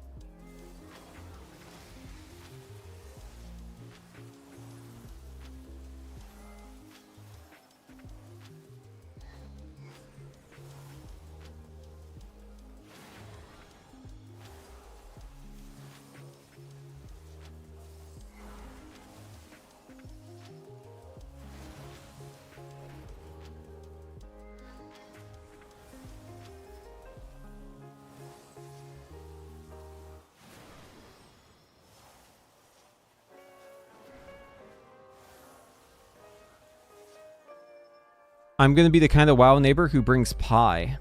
Fuck yeah, dude. Fresh pie. I'll bring mana buns, freshly conjured.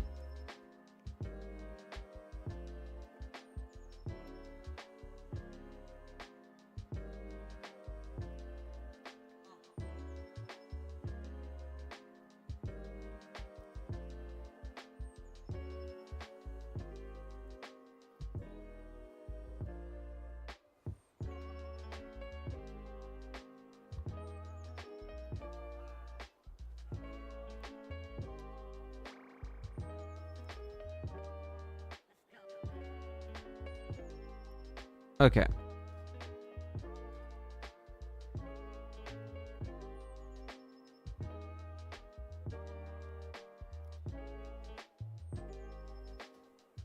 HOA system?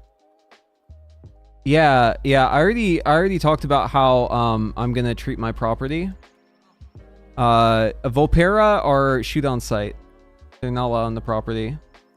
My neighborhood is gonna be a no Volpera neighborhood. We better not catch you stepping.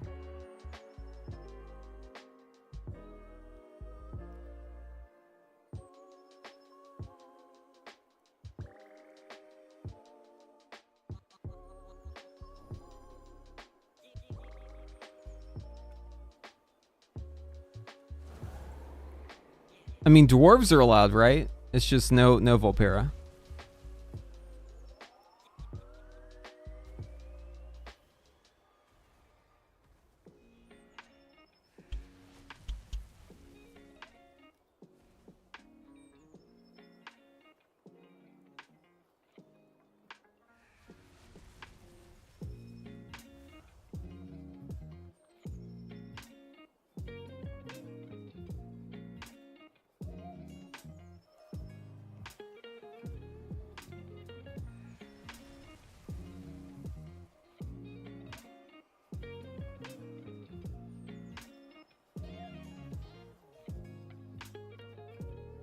Are there any overrides in this?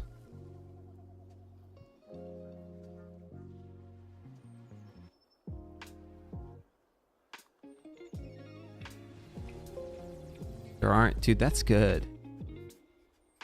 Quick question on your opinion so far on the PTR. Which spec feels better between Mage, Devastation, Evoker? Dude, Mage is feeling pretty fucking good.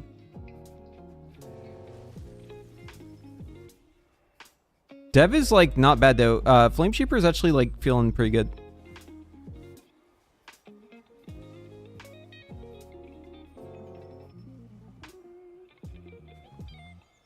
I'd say like everything feels pretty good except for Arcane. But I could test out Arcane and give you another assessment of it. We'll have to try it out. Arcane's next on the block. I said today we'd be covering all the weird stuff. So Sun Fury Fire, which we played as in the raid, it felt really good. Frostfire Frost, still kind of weird to me, but I need to like learn it better. We just did Flameshaper Evoker and it actually feels pretty good. And the last thing we have to do is play Sun Fury Arcane and see how it feels.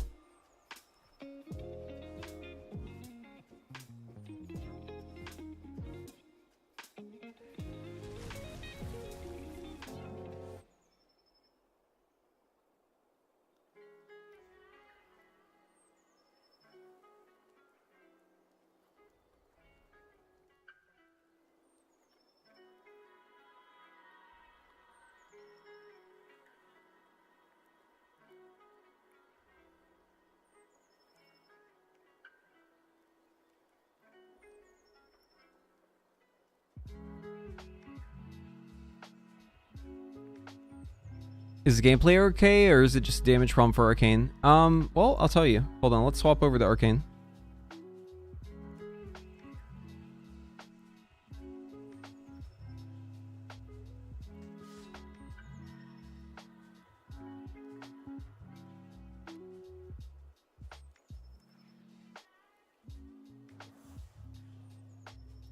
Main Shadow Priest tried Devastation Evoker during Dragonflight, kind of liked it until they introduced Aug Evoker. Yeah.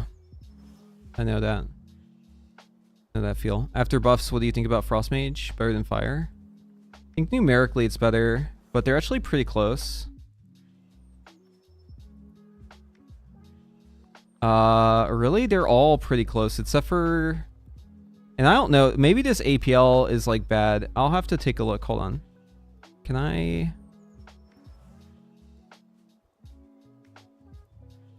Okay, so intuition now only lasts, what, 3 seconds, right? So we need to make sure we aren't wasting intuitions. Let's see if it's wasting intuitions.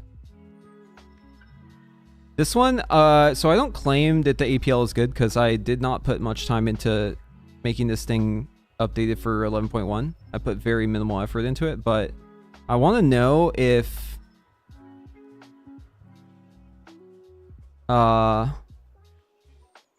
intuition's getting wasted. Let's see. How many of them are expiring? Expiry. Oh, yeah. It's wasting a bunch of them. Okay, we gotta fix that.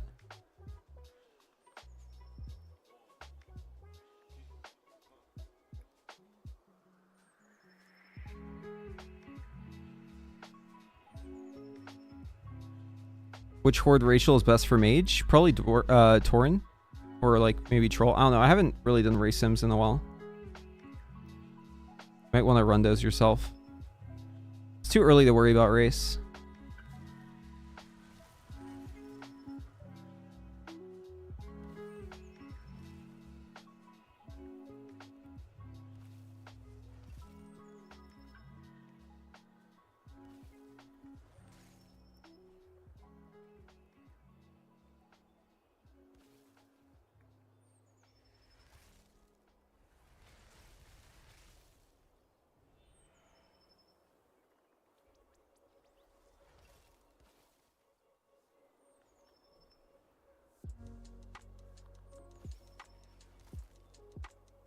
Okay, so what I'm gonna do is I'm gonna add the line in here.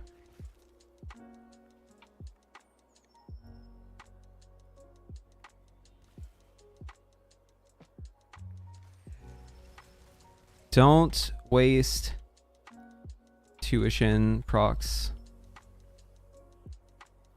Okay, and I'm gonna say Arcane Barrage if... And I'm literally just going to say if intuition's about to fall off.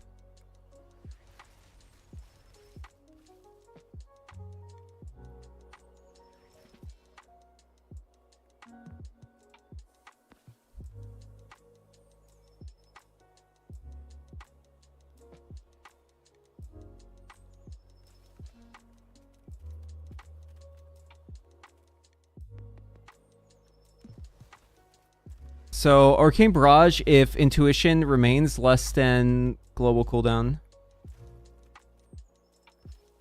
And I want to see if this is a damage gain or damage loss. Don't waste intuition. Okay. Does it do worse or better? Let's see.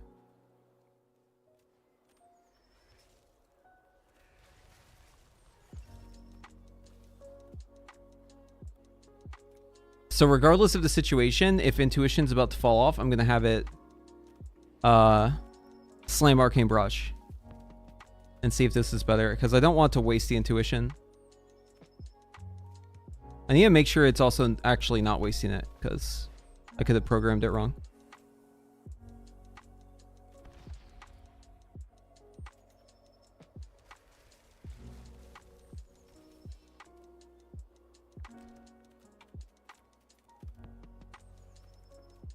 I just go troll do the haste steroid. It feels pretty good. Dwarf is a pretty safe pick though, if you want like a pretty safe pick. The racial's nice and it's just like generally good.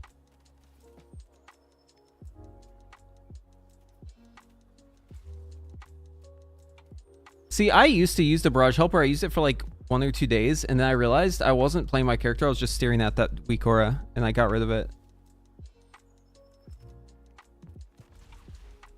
Okay, that was actually worse. Wait, hold on. Am I interrupting something with this?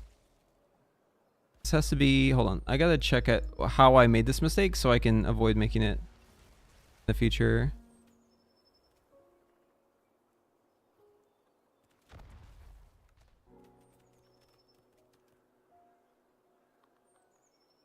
is still wasting them too.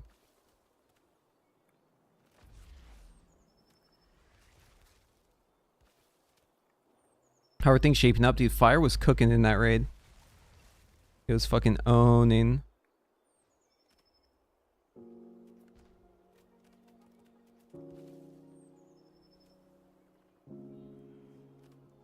Okay, we need to add more statements to this. So we'll say if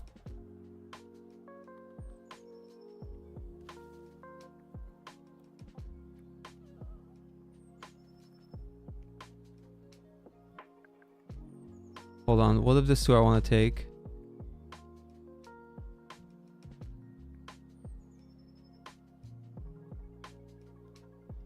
If intuition is up and it has less than the global cooldown, I think that's the part I forgot to add. And we'll say if we're at 4 arcane charges.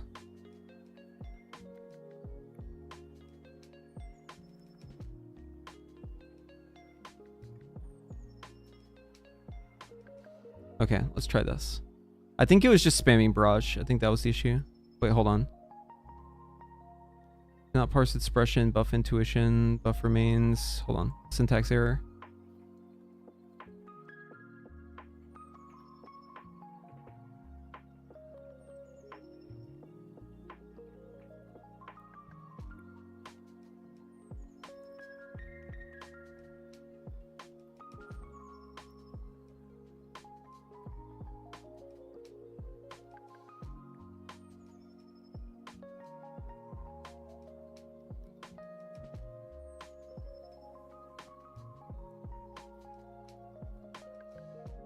Some Fury plus equals Arcane Barrage. So far so good.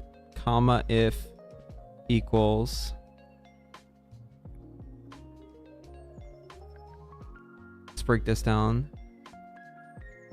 If buff intuition react and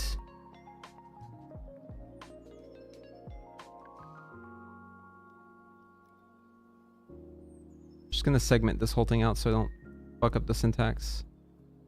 So if we have intuition and intuition is less than the global cooldown and arcane charge stack equals 4.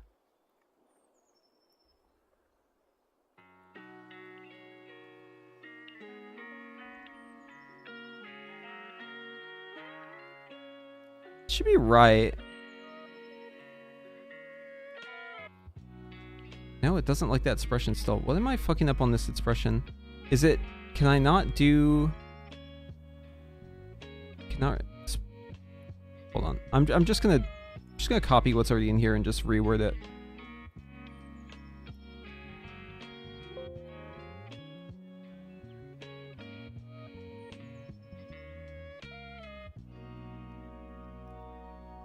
Let's grab the whole thing.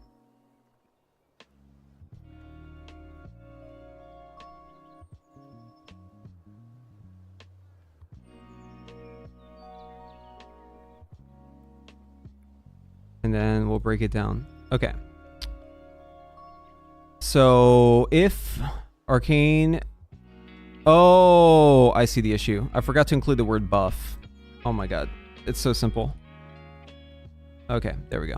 That'll fix it. Okay. Should work now.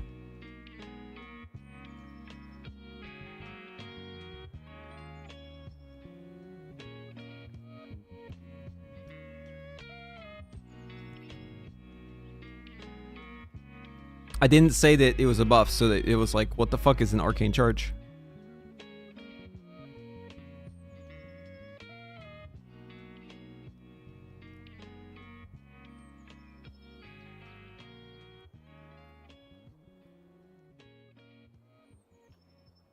Okay. Well, that was a gain. Yeah, we found a gain. I still don't know if this is like this is definitely unoptimized. Like, there's definitely more juice to squeeze out of this. But yeah, I don't know if I want to put in the time. It's about 4% behind. I bet you if this was done by someone smarter, I bet you if like Porum was working on this which he will once it's, once he's like, feeling up to it, because, Blizzard's been kind of fucking with him, so I totally understand where he's coming from, not wanting to look at this right now. I'm sure he can squeeze a couple more percent out of this. I wouldn't be surprised if it's tied with these.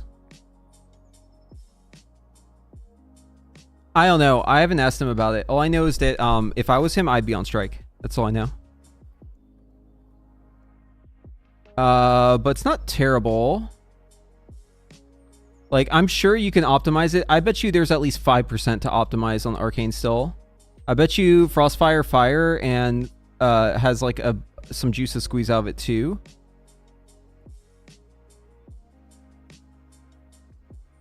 If we were to bump those up by like 4 or 5% like that, I mean, they're all pretty close. Sun Fury's only behind by 2.6%. And it has like cheat death, and it has a lot more mobility, and it has really good cleave. Frost does too, but like I think Sun Fury Fire is like really good. Yeah, especially with the buffs they just did. Like, these are all pretty good. The biggest takeaway is look at the variance, and like look at how nice it is that our top two have like so much less variance than Spellslinger. Look at that shit. So much less variance. Like, Fire is like super fucking consistent. Spellslinger Frost is like super inconsistent. Frostfire Fire like doesn't have nearly as much RNG, and it's pretty good. I'd say I'm pretty happy with this so far. I think it's kind of looking pretty good, actually. The balance on mage specs, it's looking pretty good. Arcane might need some love, but I think a lot of it's just that it's unoptimized, because, again, I haven't really worked on this too much.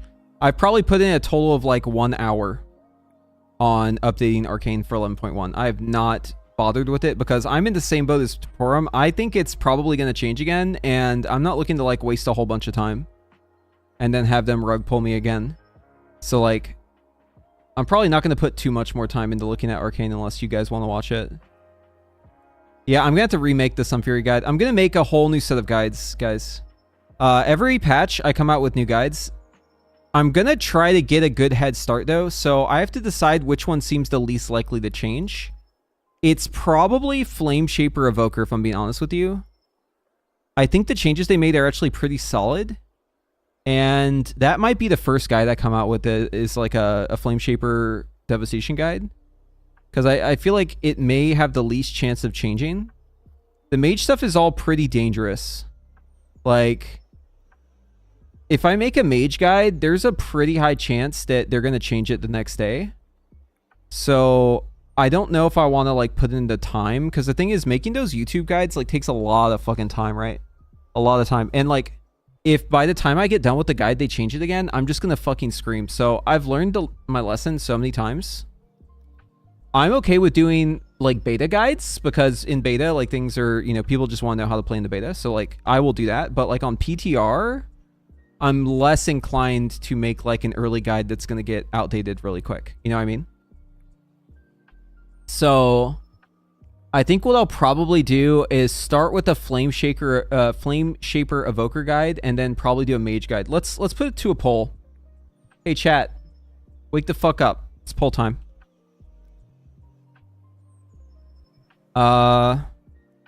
Which guide to make after Flame Shaper Evoker? So we'll say Sun Fury Fire, Frostfire Frost, Sun Fury Arcane, Frostfire Fire. No, hold on. We're just gonna do the meta ones.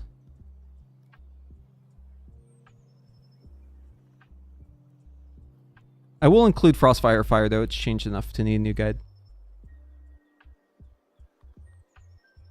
Alright, the poll's open. Your voice matters. This is the most important election of your lifetime. Alright, if you do not go to the Twitch polls and cast your ballot, you know what could happen, man. You know, you've seen it. So, yeah, let's get those fucking votes in, guys. Get those fucking votes in, guys. Come on. We need more voter participation.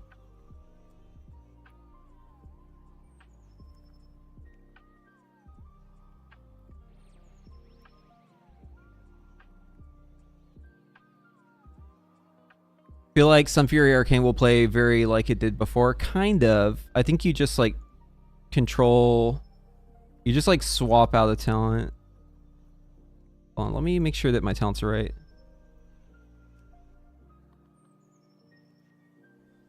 Okay.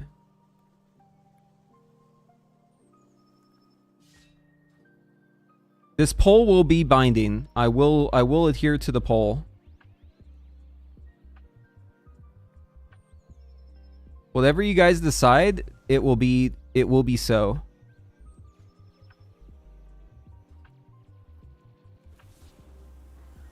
Oh, I only have one orb. That's bad. Well, I need my balls to grow back. 1 second.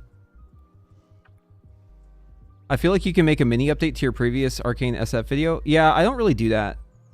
So I found unless it's like a very, very small change, like within the patch, people want like a full guide. So if I make like small updates, it's always after I make a full guide. Unless it really is just a small thing.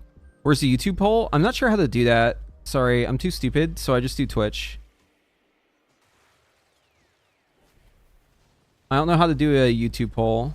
Maybe someone could teach me. Maybe one of my mods could do it for me. I don't know how to do it though.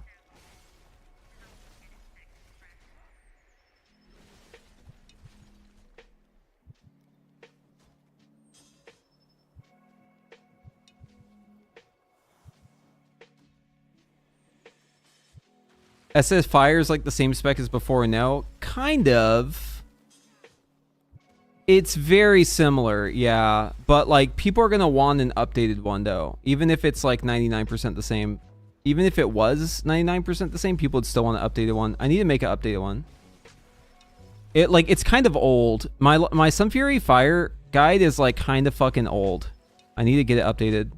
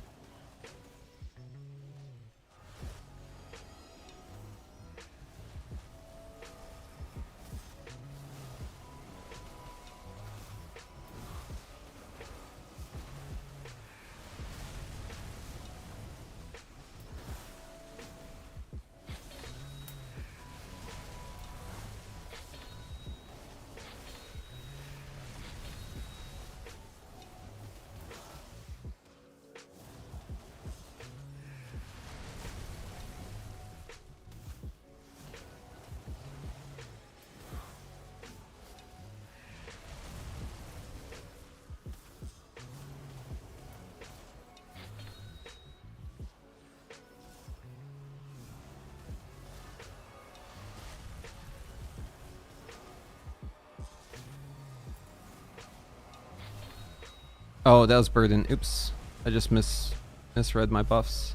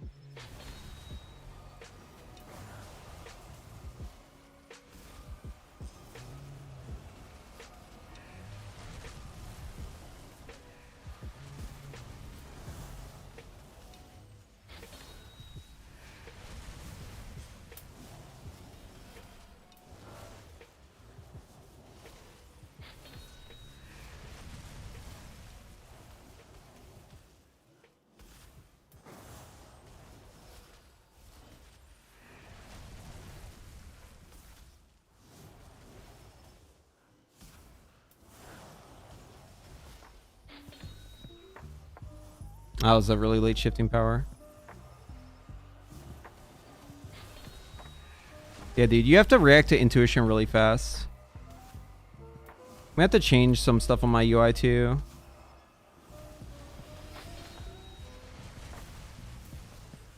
Okay, so yeah, you pretty much have to use intuition right away. I'm just gonna let my cooldowns all come back here. Let's stop. Let's reset. This actually doesn't seem bad. This doesn't seem bad at all. The cha-ching sound is Orb Barrage, yeah.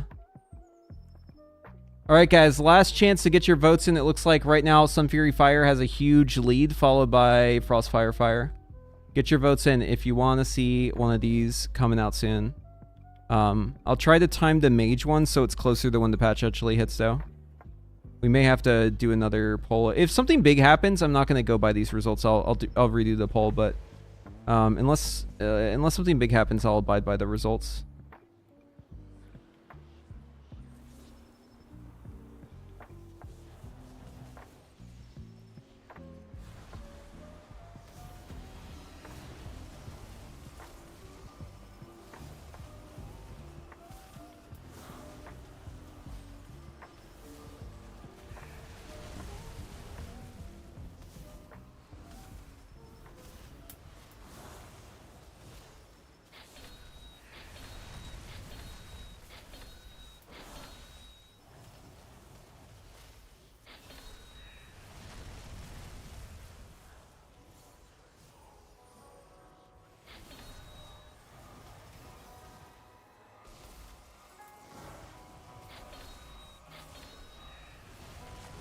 Okay, my weak course actually already worked for this, which is great.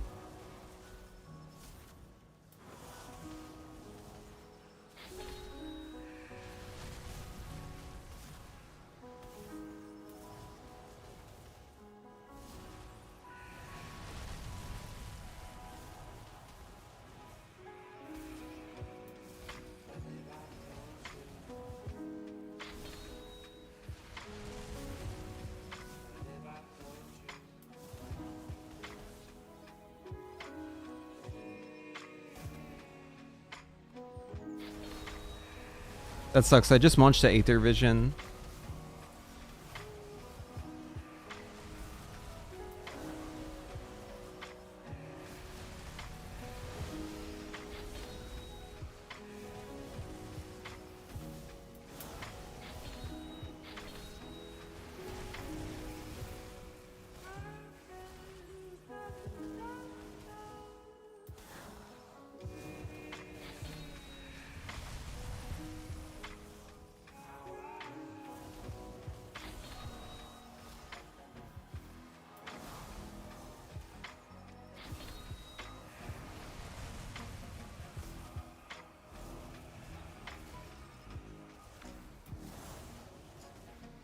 Yeah, this doesn't feel bad. The numbers aren't quite there, but it doesn't feel bad.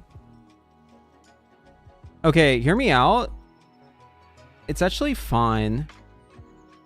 Okay, hot take. Here's a hot take for you guys. This is better, actually. Like, unironically, this is better. I don't know, like, it might be worse if the playstyle that I'm doing is wrong, but, like, the playstyle I'm doing feels fine to me. I think it actually feels better.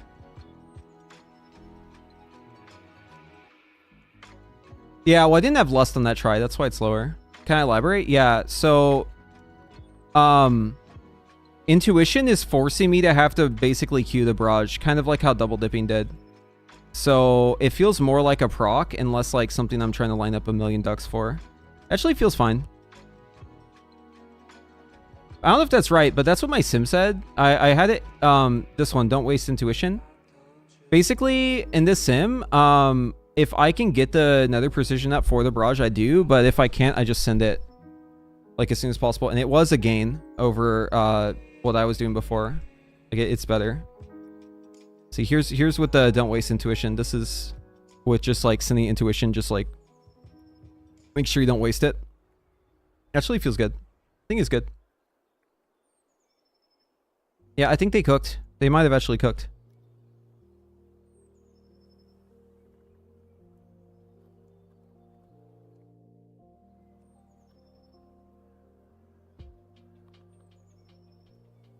Maybe this is a hot take, but I think Arcane actually feels good to play now. Like, it actually might feel good to play. Maybe they should buff Arcane, actually. I take it all back. Yeah, you should buff Arcane, Blizzard. Please buff Arcane.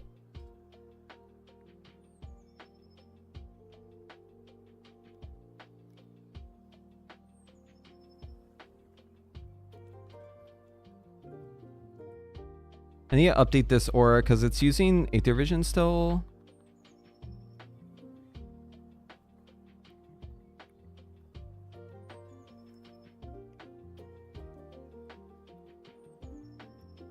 We'll leave that in there just in case they add Aether Vision back, though. Okay, so the condition I need to look at in here is... Oh, the results are in from the poll. People want Sun Fury Fire next. Okay. Okay, so it's trigger 1, or trigger 2, or trigger 3, or trigger 4, 5, 6. Okay, so let's look at those triggers. 6 is Nether Precision. Okay, 5 is Arcane Blast.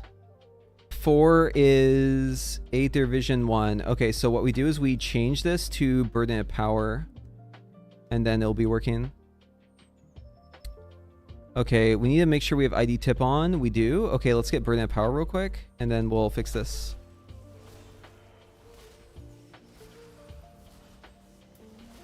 All right, here's Burden of Power. So the ID is 514018. Okay, and then let's feed this into the weak aura. It should be trigger 4. Yes. So if I have...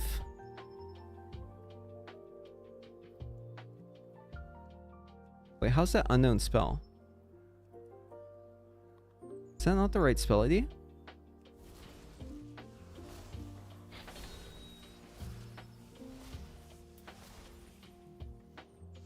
Oh, it did the icon ID. Okay, so actually 451049. Okay.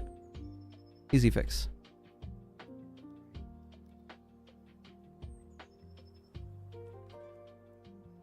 Okay, so if Burden of Power is active and we're currently casting Arcane Blast and Nether Precision stack is... We'll see, say greater than or equal to 2. Okay. So if I get a Burden of Power here, I'll wait for this Intuition proc to go away. Okay. And I do missiles. And I start casting Blast. It should show up. Cool. It's fixed. Let's go. All right. I already actually fixed all my weak auras too. Holy fuck. Dude, I'm being so efficient today. I'm fixing all my weak auras. I'm not cleaning my bags though. Sorry.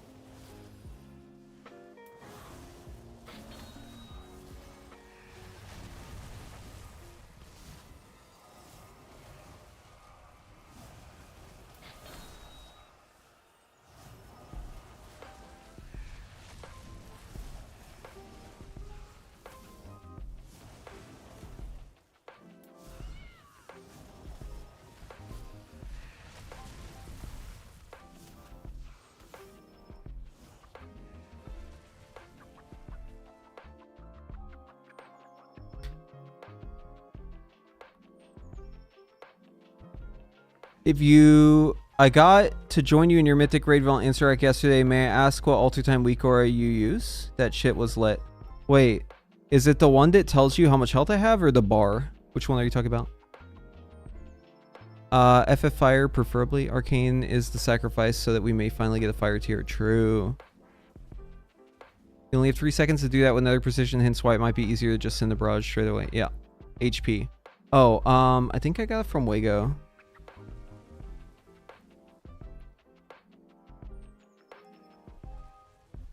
It's the one.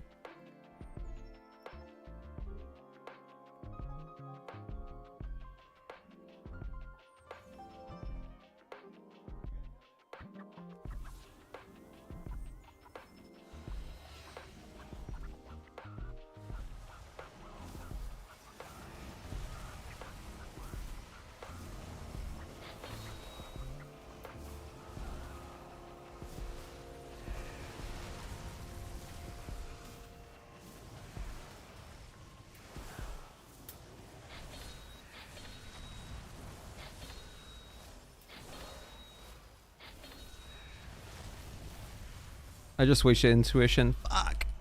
Okay, that feels bad. That's like really bad timing. Okay, that felt bad. That's like my fear. Okay, that hasn't happened a lot though. That's like a one-off thing maybe. I could have played better too. That's my fault actually.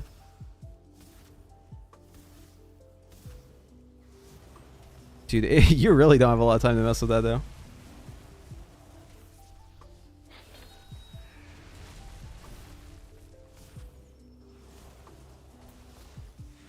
It's a little tight, dude. I keep mistaking my burnout power for Force Incandescence. I need to stop doing that. I'll just take practice to get over. I made like 2 giant errors there, one like very normal error. Yeah, I think it feels fine. I think Sun Fury Arcane might actually be fun. I haven't tried Spellslinger, but Sun Fury feels fine. Okay, question. I have Phoenix Flame on my keybind 1, Fire Blast on 3. I feel like I can't move well with these keybinds. Yeah, so you need to make it so that Fire Blast is easier to press. I recommend instead of 3, make it E. Because if it's E, then no matter which way you're strafing, you can press it, right?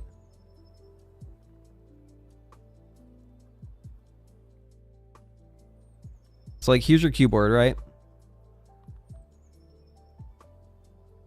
And then you got, here, actually, let me do a better job with this.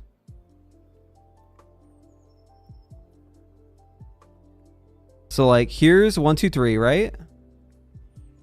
And then parent selection. Here's like Q, W, E, and then like here's like W, A, S, and D, right? Or A, S, D.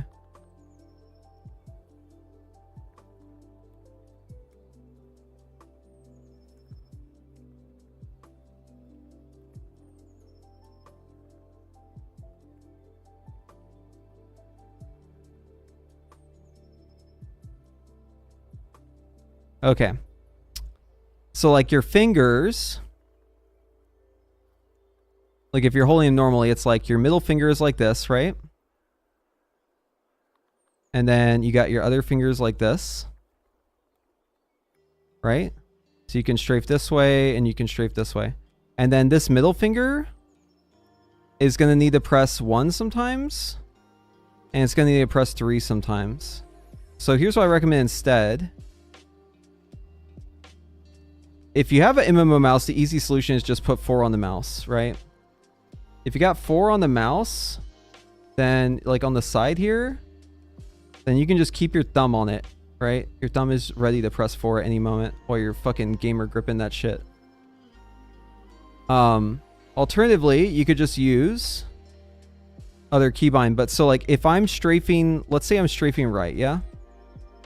What's gonna happen is my hand turns so that now my finger's like this and this. And maybe this finger's just like kind of lingering in the air. It's like I'm able to press E while strafing right, yeah? And if I'm strafing left, so we lost our 3. If I'm strafing left, then I would do something like this. This finger would be up in the air. This finger would be on the E, right? That's a fucking horrible finger. So like this is on E, this is on the left, and then this one's being pressed down, right? And I'm going left. So like you can go like, so that way like your hand, hold on, it's easier if I have a model. So like my hand, whenever I'm strafing to the right, it's more like this. And then this finger's like straight out, right? Like that. And then whenever I'm strafing to the left, it's like my hand is turned like this. So it's more like my thumb is like this. And then this finger's like straight but bent here. Right? And then this one's like straight out. Get the idea, right?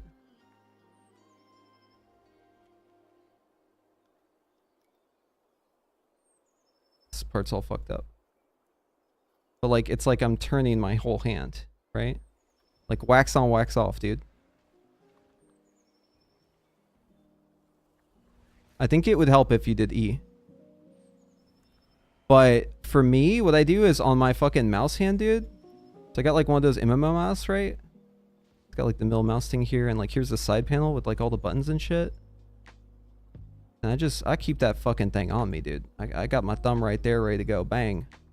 Right? I got my mouse hand on there. I think that's the way to do it. Just turn your whole wrist.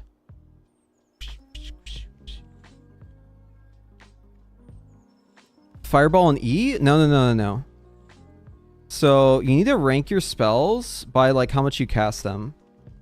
Whenever you think about your keybinds. Unless you're like stuck in your fucking ways. So like, if I go to Sikren and then I go to Sun Fury Fire. We need to look at what the common cases are, and we need to rank them based on how much you press them.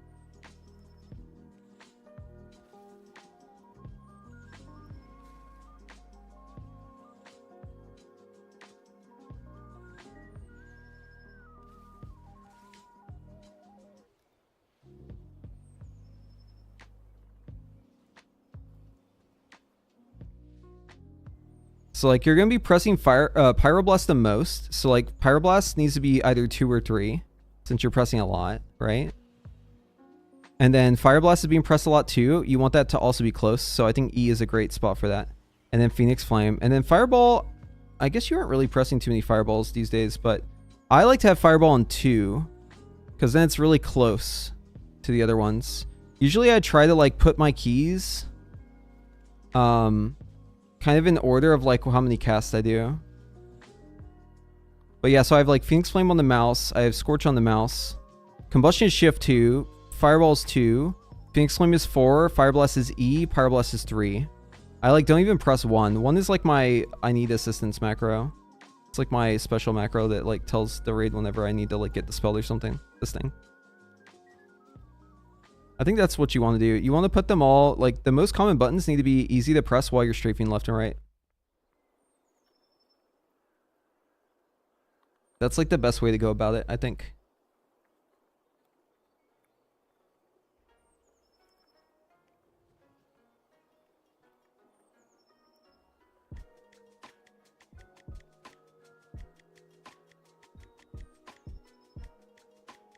What about gaming pedals? Dude, I used to use a fucking pedal for my push to talk.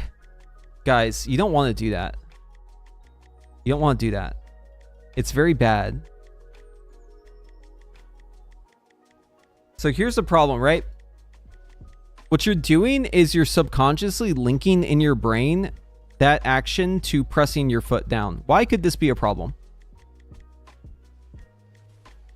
Well, because normally whenever you're putting your foot down, like the most common thing you're probably doing is driving. Okay? So like I was at a stoplight I had my foot on the brake. And I went to talk. And in my brain said, put the pedal down. And I didn't do it. I caught myself. But just even having that thought manifest in my brain, I was like, I have to stop. I was like, this is going to get me in trouble.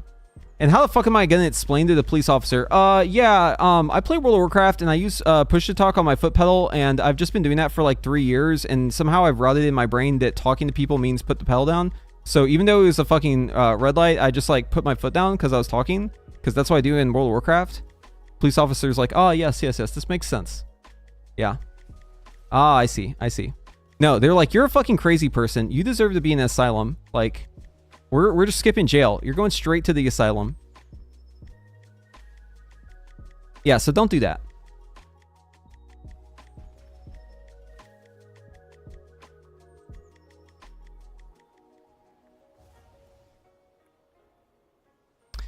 Okay, yeah, happy with how all this is feeling, actually. Officer buff fire. I don't think they have that power, man. So tomorrow we're gonna be raiding. It's gonna be alt raid. We're gonna finish out the alt raid, and then keeping an eye on changes because we should be seeing more changes in the coming days to Mage. I might do like a roundup. I don't know. You guys have watched the stream. You've like listened to me talk this whole time. What do you guys think? Do you guys think it would be good to just make it in a concise video format? My impression of like all the Mage specs. Should I do a separate video for Evoker? I'm targeting like a 10-minute video, so like a shorter video. Gonna try to have it out in the next 2 days. Just kind of talking about the PTR and my experience playing, since I've been playing a lot of Mage and Evoker on the PTR, just kind of giving like an assessment. Do you guys think there's been enough changes to maybe recap Mage? Do you think I should do a separate one for Flameshaper versus Dev? I feel like I get that question a lot. Maybe that should be the video, like Flameshaper or Dev. I accidentally clipped a deer with a rental car once. I had to get in a police car report for the rental company with a straight face. I had asked the officer if I could eat its heart to steal its strength. What?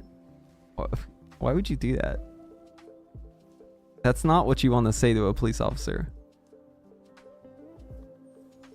Listen, some urges you just have to suppress, yeah? Asking the officer if you can eat the heart of the animal you killed, that's one of the urges you have to suppress. Just like you have to suppress the urge to grab the officer's gun, all right? Just don't do that. Don't do any of those things.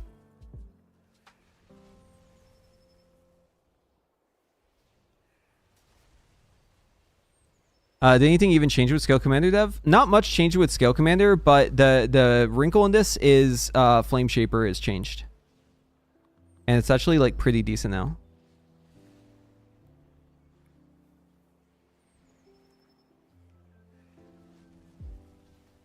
The foot pedal thing is more reasonable by comparison is all I'm saying. Okay. I see your point. Okay, so I think I'll do that. All right, cool. Well, yeah, hope y'all join me tomorrow. Let's see. Yeah, so raid tomorrow night.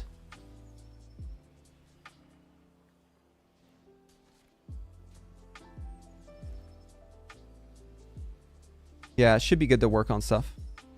I'll probably do a later stream, and I'll try to get the YouTube video out before I get the stream going. All right, cheers for the stream. Yes, thank you. All right, bye, everyone.